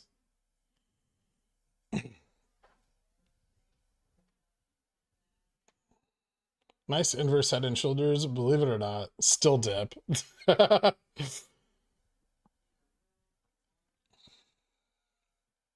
I saw the DM, Fluffiosa. I'm gonna let this pickle have its day in the sun first.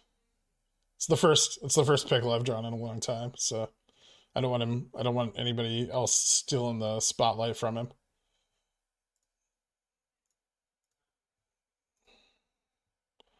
FOMC notes tomorrow. Okay. Can we do a how long have been holding poll? Ugh. Long enough.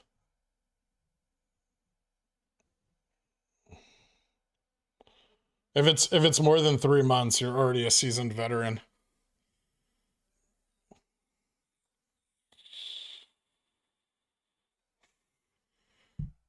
If you bought in November, you were born in the red.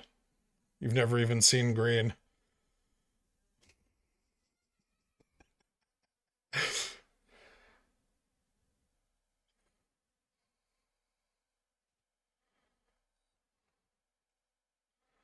Where's VWAP at right now? 98, 92. It's been 81 years.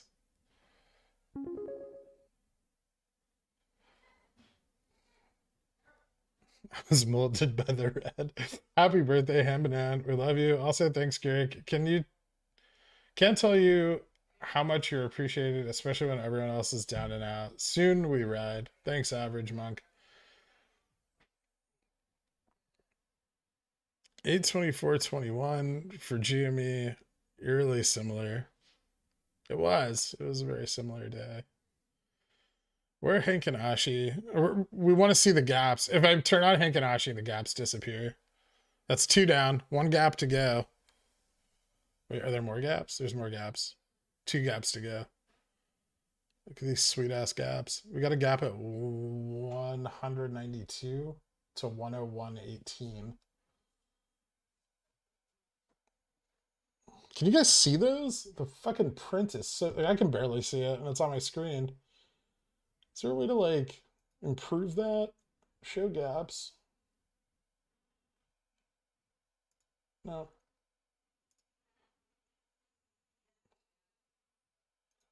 They're just gonna be ugly. That's fucking lame. Oh well.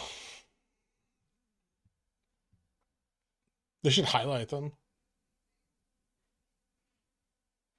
Enhance.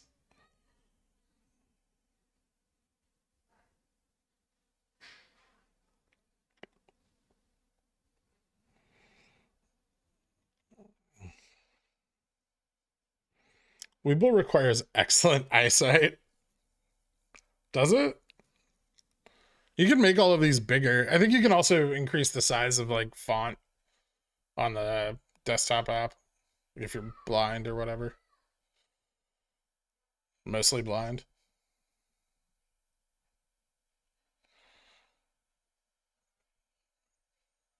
I think the only reason they're able to afford to suppress the price at the moment is because of the Sequoia money. They might have needed it, yeah. You generally don't see hedge funds selling ownership interest for fun.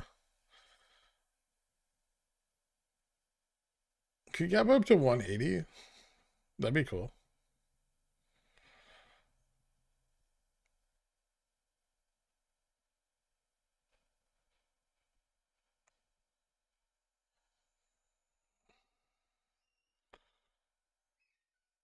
Do the gaps get easier to see if you go to the hourly or 5-minute?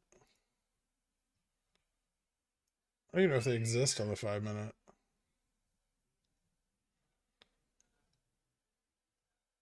No, it doesn't even show them on the 5-minute.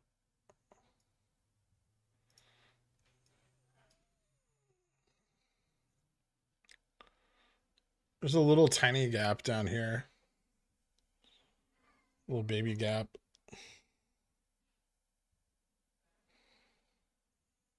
It's 1 penny.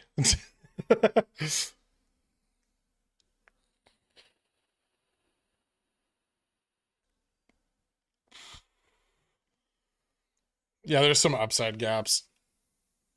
There's one in the 200s. I don't think this will show it, though. I think it only shows gaps on the 1 minute.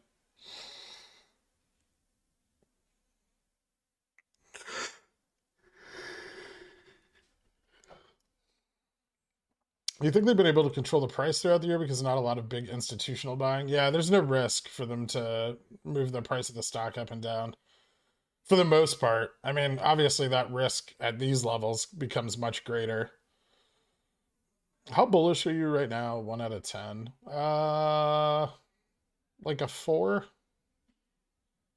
4.5? I don't know. If we break VWAP, 4.5.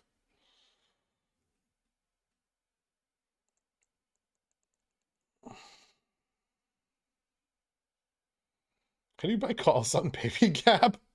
Citadel's probably shorted it. All this talk of gaps and spreads and dicks, I'm getting pretty worked up. JFresh, you're always worked up.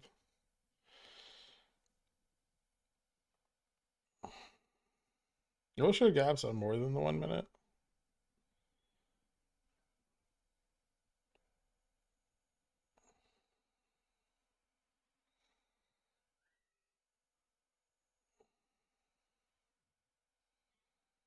What's the volume weighted average price, Kyle Duggan? That's the price that most of our volume is traded at.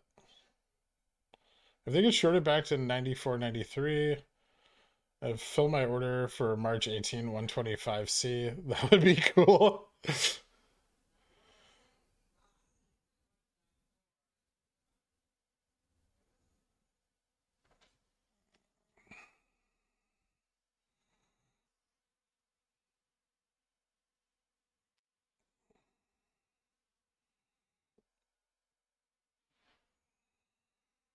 It doesn't matter what hat I wear. Thoughts on Jan 2023 puts purchased today? What about them? DDS is the gap queen. Oh, yeah. It's disgusting to look at. The bid-ask spread on DDS is ridiculous. Can you put on both hats? Might be lucky. We've tried that before. It made the stock go down.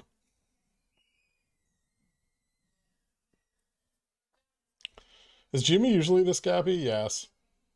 I just created another one too. The wider the bid-ask spread, the more gaps are created. What do we do to see the action of that massive ETF FTD spike? The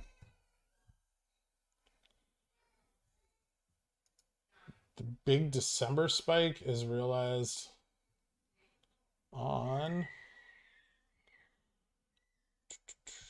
That's not the right time frame. All of that, all those ETF FTDs start overlapping on Feb 1st, but that big spike,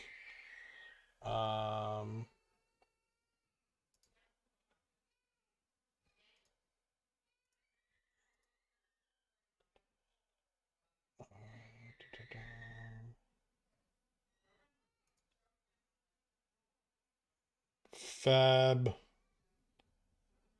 7th. Feb 7th, Feb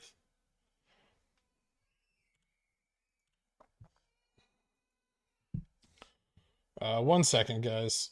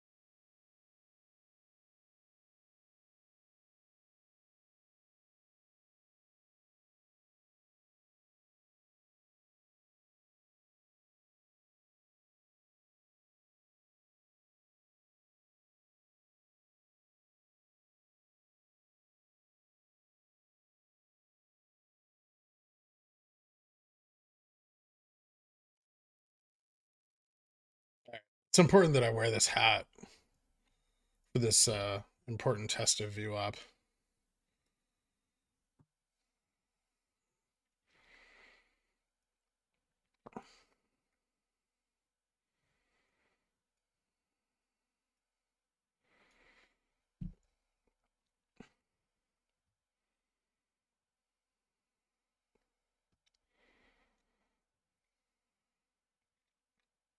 I am not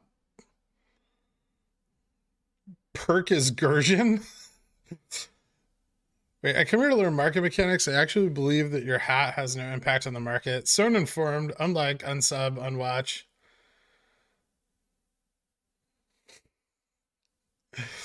Hannah's gone. Show your calves now. No. It didn't. I wasn't even gone for 10 minutes.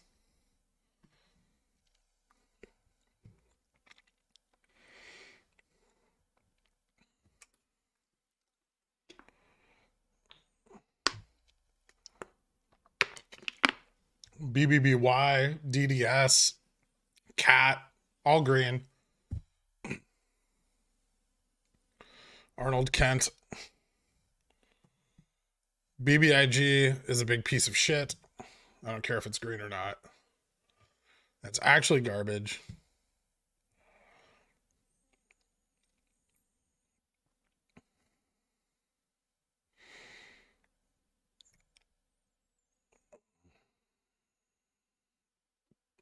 Your likes are almost equal to viewers. There must be synthetics. As people come in and leave. That's just how that works. It actually makes sense if you think about it.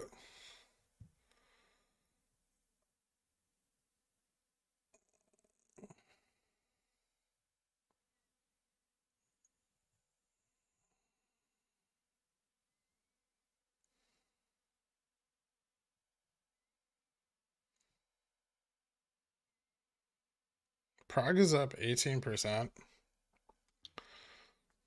Yeah.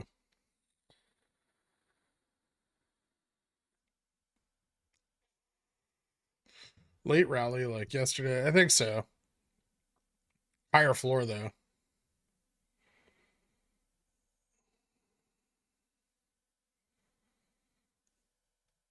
I feel like I should be more aggressively playing this intraday fucking upside.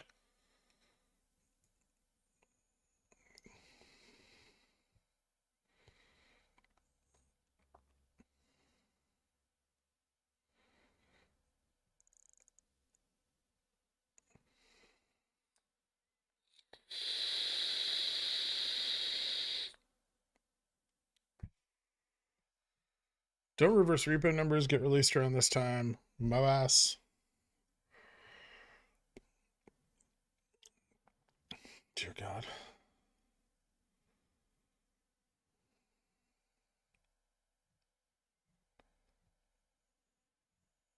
No one is coming in here and leaving. I think the first part of that sentence is true.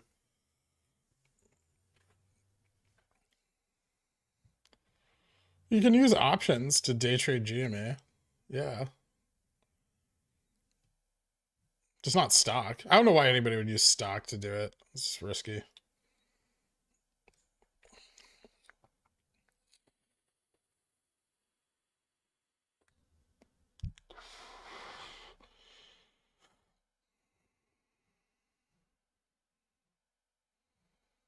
Perfect inverted head and shoulders on the hourly. Yep.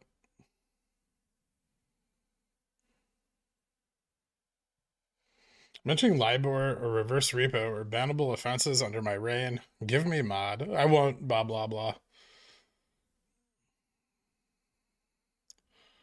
Got like 4 news pushes so far with the no expected Fed rate raise tomorrow, but teasing March rate raise. Interesting. That is interesting. I like that you put in the interesting for me because I was going to say it anyway.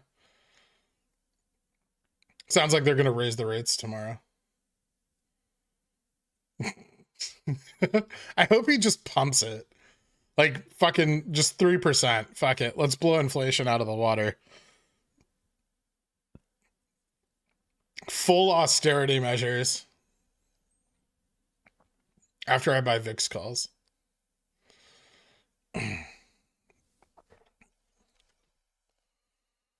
Everyone's fucking poor anyway. It's not like we're financing shit.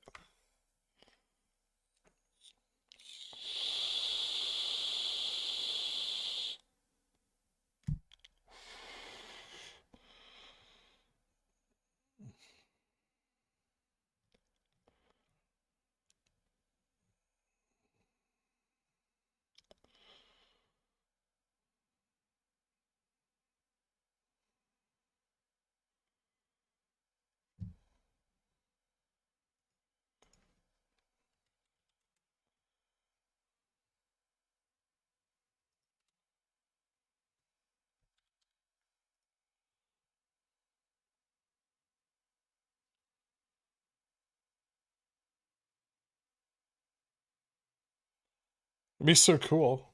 We could finally talk about row and how that'll affect options.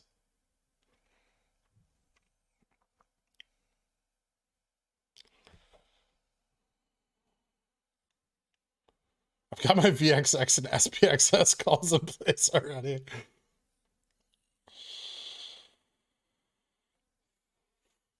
I expect the Fed to do an initial rate hike.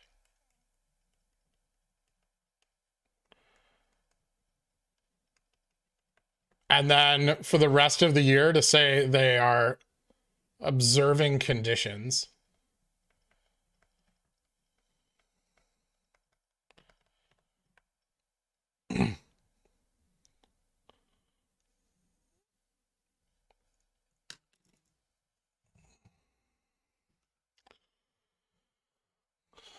Can you explain how funds can be effectively short a stock when they have to buy all the other stocks in the basket, but somehow end up short the target stock? Please and thank you. Yeah, they can choose what's in the basket. So they can immediately return shares. Like, so if they create a basket, they can return all the shares they borrowed except for GME. They pay a small fee to do that, but. And then they just have GameStop. And then they go and sell it. And they do that again and again and again and again and again and again.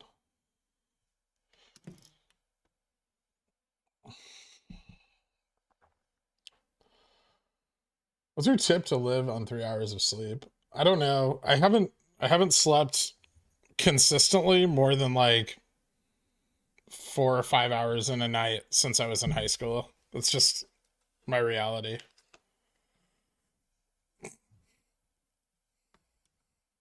Yep, that was the douchiest way to say that.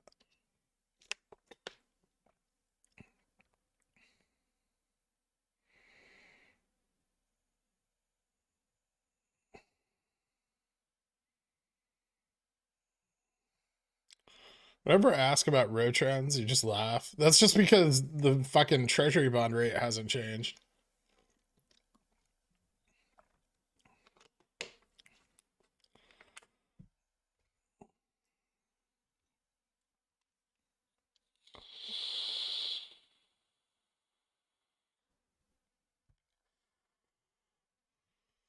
Just FYI, I'm a big fan of the booty loops. I thought comforts might be a catalyst for mass, but I'm pretty sure it's going to be booty loops.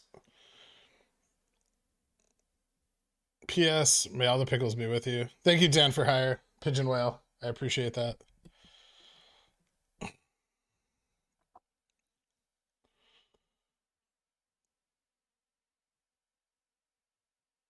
What are your thoughts on a market crash and how will that affect Jimmy, particularly with respect to launching MOASS? You should look at my daily DD from yesterday, season 15, episode 8.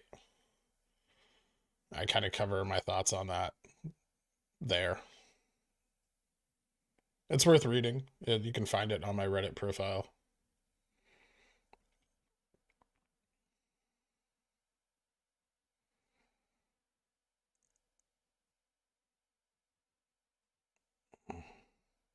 Oh yeah, this week presents a great deal of upside risk for them. Did you guys not see fucking Yalya's model on the delta sensitivity spike? A big old fucking delta sensitivity spike again.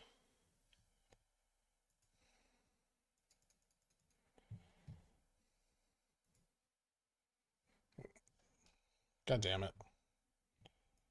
Ah. There.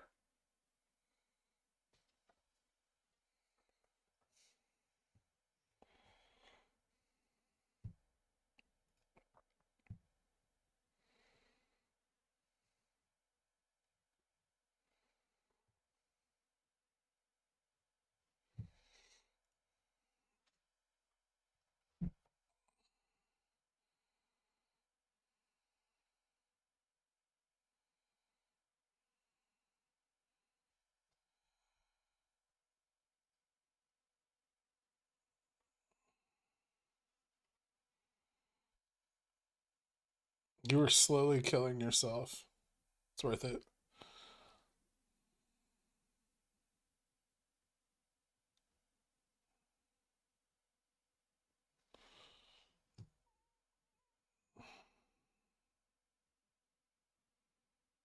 Wait, did Han leave? Han, are you here?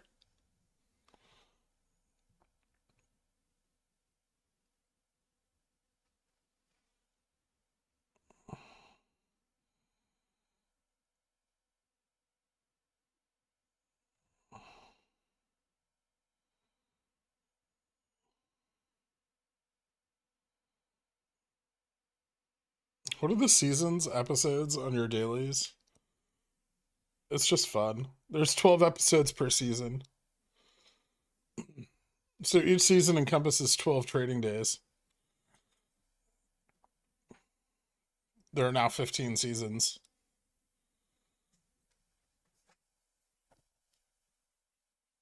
We're going to beat Friends in no time. Do you anticipate greater than usual after hours volume or activity over this next week? Maybe. It's possible. The problem with aftermarket volatility is they need to find liquidity in the aftermarket in order to clear trades. So if it's not there, then no.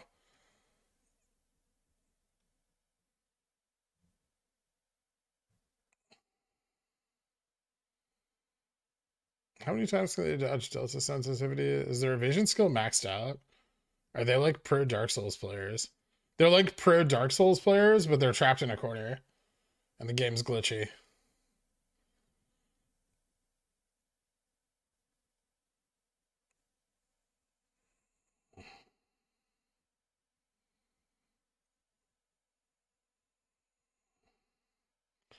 They're selling out of their Jan 28th puts. I'm buying Feb 18 230 puts.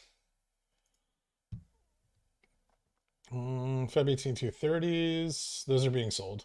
Those are a bullish bet. Maybe not. They were being sold. Now they're being bought. So the ones before 11. Looks like they bought them, sold them, and then bought back in again. That's fucking weird. I don't know how much OI dipped. Oh, OI is like way down. So they're selling them. Selling them or exercising them. I don't know why they're exercising puts. It doesn't help them. I mean, it does this week, but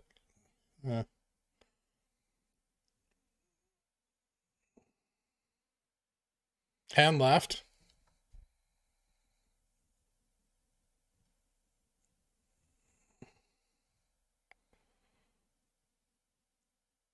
Oh, I'm gonna have to save that. Hold on.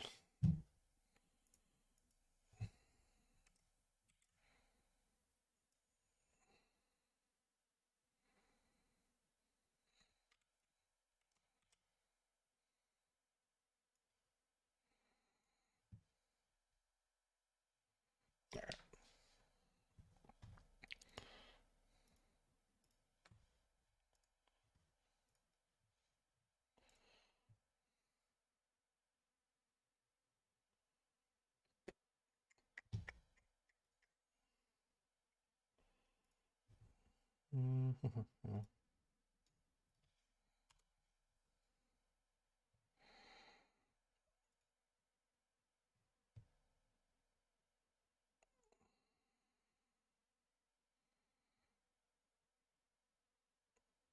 Cool, I'll make $1 million episode.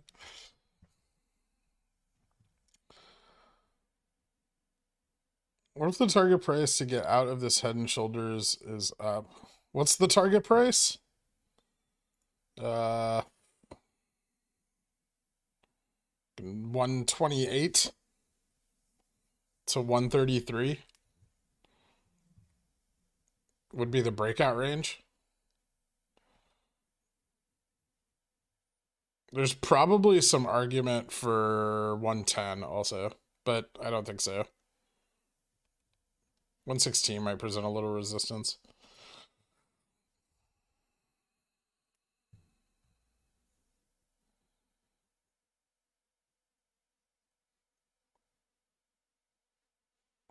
They didn't try getting us under 150 the rest of the year, Jason. They've put a lot more effort into it this time. It's obvious.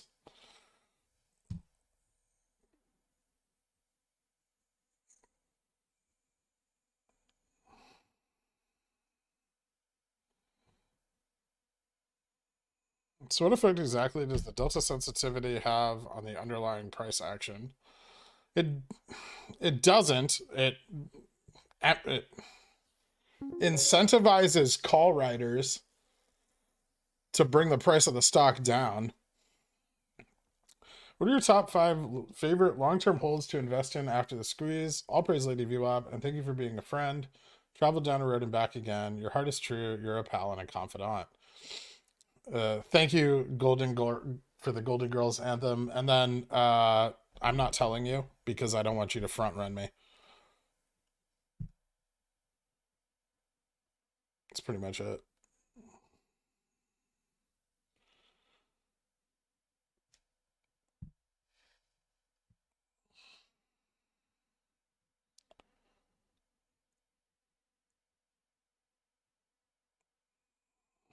You're pushing it, Ken Griffin.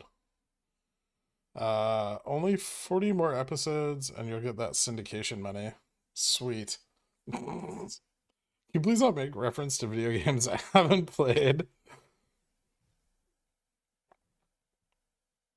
DDS back above VWAP. GameStop not.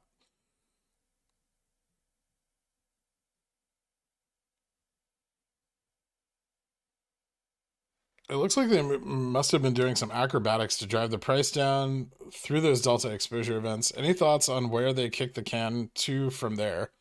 Or no info yet? No, we know exactly where they kicked the can to.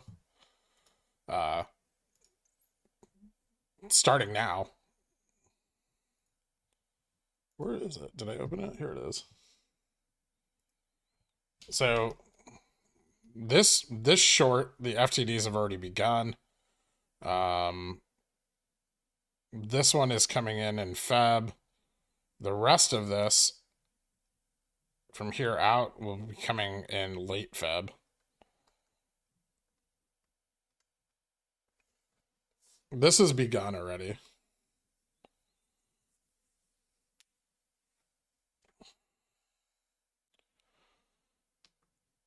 The question is, how long can they sustain this down movement? They keep trying to dodge it, but people's calls are way out here, right? And so, you know, they drop it down, but then they just run into another delta sensitivity spike. And if you look at the rest of the year, you know, they've shorted these spikes and then let the stock run on much smaller spikes.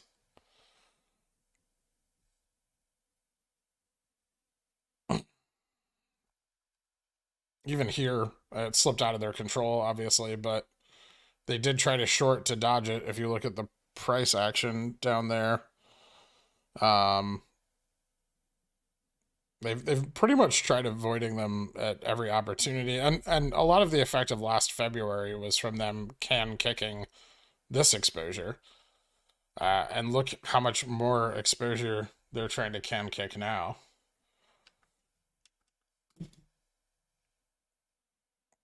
I think it's significant.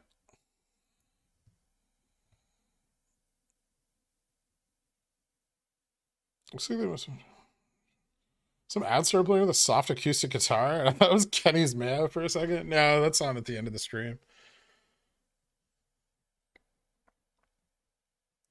What effect exactly does delta sensitivity have on the underlying price action? So it doesn't, but if the price goes up, it is representative of the amount that needs to be hedged on a price increase,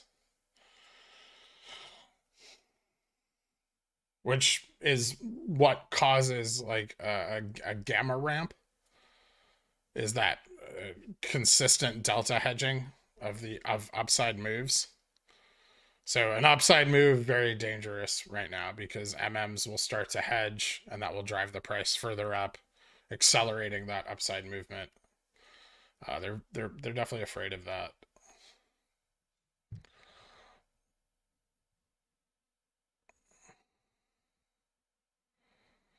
You've played ad and then your stream became fucky.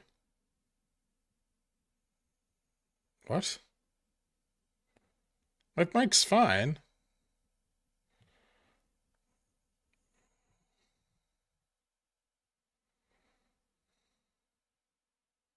Please clip that. Sure.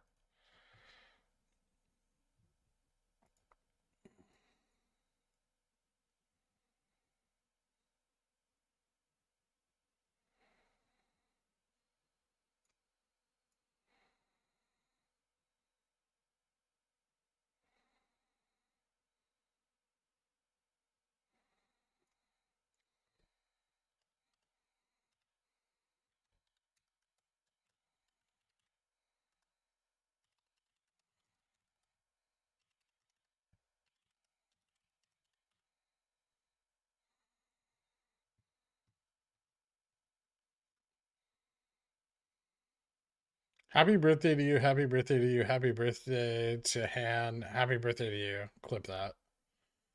Thanks, Rocket Dodger.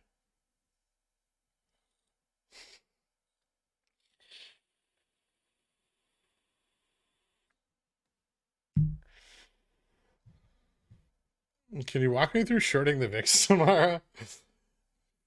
VIX, Feb 2nd, 30C. Okay to buy now. Fuck, it's close.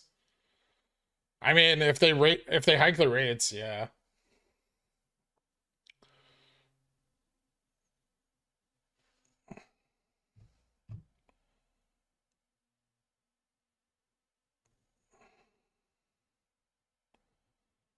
It is expensive. How long do they have to cover the 15 million FTDs? The latest date is Feb 8th. XRT getting some divergence. What's it doing?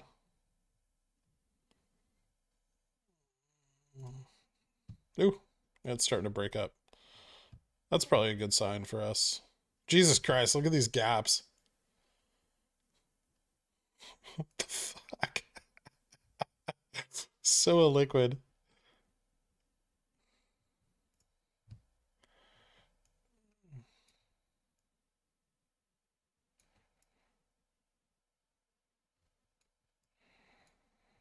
Hmm.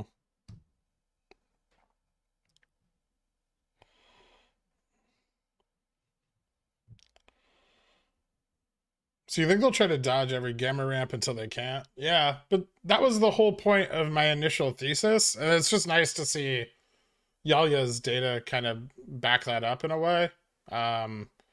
Was that by buying these far dated calls, that pressure remains. Instead of retail jumping into weeklies and selling or getting burned, it maintains that risk for them for long periods of time, longer than they can sustain shorting. You know, everyone says we've been down, like a bunch of people have been saying we've been down since DRS started. That's not really true. We've really been down since people started buying far dated options calls. That has incentivized this dip. Don't think it hasn't. But remember, the snapback to equilibrium from the asymmetric risk they're creating could be very violent and overcorrect substantially.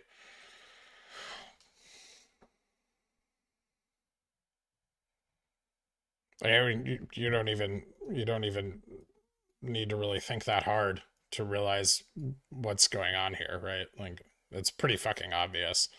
People started buying long dated options here. Interest in those we stabilized here. interest in those long dated options picked up, they tanked the price even more. All of this in an effort to deleverage upside risk.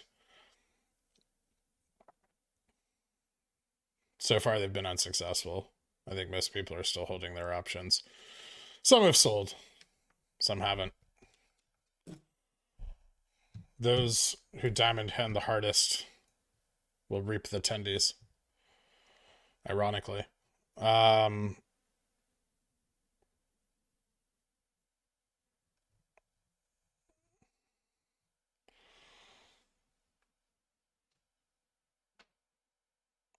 Massive outstanding short positions on the ETF.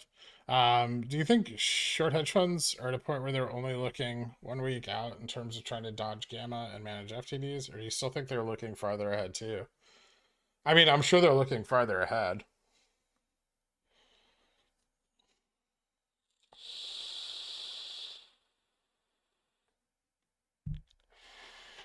I meant more in aftermarket trading as far as the ETF illiquidity is concerned, but it is carrying like a 300% or 500% short position, something ridiculous.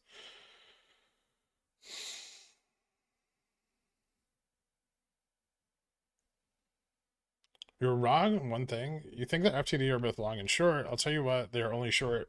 I mean, that would be true if nobody was buying.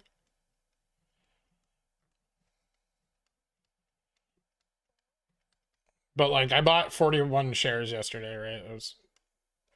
That's going to create 41 FTDs. Most likely. It's very unlikely that that purchase order will be satisfied with anything but bona fide market making. So there, and you know, same deal if I shorted shares, right?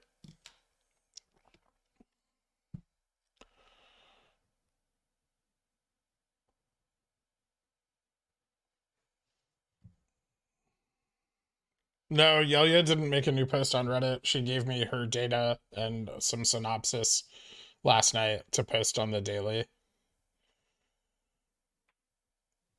About that YOLOing the weeklies and getting burned. Yeah, I'm sure.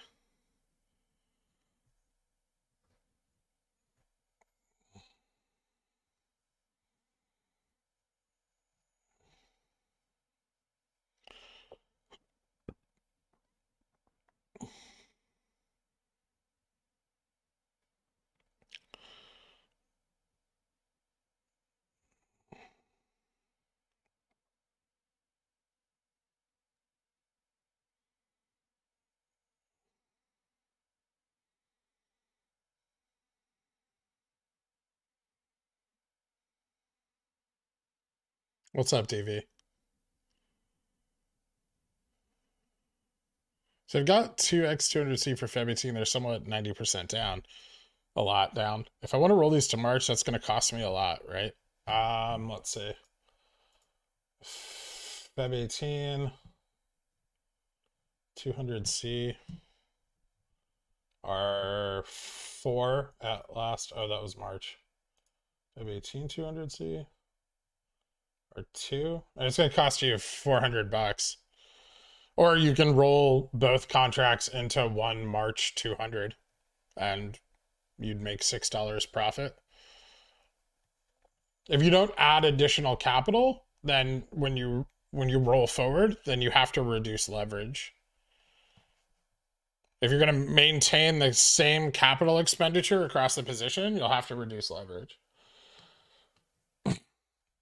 So like if you have two Feb 200s, those are 2.03 last trade. March 200 is 4.00 last trade. So you'd only be able to move into 1x March 200. But remember, like your initial expenditure, even if these are 90% down, if you 10x this or greater,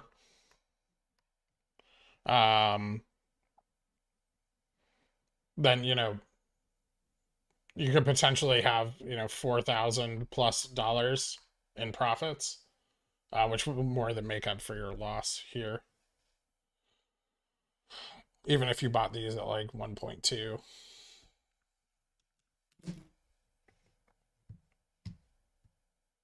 She's fine. She just didn't want to deal with the harassment on Reddit anymore.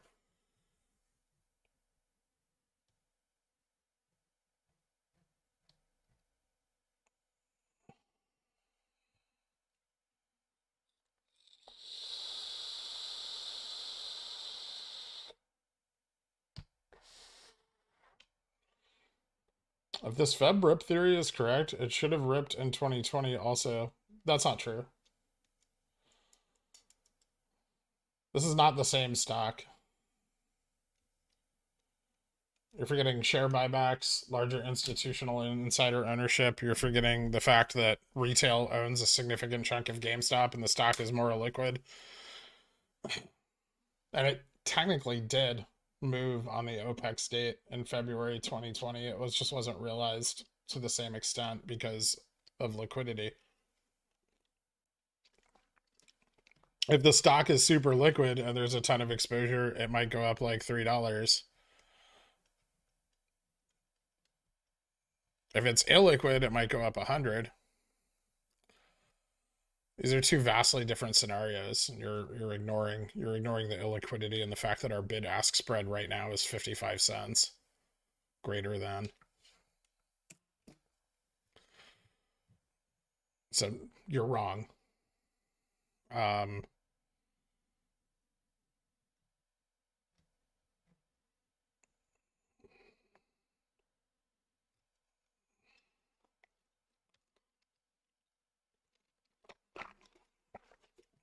In order to settle my long buy, they will have to short, hence a long FTD.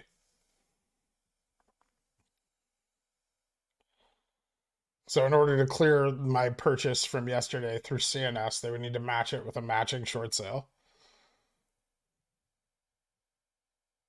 Or a sale. They need a sell order to pair it with.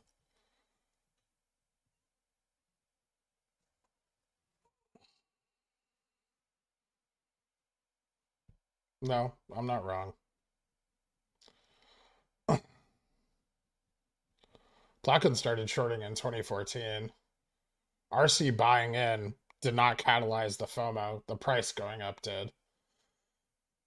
It helped, don't get me wrong.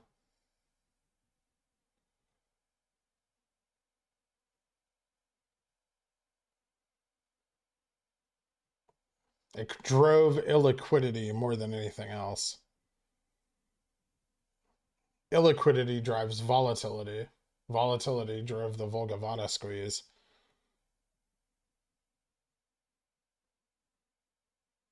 CNS runs after hours, yeah. After hours pre-market. How come internalization is legal if the objective is truly an efficient market? That's why it's illegal.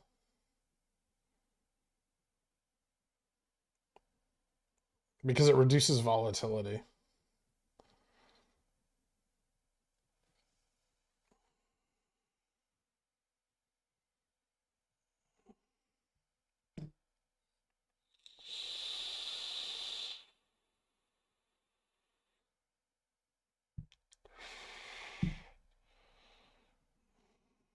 He's just pissy about something. He's been in here forever. Think about buying more calls now. Just not sure if I do April or May further out. It's up to you. I know where I'm rolling. I know where I'm buying new calls. Further out, the safer. Feb 18th, of all the far out dates, Feb 18th always carried the most risk, right? But it was the nearest possible date. The further out you go, the safer it gets. Are you looking at GME or Loopring for an announcement to help kick this off? The next few weeks seem like a good time for them to release something. That'd be cool. I don't know or think they will. I don't know if nor do I think they will anytime soon. I don't think they're ready. I think when they are ready, they will, and I don't think the current market conditions are going to affect their decision. Are you more bullish on the FTD cycle or the OPEX window? I'm pretty bullish on both. I mean, the 15 million FTD spike that we saw last week is bullish. I'm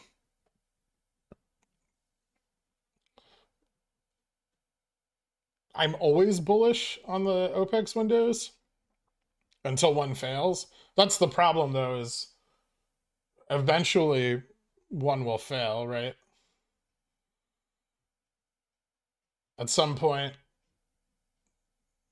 maybe not now, maybe not for 5 years, but at some point the OPEX window will fail to churn positive price movement.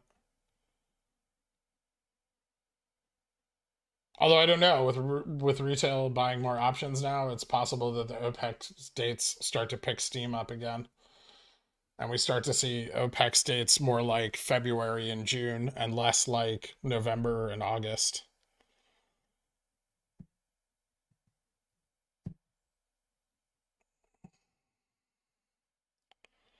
If you roll your febs, will you roll them immediately or wait a couple days to buy new calls? I mean, if we're still trading at this price, I'm going to roll them immediately.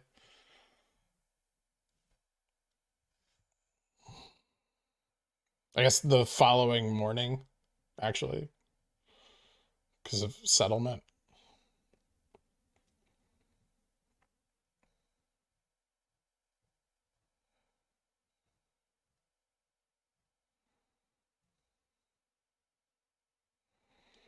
When is the OPEX window in Feb again? Feb 22nd. It's T+2 from Feb 18th. But remember, in November, they started covering in advance. They started to hedge for the run-up. And this is one of the reasons the run-up was less violent. Versus August, where they slammed the price down before the run-up, and the run-up was very explosive.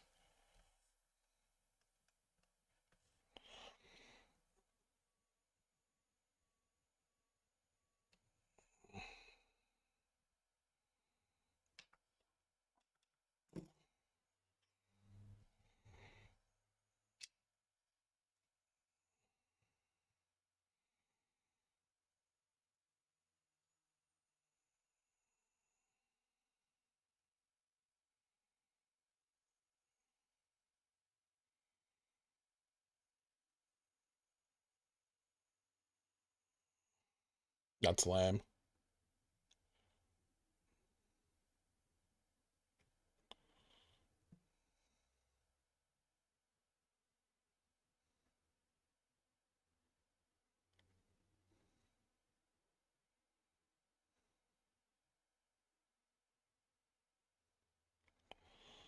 What exactly does roll them immediately mean? Sell end of day Wednesday, buy Thursday morning. Yep. Minimal amount of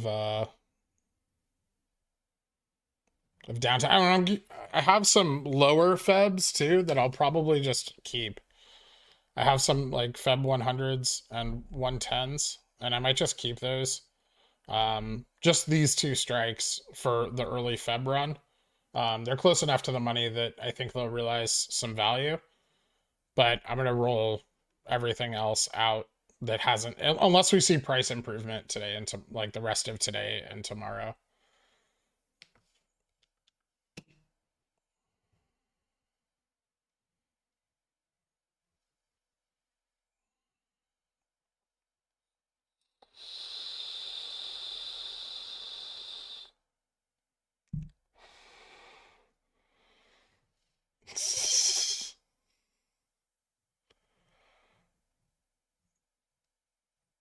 $100 is psychological. 115 is above max pain. 102 is delta neutral.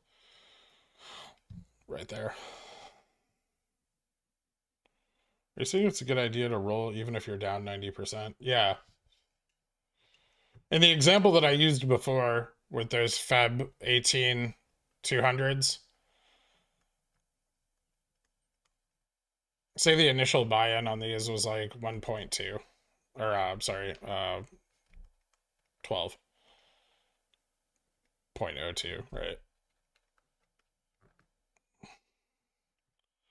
So the initial capital expenditure was $2,400. They're now worth 2.03.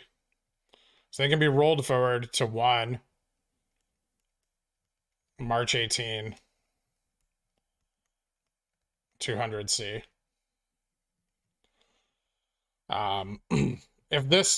If we run, so let's look at the options calculator. Let's do it right.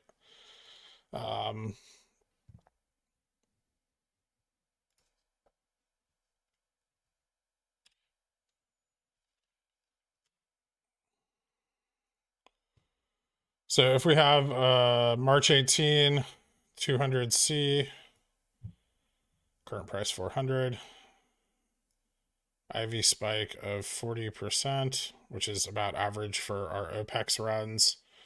And a move of $50. This is the bare minimum. Sorry. This is the bare minimum for one of our runs, but this contract's value could hit as high as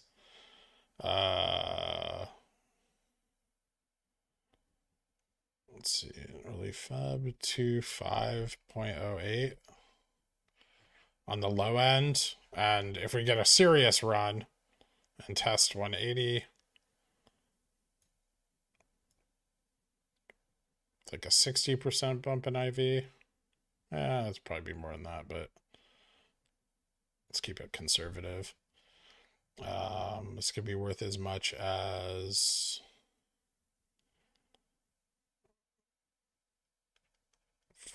40.20. Oh, that's profit and loss. Sorry.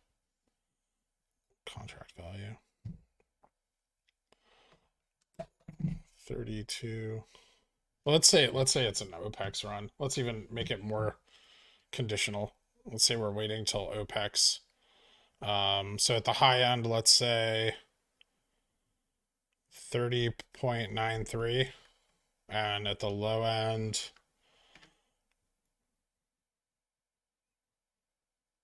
40%. And a 150 test, 15.22. I think IV can bump harder than that personally, but I'm just trying to keep it as conservative as possible. So, between $1,550 to $3,093 profit, even with the roll down and the loss of leverage. If this contract 10x's, or greater, like the August ones did, like the August ones hit 20x, some of them 25, some of them 30. This contract could be worth like 80.00, which is, significantly more than the initial investment. So, I mean, like no matter what, even on the lowest possible end and a shitty run, you still make back a lot of your capital.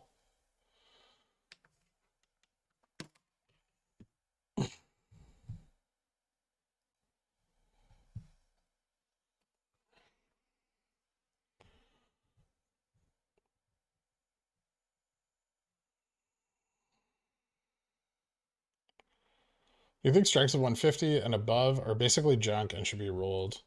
I mean, yeah, I'm rolling everything above 110. I only have 10 contracts below 120, and I'm if we haven't moved above max pain by tomorrow, I'm selling everything above 110. I'm gonna sell all of it, and then I'm gonna roll out into March, into probably a lower, like a nearer the money bottom end on the position. Like right now I have a lot of open interest at like 200. So I'm going to roll that down, and probably put like my midpoint at around 150, and then my like out of the money targets around 250. So I'll hold contracts between 100 and 250 instead of my current 100 to 350.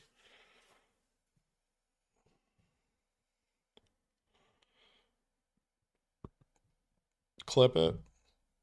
All right, I'll clip that.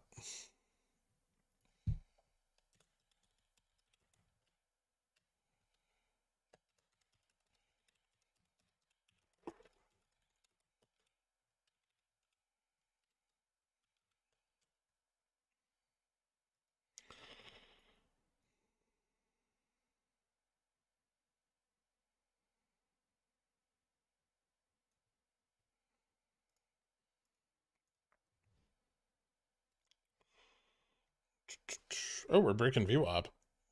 That's cool.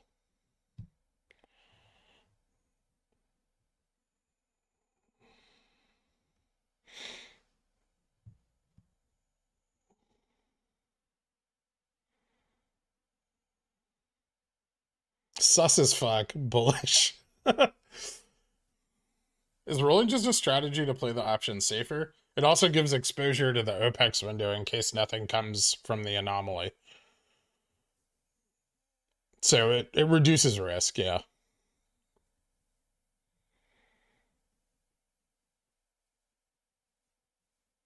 How I can GME Moon if MOASS. I mean, it can just keep going and going and going until the shorts are covered. There's no way to tell.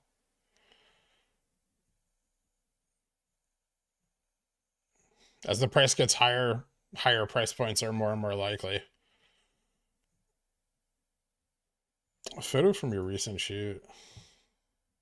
Oh God. Don't. Filling gaps. Starting to.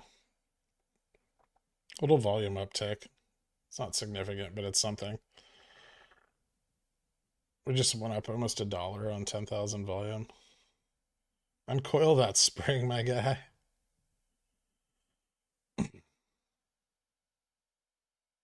What's up, Gaff? In your example, what would be the difference if that run happened before Febs expire and you held the Febs? That's a good question. Let's see. So if you held the Feb 200, and so I assume we're targeting those ETF FTD dates. We see a decent run. What was our IV bump on November 3rd? Was it 56%? I think it was 56%. And $50 price increase. Contract value at about almost 10x. No, not 10x, 5x. They're like 5x, so 12.57 from 2.03.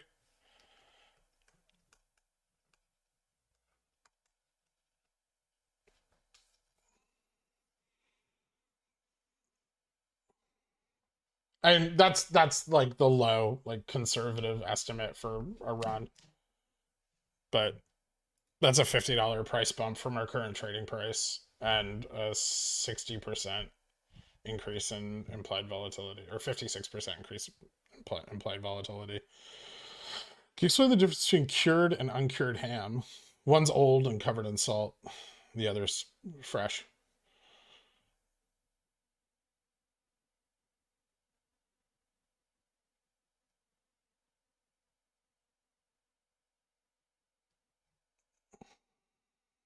I believe you said wait until we hit view up. Well, we did. She asked that MOASS preview. Okay. Looks like they're closing some of their May 200 puts. Good. Dwayne the Long Johnson put their pick in my jar. To the guy who asked how high Jimmy will go, the answer is 7. At least 7. Thanks, Dwayne the Long Johnson. Okay, you can read your own hashtags. For March, does your option strat for poor still apply? Buy 2 calls, sell 1 to exercise the other, or are you trying something different? Same thing. Anything deep enough, that's going to be relative to the extent of the run. But yeah, anything super deep in the money, I can sell further out calls and exercise, or I can, sell 1 call, exercise the other, especially if the strike has doubled in value, or the contract is worth double the current strike price. So if you have a 100 and another 100, this needs to go above 100.0 to be able to sell it to exercise this one. I mean, to exercise at that point, you need a significant increase in price. We need to hit like over 200 pretty rapidly. But you can exercise the other one.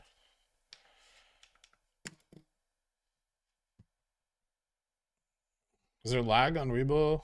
No, I don't have lag. There's probably lag on TDA. Yeah.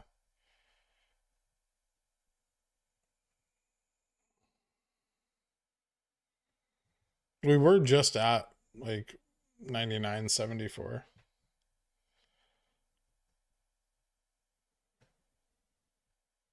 How much are my Jan 950s going to be worth when the price jumps to 180 tomorrow? Do you have Jan 2023s? Jan 2023 950s? If the price jumps 40% increase in IV, 60%, let's say. The price jumps to 180, they'll be worth $6,000 a contract if it happens tomorrow, give or take.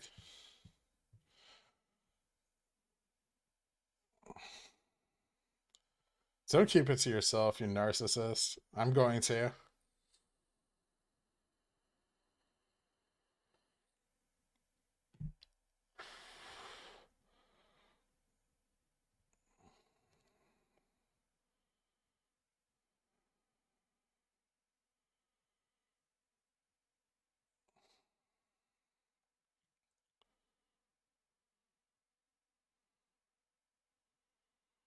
What if we only have one March call? Could you exercise and sell to cover to get 50 shares? Yeah, but you could just, I mean, at that point, you can just sell it and buy 50 shares. You'd probably buy more than 50 shares because you'd capture the gains from IV.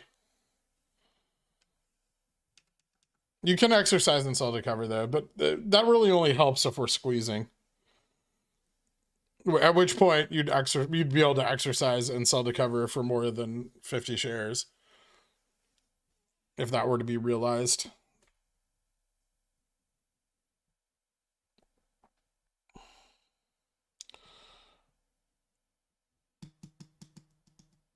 My Feb 25 300 start printing. Can I exercise them at that point? Or is the price need to go above the strike some percentage? Yeah, you want them in the money.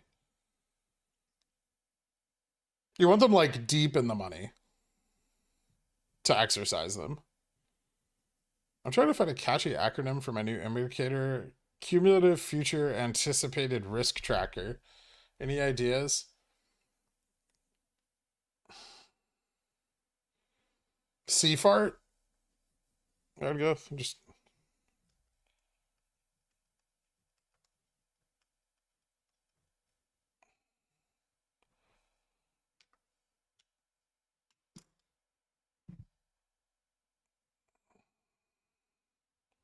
I'm not pro or versus DRS, but how do you explain the Apex Clearinghouse move to stop registering GME shares running towards CS?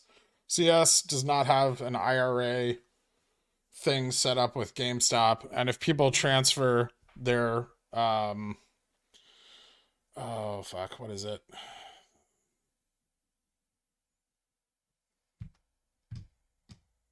They're held by, I can't think of the term right now. 1 second, I'll get it.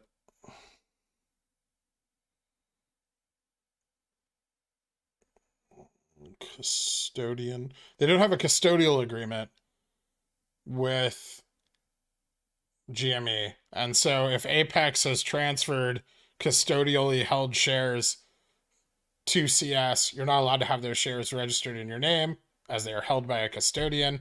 And so they can pull back the ACATS transfer and cancel it because they're allowed to do that. It's not like, it's just Apex doing their fucking job. It's not like a conspiracy.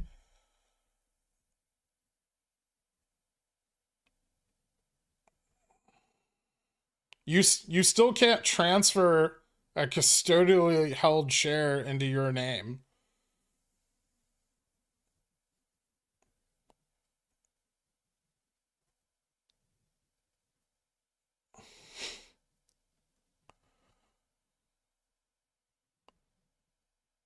Because you're transferring it from a custodian account, right? So it's getting kicked back.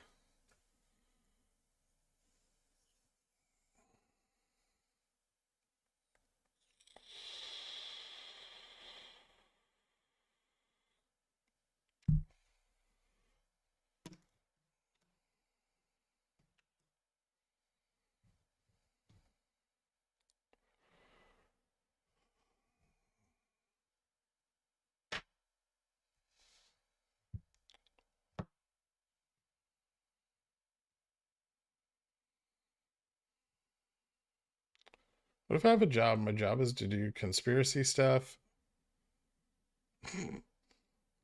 Is there an indicator or method to show the average price of a stock over a given time? Say I want to see a chart of average GME price action over 90 days or something. Is there an indicator or method to show the average price of a stock over a given time? You could use the EMA 90. You could use weighted VWAP over a 90-day period.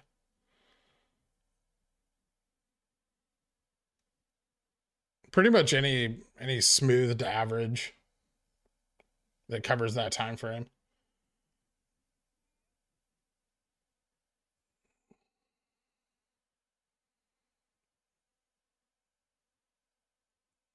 Yeah, 90 simple moving average.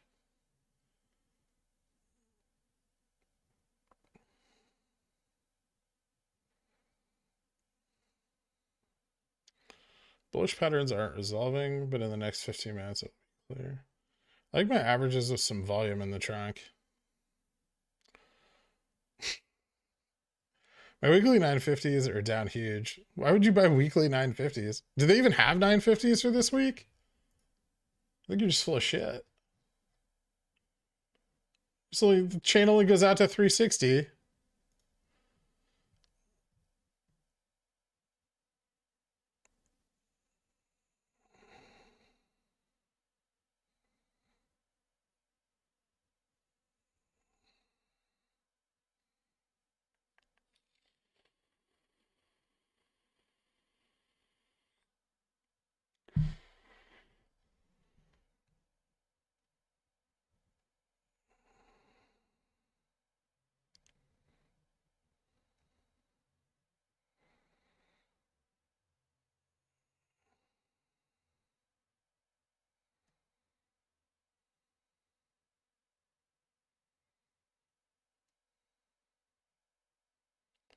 Check XRT on shift search. Hilarious.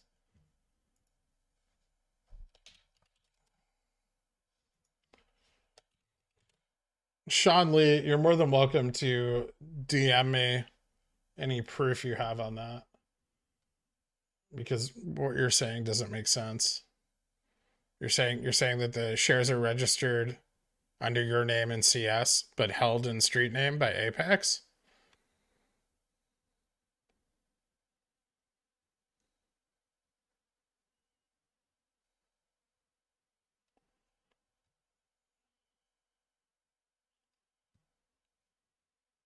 Just lots of puts. Just an obscene amount of puts on XRT. Jesus Christ. So much money. And March 18th, 150 puts. They look sold, if that's any consolation. Or recently they're sold. Is reverse repo something we should actually care about? I don't think so.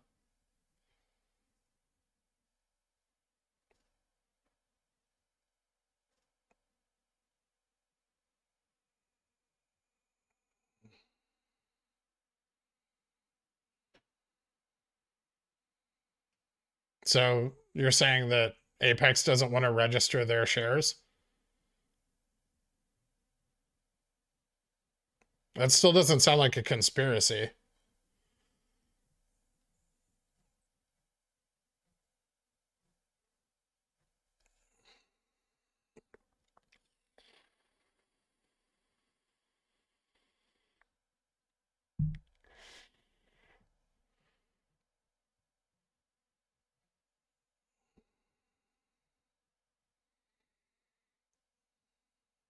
I was projecting lag in your price point because I was lagging on the stream. My bad. I don't have any lag.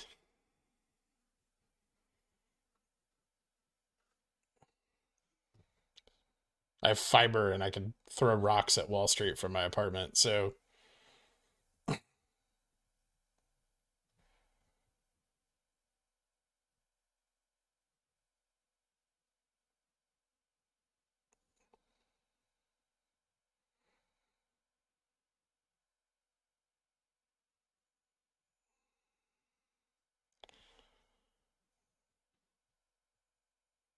Okay, but like, I don't. What's the point then? What are you arguing? They're not in your name. They're held custodially by Apex, not Ally. That's the only hole you've poked. They can reverse the ACATS transfer, can they not?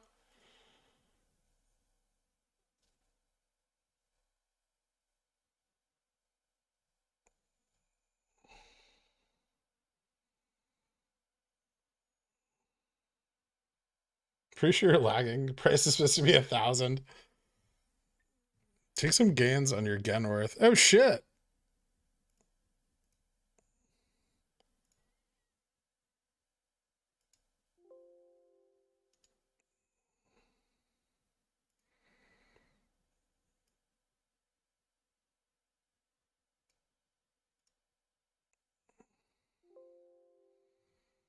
Look at that. Where'd those come from? Free WeBull stocks.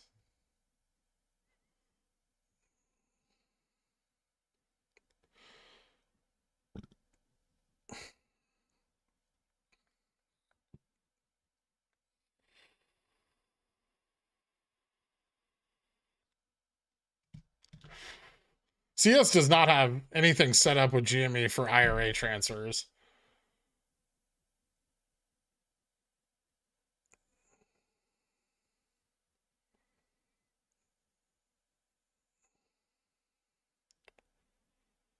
Which is what I was saying. And no custodian is going to allow their shares to be registered.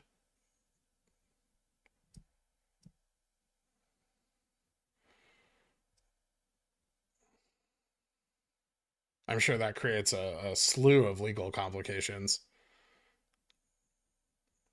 I don't even know if you're right still. I'll give you the benefit of the doubt.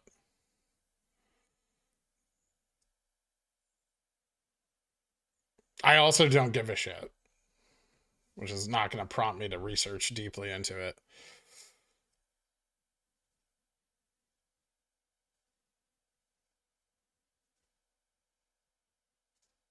Why don't you boycott WeBull because they called apes paper hands? Do you think they're lying?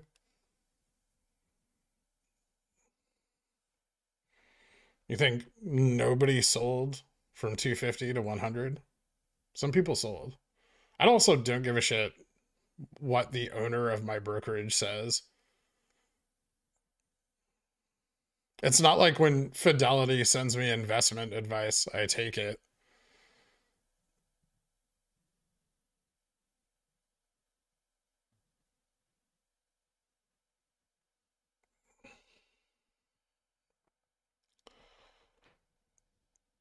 Well, you think Ryan Cohen knew something that could ignite MOASS, or is he just focused on growing GameStop organically? I mean, that's not even his job, right? That's the CEO's job. But yeah, I'm sure their focus is on growth. That's the best way to beat the shorts.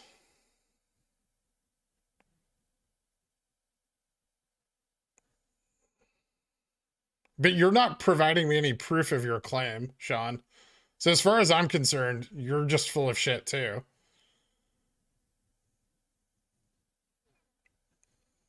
Unless you want to show me some agreement with CS that says that they allow IRA transfers for GameStop custodially held shares. CS is not a registered custodian according to the IRA or IRS.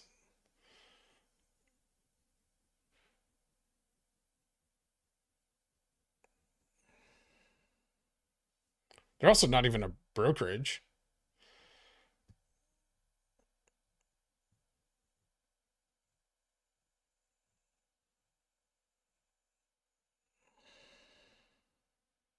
IRA ties, but that's confirmed. We coming for 102? That's not looking great. Does Gex even exist? Yeah. Is it significant? We may have seen a lot of it play out yesterday, too. We did have 6 million volume yesterday. But today we're going to hit 3, at least.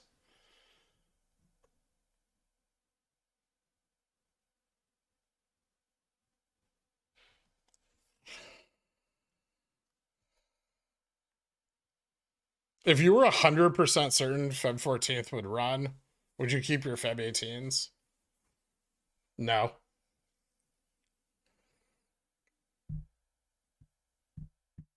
I'd keep the ones that are super close to the money, but that's it. I'm also going to add, like, I don't know, using my position to choose how you manage your own is not a great idea, because I'm just going to add money and pay for theta and move my contracts up. I have no intention of reducing my leverage. I may increase it, actually. So not only rolling out, but averaging down as well.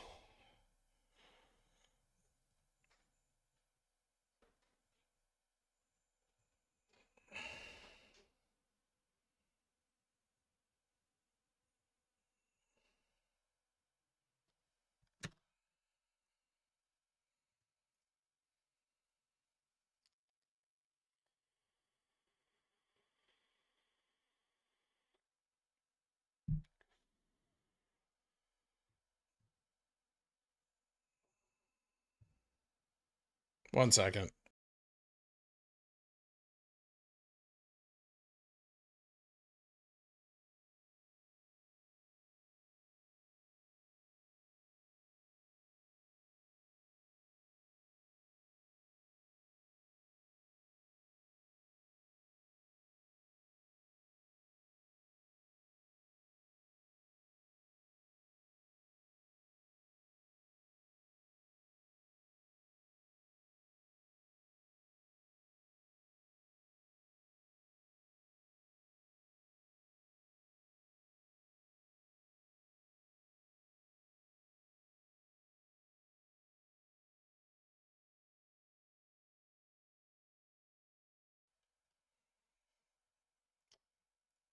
All right.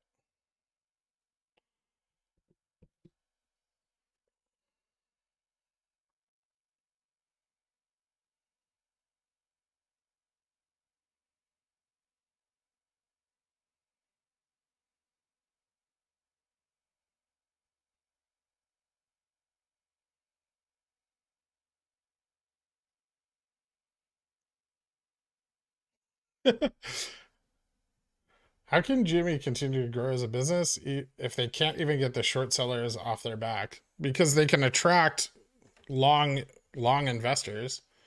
They can attract institutional investors who will push the shorts off themselves. They don't really need to do anything except improve the business. People just expect too much of them. You want them just to run around saying bullshit like AMC or Elon Musk? Well, maybe if they could do it at the same level as Elon. I think that opportunity might be passed.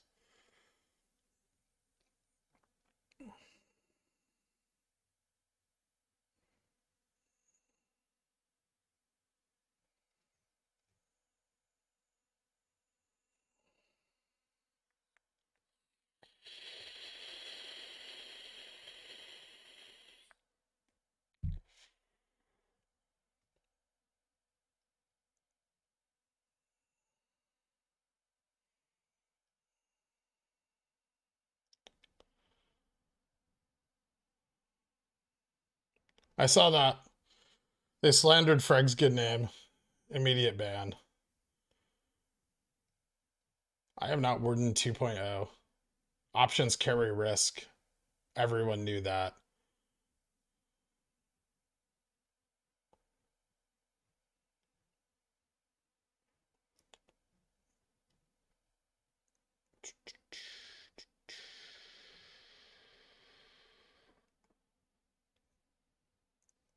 Market's turning to the upside.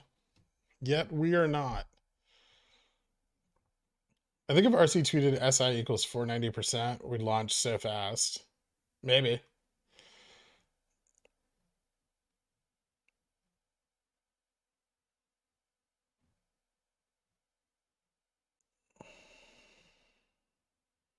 AA is a trading genius. He did sell at the peak.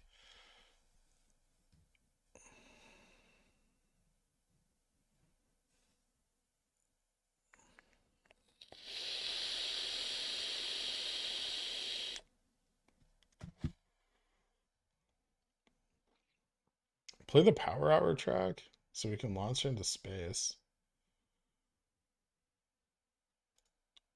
5, 4, 3, 2, 1, 0. All engine running. Liftoff. We have a liftoff.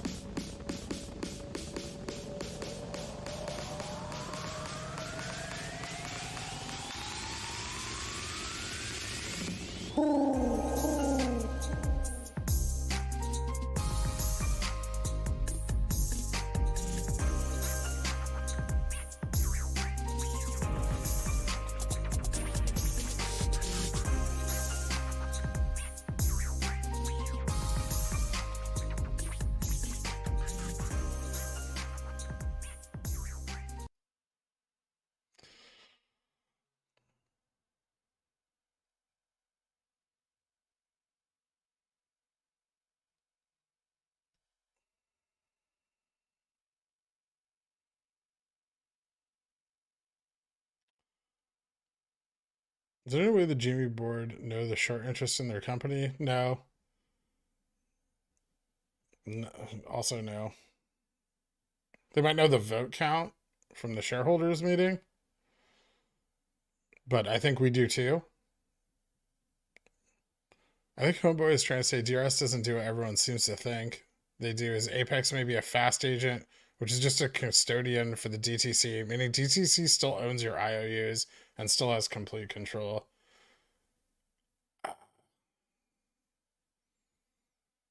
Yeah, but whatever. No harm, no foul.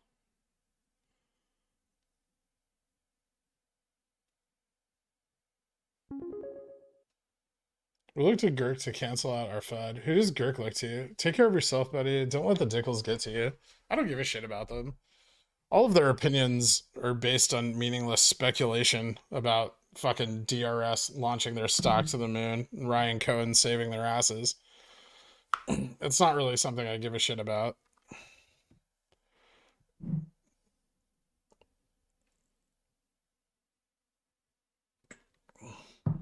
All from the research of a woman who says a squeeze will never happen to stop bothering her about it.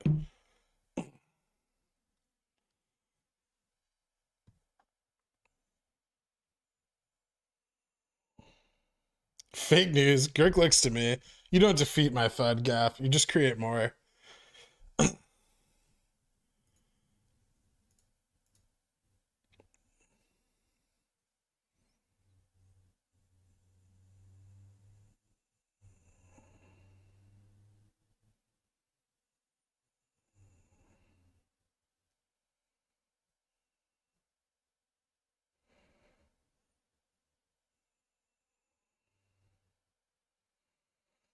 All of it's irrelevant if they just create shares through ETFs and settle the FTDs through CNS, right?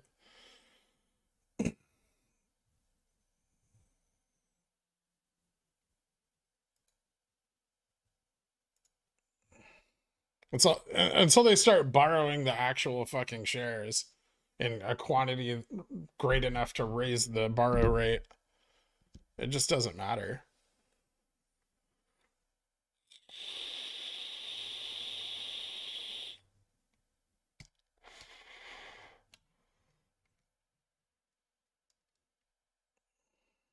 Make pizza in your uni. Uni makes everything better. I'm gonna.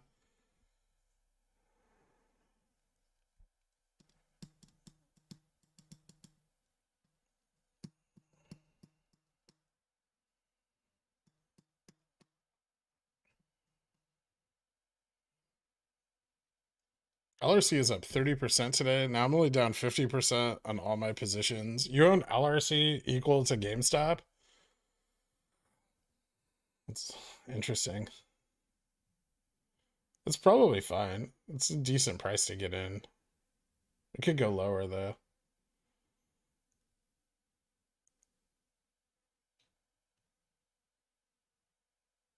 When you explained how you would rule your Feb 18 calls to March if no movement by tomorrow, can you explain what indicator you base it on? Time, theta, etc.? What do you mean? Like when I'm choosing to roll them? It's based on theta. Theta is going to start to decay on those contracts at a much faster rate. And before that happens, I want to move them forward. The price of the stock is pretty static right now. I mean, I'll lose. I should probably save a little money on IV. I think the IV on Marches is lower. Thoughts on playing 3x leverage ETFs as a nice leverage risk medium between shares and options? For example, think about buying some SPXU, 3x inverse SPY. SPY correction to 364 would double my money. I guess you could. I don't know. I feel like I'd want. I've never used I've used XPXS. I've never used XPXU. What's it trading at? The current price of it kind of matters.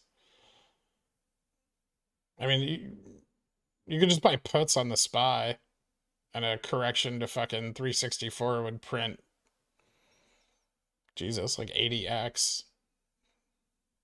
So why use if you're only going to double your money on SPXU on a drop to 364? It doesn't seem like a very good deal.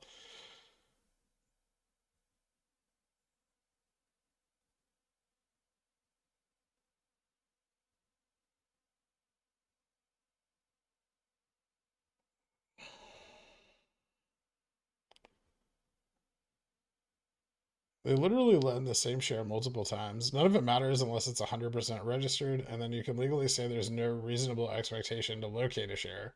And yet, they will be found.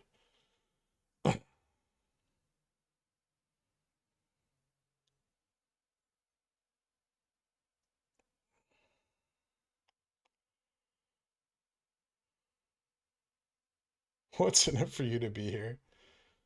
Just to troll. They want to be angry on the internet, like angry people on the internet have been for decades. They want to make you feel as bad as they do, probably. I don't know. I don't really know the importance behind it. If RC is able to buy more stock, I wonder what he's waiting for. Does he think there's a better buy-in point at this dip? What the I don't think he's waiting to buy more stock. I mean, he could buy options.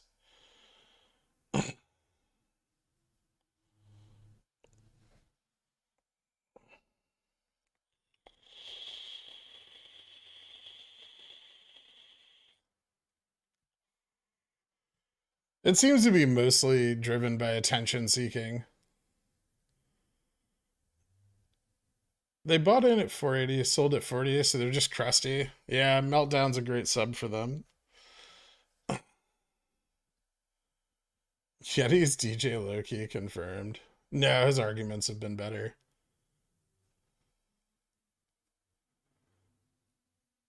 Whatever happened to the gag order for RC that was supposed to expire this month? People are saying it expires later. Now they're saying like Q4, which is probably, that seems to be more accurate, I think, from the brief digging I did into his gag order. It's not like the fucking CEO has a gag order, though. He can come out and say whatever he wants, right? So they're just not saying anything, regardless of the gag order. It amazes me that Fetters chose to hold on to nonsense options. So look at the facts. Nonsense opinion?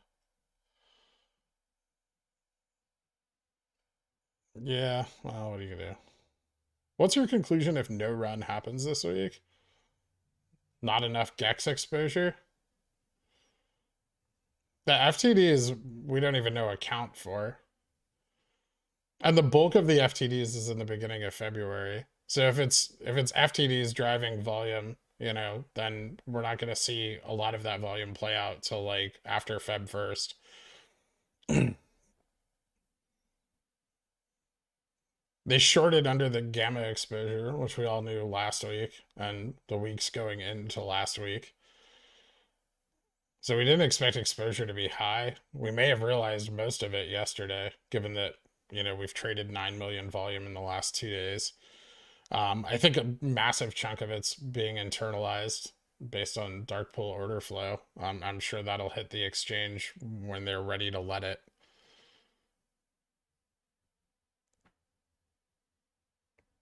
Meanwhile, the asymmetric risk continues to diverge, and at some point, the stock will have to climb back. So I'm not really concerned. I'm just waiting for it to happen.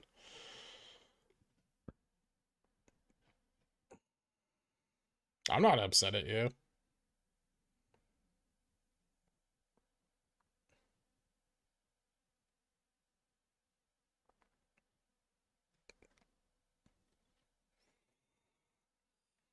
Keep saying unbullish things. Your reverse psychology is working on the stock.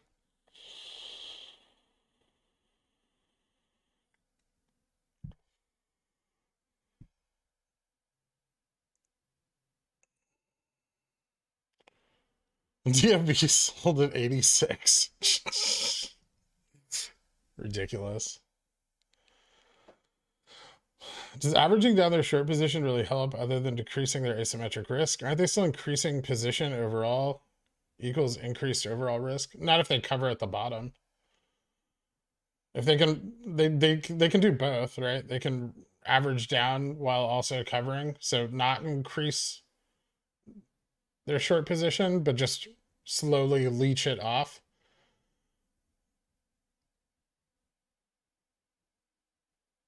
Gotta clear out those 99.69s. Dix is widening. They can't handle the Dix growing this large and wide. It's true.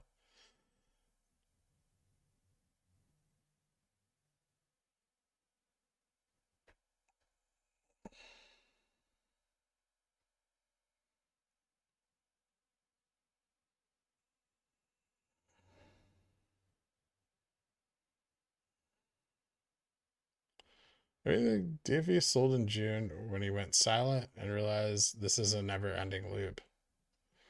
It's possible. Or he didn't. And you'd think he would have sold in March if he was going to sell in June.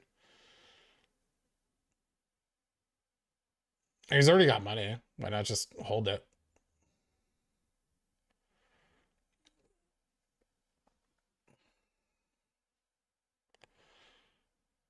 Are March 4th and 18th any different besides that 18s are safer? Or is there exposure past March 4th? Trying to save as much money as possible. No, there's no known exposure past March 4th unless there's like a futures contracts rule. There's like a possibility for the price to continue up into the futures roll date like we saw last year. In which case, you'd still make a shitload of money on March 4th. I think the biggest issue is liquidity and the bid-ask spread on March 4th. Like, March 4th options probably don't have a lot of liquidity.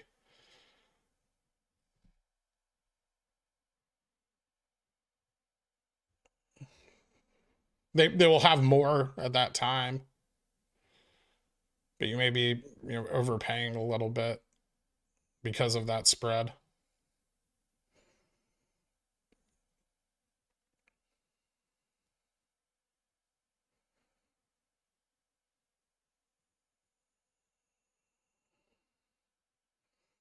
Hashtag not a halt.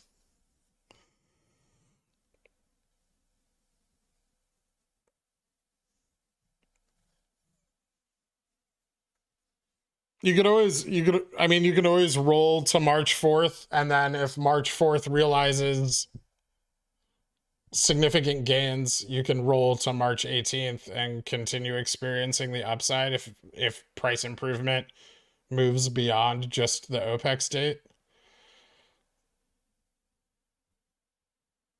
That way you take a little loss, but you still capture a greater amount of upside potential. That's not terrible.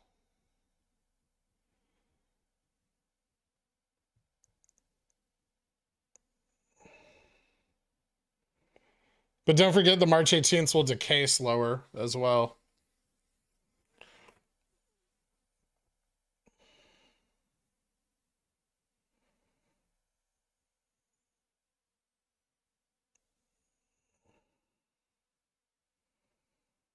It's about both, Carl.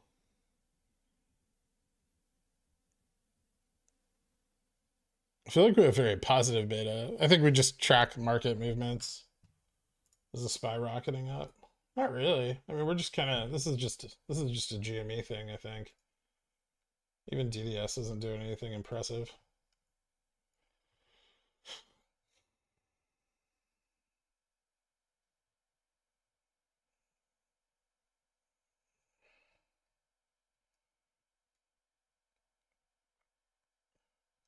I think we still have a gap, right? Do we? No, we just filled the gap. That was some okay volume.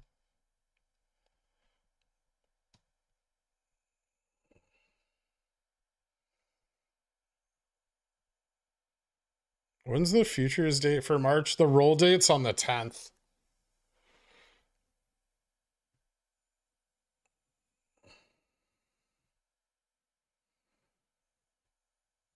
Yeah, we closed all the gaps. We can fucking switch back to Hankanashi candles.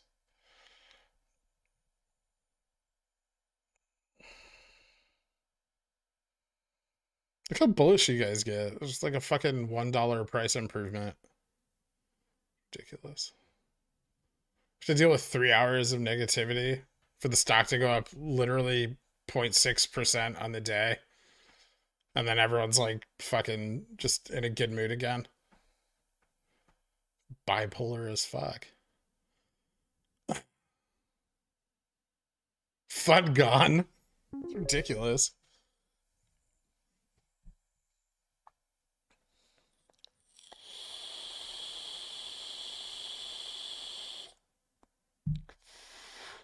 No, I have shit to do tonight. I probably won't. I'll try to stop by President Darth Dan.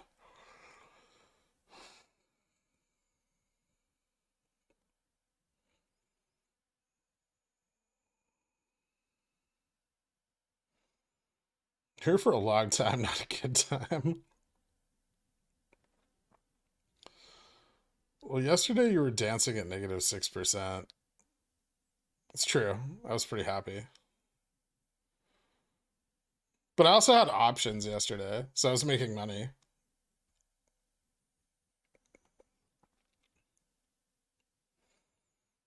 I didn't buy any dailies today.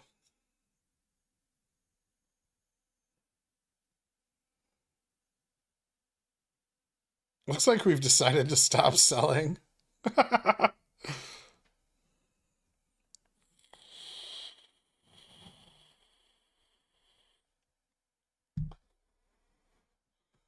You come to the mod call for Han's birthday tonight. I will try to stop by if I can. I have a bunch of shit I have to do tonight. But I'll try to stop by if I make it home.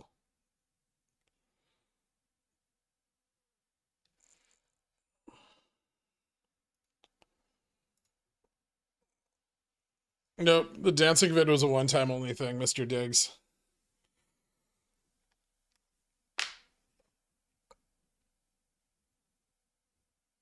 If I had the option between being right and making money, I'd rather trade options and do both at the same time. Yeah, well, that's what you do. Can we get the head bobbing song? No.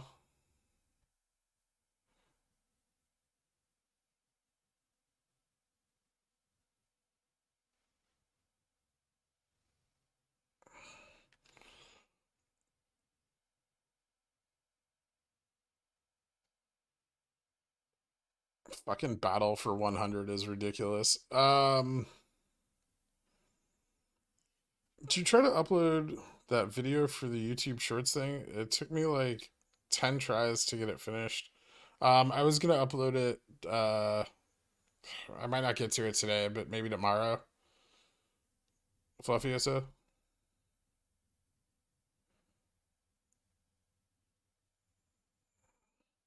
Does it not have music?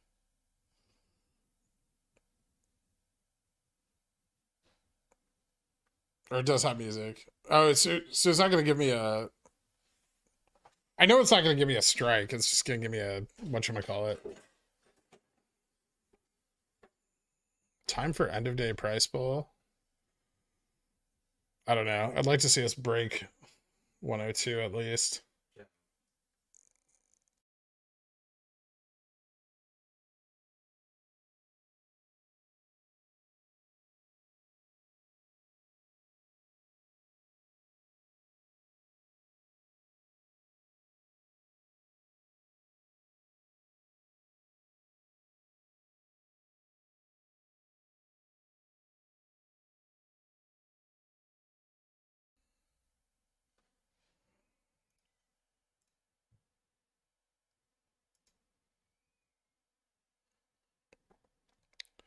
If no price action today, what does it mean for your expectations for tomorrow?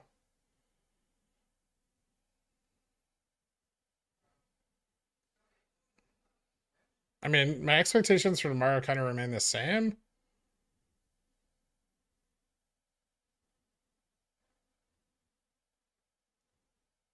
What happened? They're DDoSing my camera?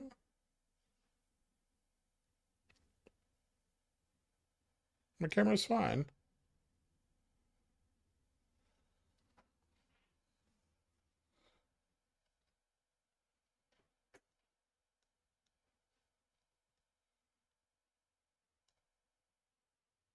Oh, hold on. Okay. Yeah, I think I like kicked the USB cable.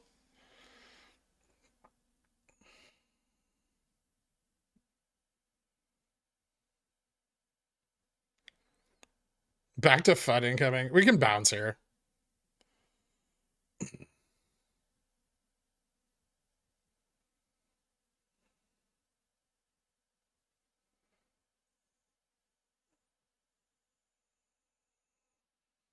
Did Han's birthday push the cycle back one day?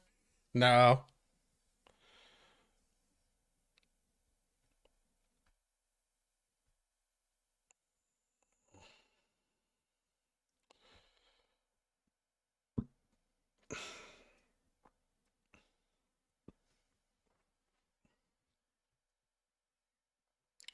Dan Almighty, you don't get anything done at fucking work any day. Don't bullshit me. We all know your Philadelphia wife funds your degeneracy.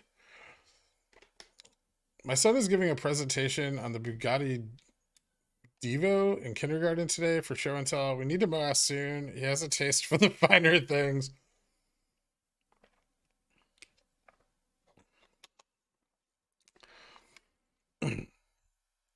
Yeah, even if we MOASS, I wouldn't buy him that car. Here you go being an irresponsible parent again.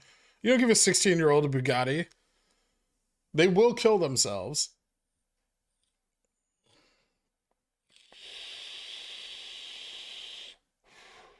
Which vape do you use? Thinking about quitting smoking? Just quit. It doesn't matter which one you use. The sooner you quit smoking, the better. It's a fucking terrible habit. It makes you stinky.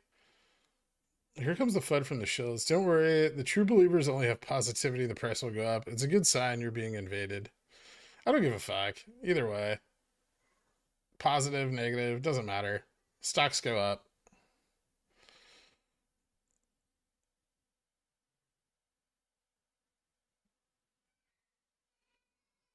I spent $30 on a Hot Wheel Bugatti on eBay. You're spelling Bugatti wrong. I'm like 99% sure.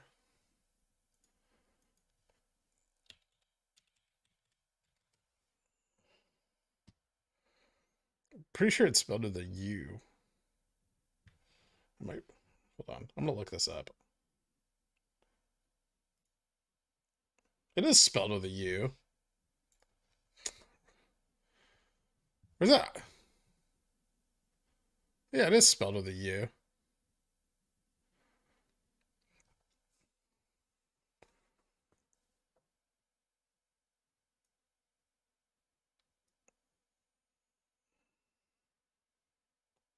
If you bought a Bugatti for $30 off eBay, you've been ripped off, Hales. Don't tell your husband. He'll make you cancel your membership.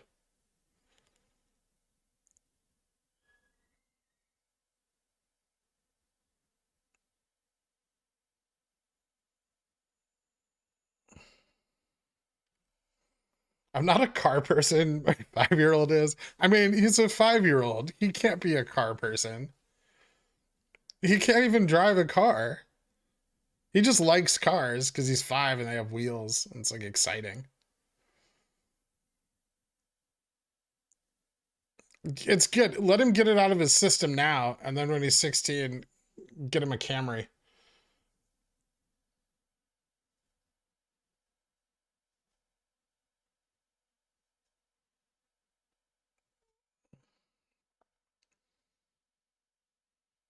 Is there such thing as a car person? It's a myth created by Pixar.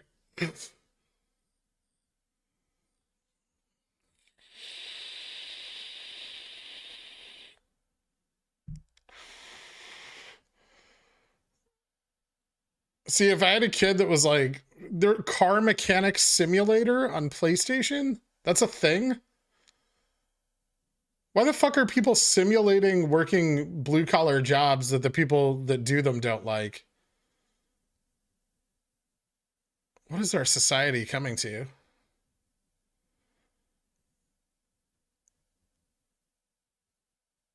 Jesus Christ.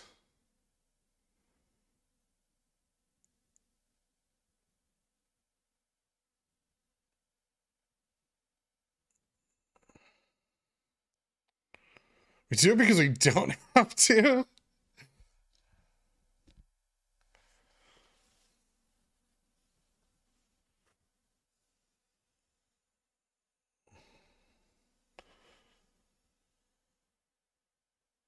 There's a lawn care simulator.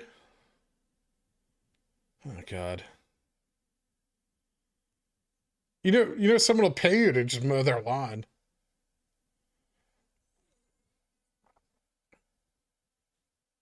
That's called paper trading. What was your first car? Mine was a Volvo wagon. Rip. Mine was a 1992 Toyota Celica convertible with no rear window. Well, it had a rear window, but it was like half ripped off. I know what an inner tie rod is now. Well, I mean, I guess it's useful. Like if your car ever breaks down, maybe he can fix it.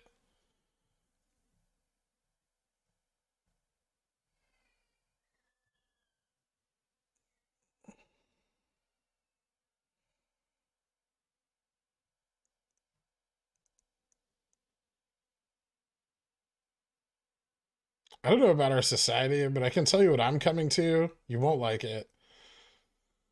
I suppose I can expect more Dick's pics after the stream.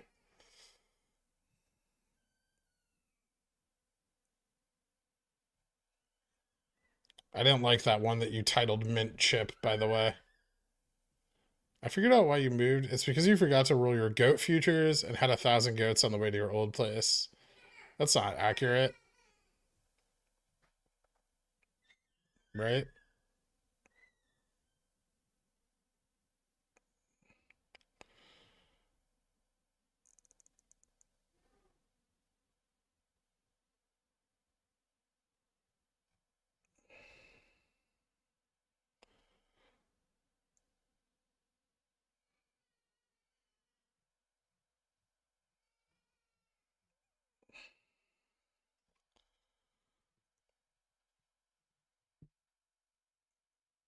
Is Dr. K still alive? Probably. Are you supposed to put the entire jug of milk into scrambled eggs? No. You should really use heavy cream. It's better. When Pi-Fi X trade spotting? I don't know. I don't think that's happened. I could reach out to Jamie again.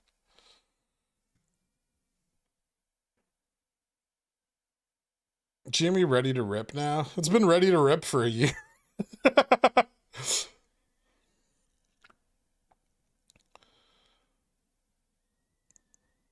What the heck is up with the overall market being down 500 points? Then reversing 2 days in a row. I don't know.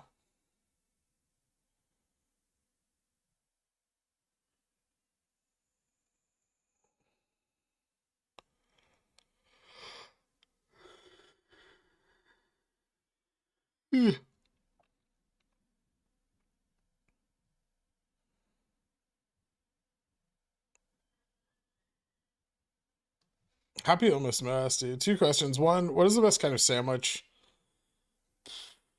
Fuck. I don't know. There's so many. I had a really good one the other day. What informs asymmetric risk? What metrics cause you to think it's increasing? A dark pool trading volume is trading at a higher price than our current market volume. delta sensitivity implies that a move to the upside could be great, and they are attempting to short under that sensitivity. Both of those are inverse to one another, divergent.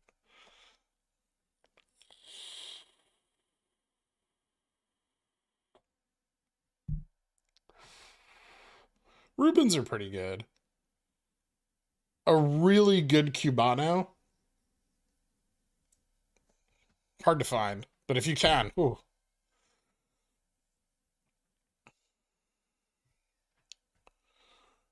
Have you ever had a snickle? Look at the chart, Farmer Jed. What the fuck is a snickle?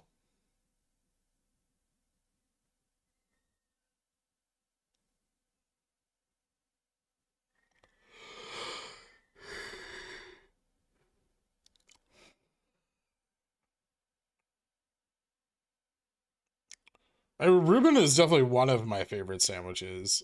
I don't know if I can just like label a favorite sandwich.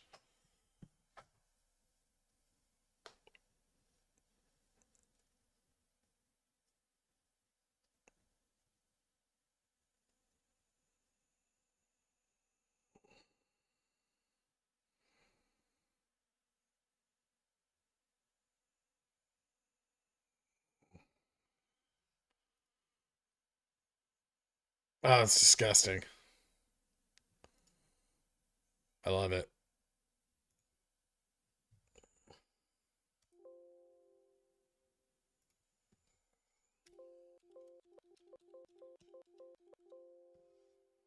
Why does it do that?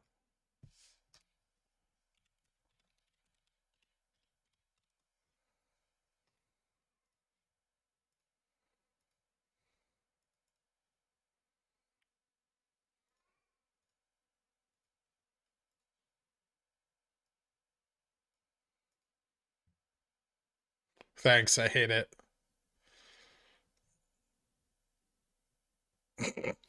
A Reuben sandwich from a Canadian Arby's? Yeah, that doesn't sound good at all. What are your thoughts on chili dogs? I've had some very good ones, but I don't like hot dogs. So it's tough. Maybe I do like hot dogs, but I only like very good ones. I don't know.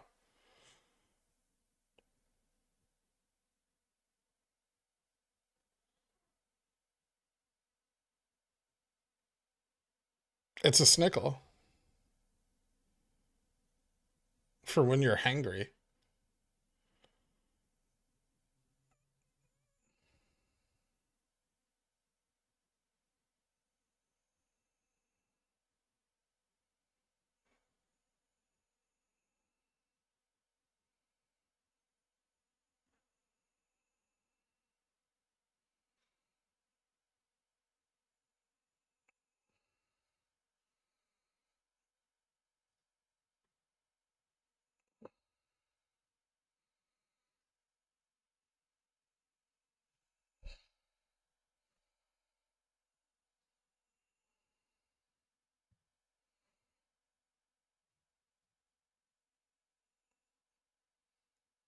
They're to kill the FUD, I assume.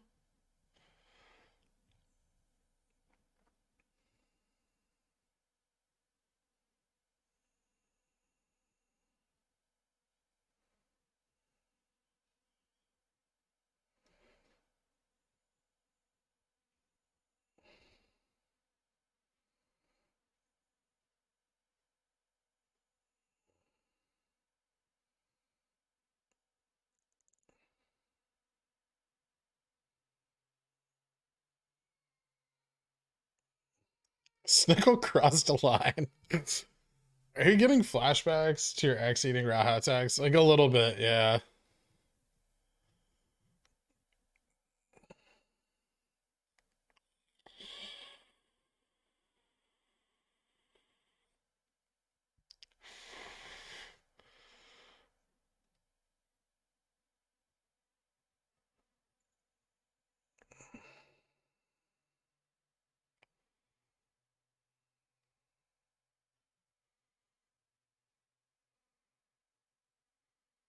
GDS halted pending news. What? GDS isn't fucking halted.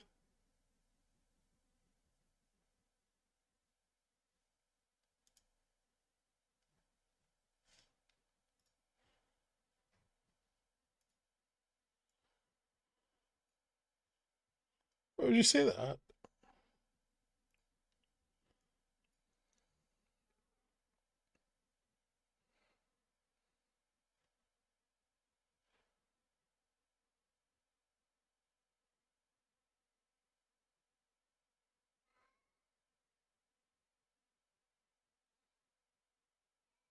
DSS is halted. Oh, I don't give a shit. Uh, what is DSS? What do they do?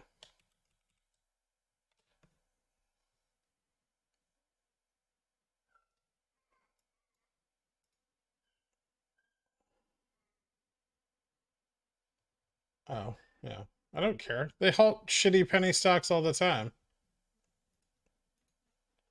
Why would you give a shit about that?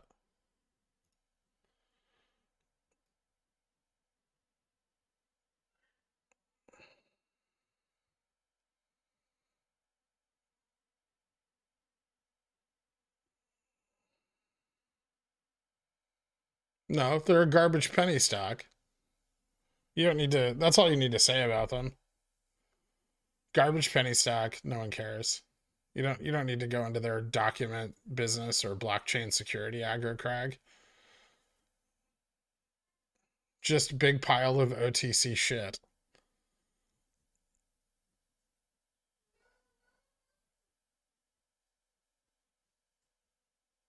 Protect retail from making money. No, Surface Smurf. The first time you asked this question, I answered it. I'll answer it again though. They can average down and cover. They can average down at the top and cover at the bottom.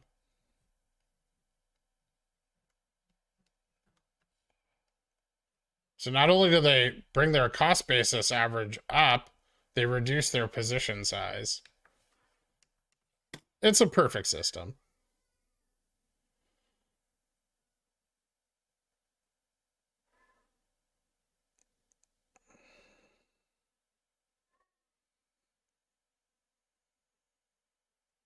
Could you do a short tutorial vid on how you have your WeBull interface set up? Yeah, I'll do it right now. You go over here to the bottom and you hit settings, and then you select default, and then you click it. Done.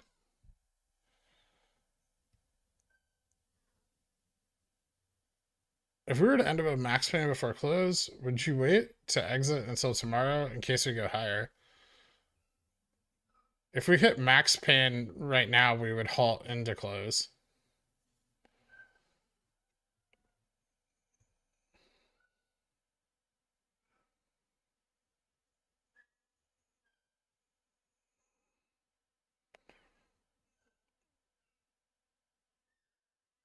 How do you think future share due to CBOE can be delayed? From whatever others know, extending past the T35. Yeah, there shouldn't be.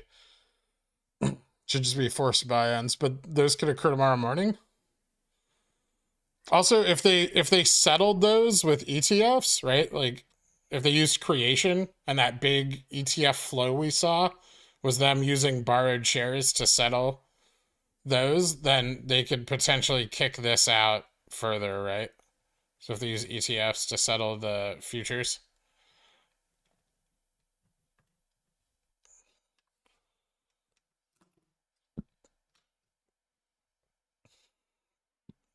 So if they're able to cover, then why are we here for the ride? They're not able to do it quickly. That's a slow process.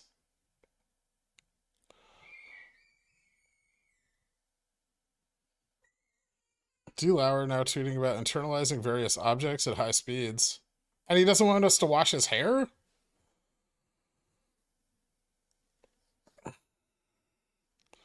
You think they would prefer the price to run in after hours so retail can't add to the pressure? I think they'd prefer it to run in after hours so that there's no options exposure.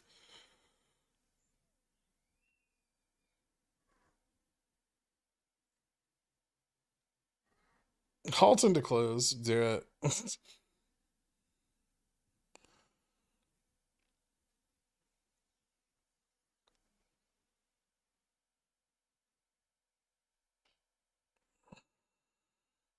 I feel like I'm internalizing inside of you financially. Thank you, Death Crow. So ditch Feb 18 right now. I'm waiting until tomorrow, Barto. But it's up to you, man. You could do it now. You could do it tomorrow, whenever you want. They can T+2 still extends till tomorrow. It's a 3-day window. So I'll wait for the end of it.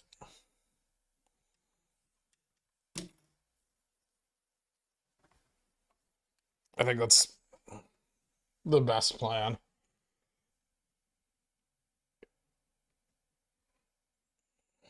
If it's MOASS, how would they run after hours? Institutional volume would dry up nearly immediately. Yeah. If you were a hot dog, would you eat yourself? It's a weird question.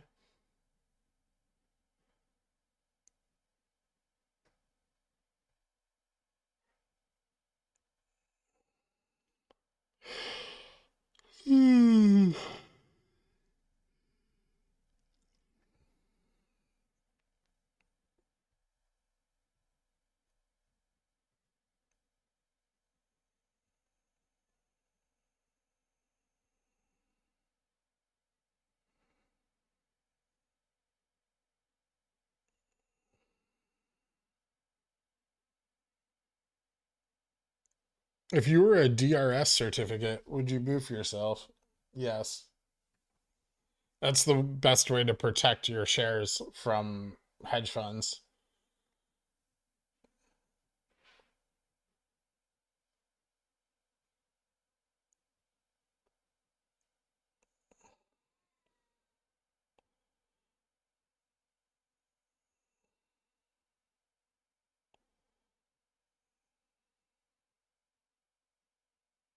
If I could fold myself in half like a book and eat myself, I'd cease to be a member of society and you'd never hear from me again. Thank you, Tristan. Well, no, because then I would die. It's like, I don't like that.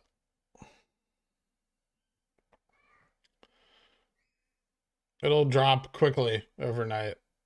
S-Bash. There's a big drop off after Wednesday.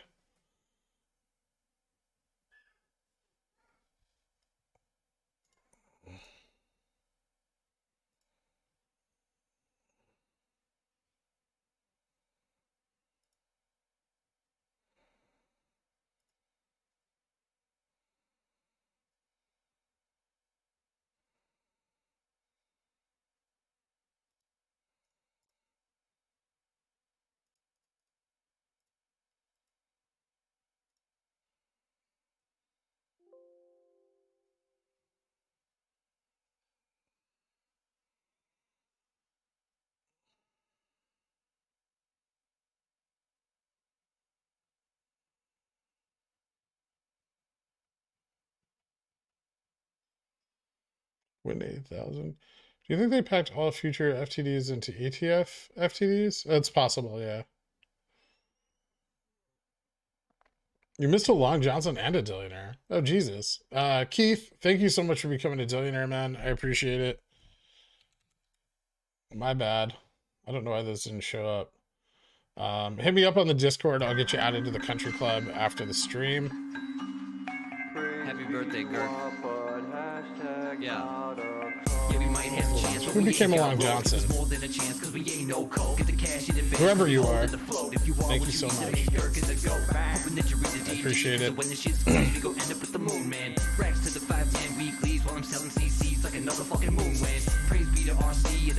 Despite them potentially averaging down, you're still so bullish. Yep.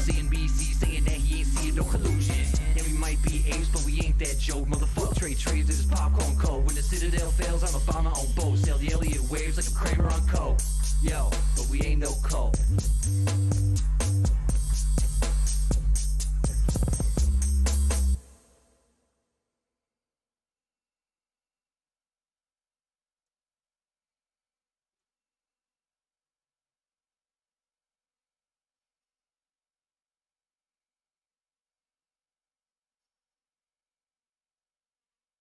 Here's a question. Does T+2 extend into after hours tomorrow, Wednesday?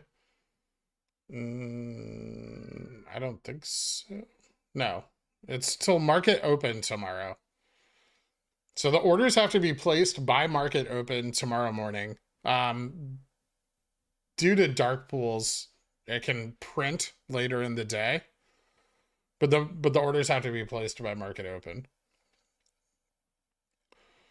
And if they push it out to tomorrow, that and there is a significant amount that they need to cover, you can expect price action to be pretty volatile if they have to do it that way.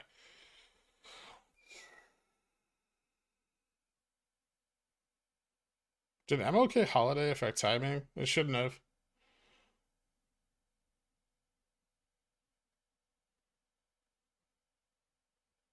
Cost just dumped 5%. You expect leveling dropping Thursday and Friday this week before picking up more improvement beginning Feb 3rd-ish, right? Do you think they will go big with negative 15% days again Thursday and Friday?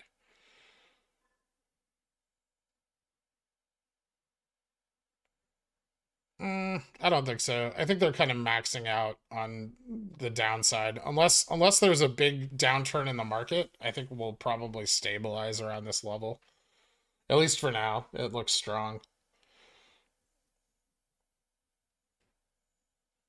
5 million FTDs and GEX. There's no 5 million FTDs due today. Just GEX. GEX and unknown quantity of FTDs. Oops, never mind. I thought I made a nickel today, but I didn't. Yeah, no problem. Fluid Creations Glass.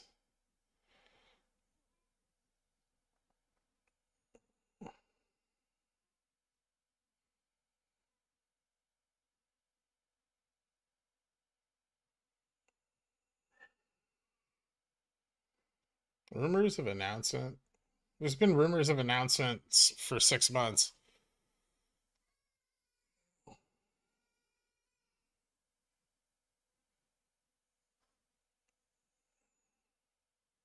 Wouldn't Jamie on Reg Show for old time's sake? That'd be interesting. They have borrowed a lot this week, but they've also returned some. I'd have to look back and see the last time that our, like, a significant number of shares were borrowed and not returned.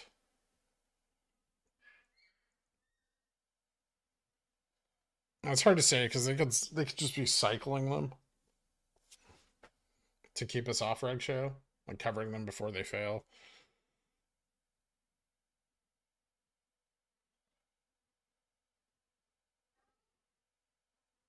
Actually, sold my options just in time to scoop out with $100. Much better than holding and getting hit with the drop. Yeah.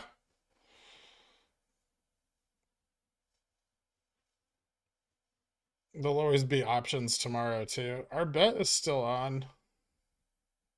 What bet? Do we have a bet? I forgot about it. Thanks, Dominic.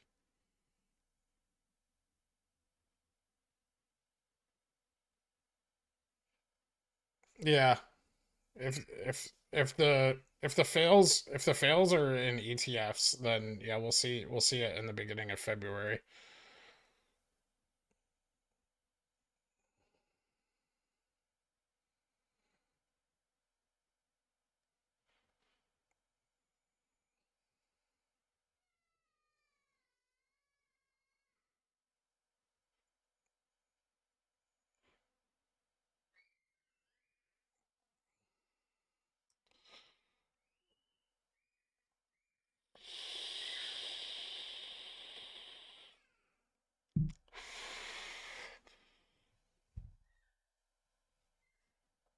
Does finishing above 100 mean anything? It's pretty significant for the puts they have at 100 that they're still fighting for.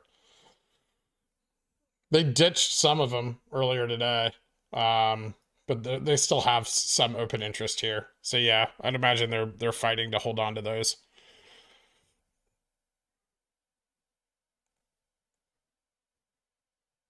I hate being poor. Even if they drop this to $5, I'd only be able to buy one right now. Interesting.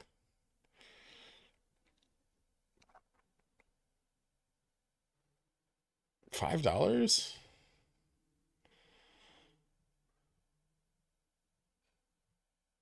That fucking sucks, MCL. If they dropped it to $5, I'd hope you'd paper hand your Dillionaire membership and at least get 5. Does the DM line at 102 matter for close? Yeah, it continues out through tomorrow. Get a quick chant going for 100. I mean, it's right there.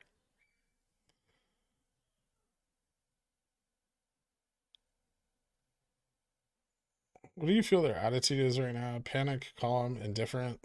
Some of this indicates a little bit of panic, but they have a strategy. I'm sure they're sticking to it.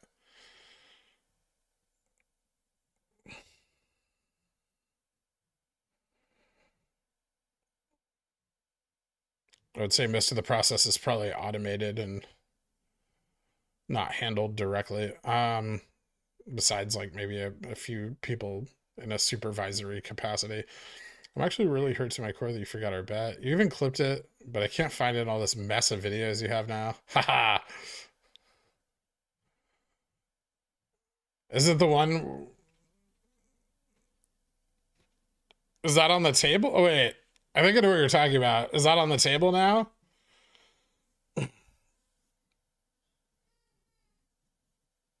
Is their strategy Coke?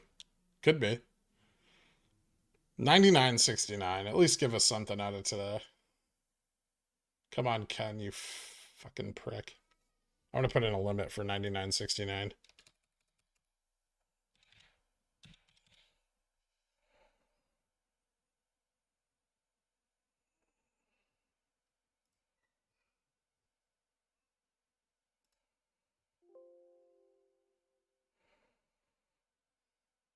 I just filled. Damn it.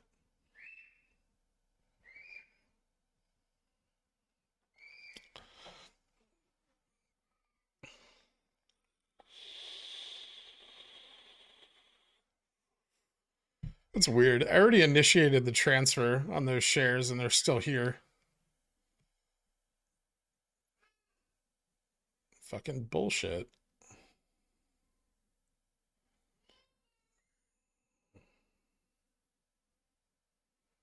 Ding ding.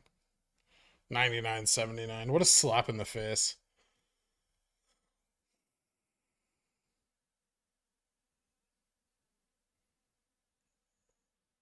You DRS? No. I just transferred them to Fidelity, but they're still showing up in the account. Which means WeBull probably fucked it up again.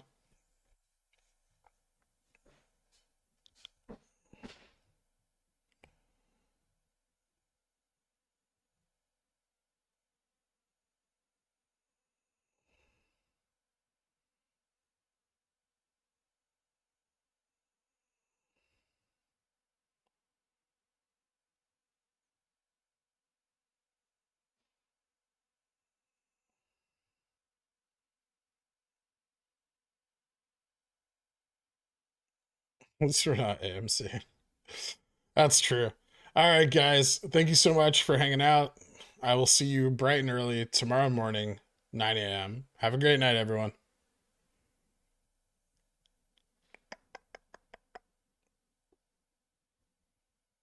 What the fuck is the thing?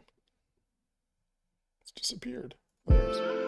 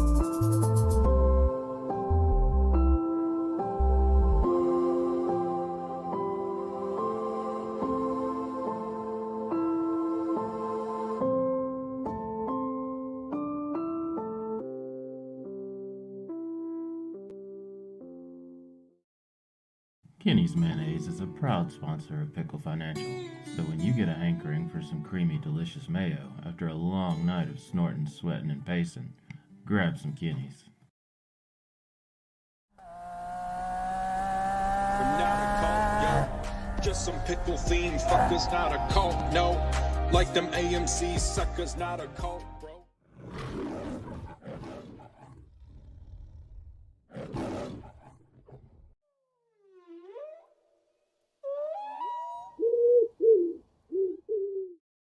Rico!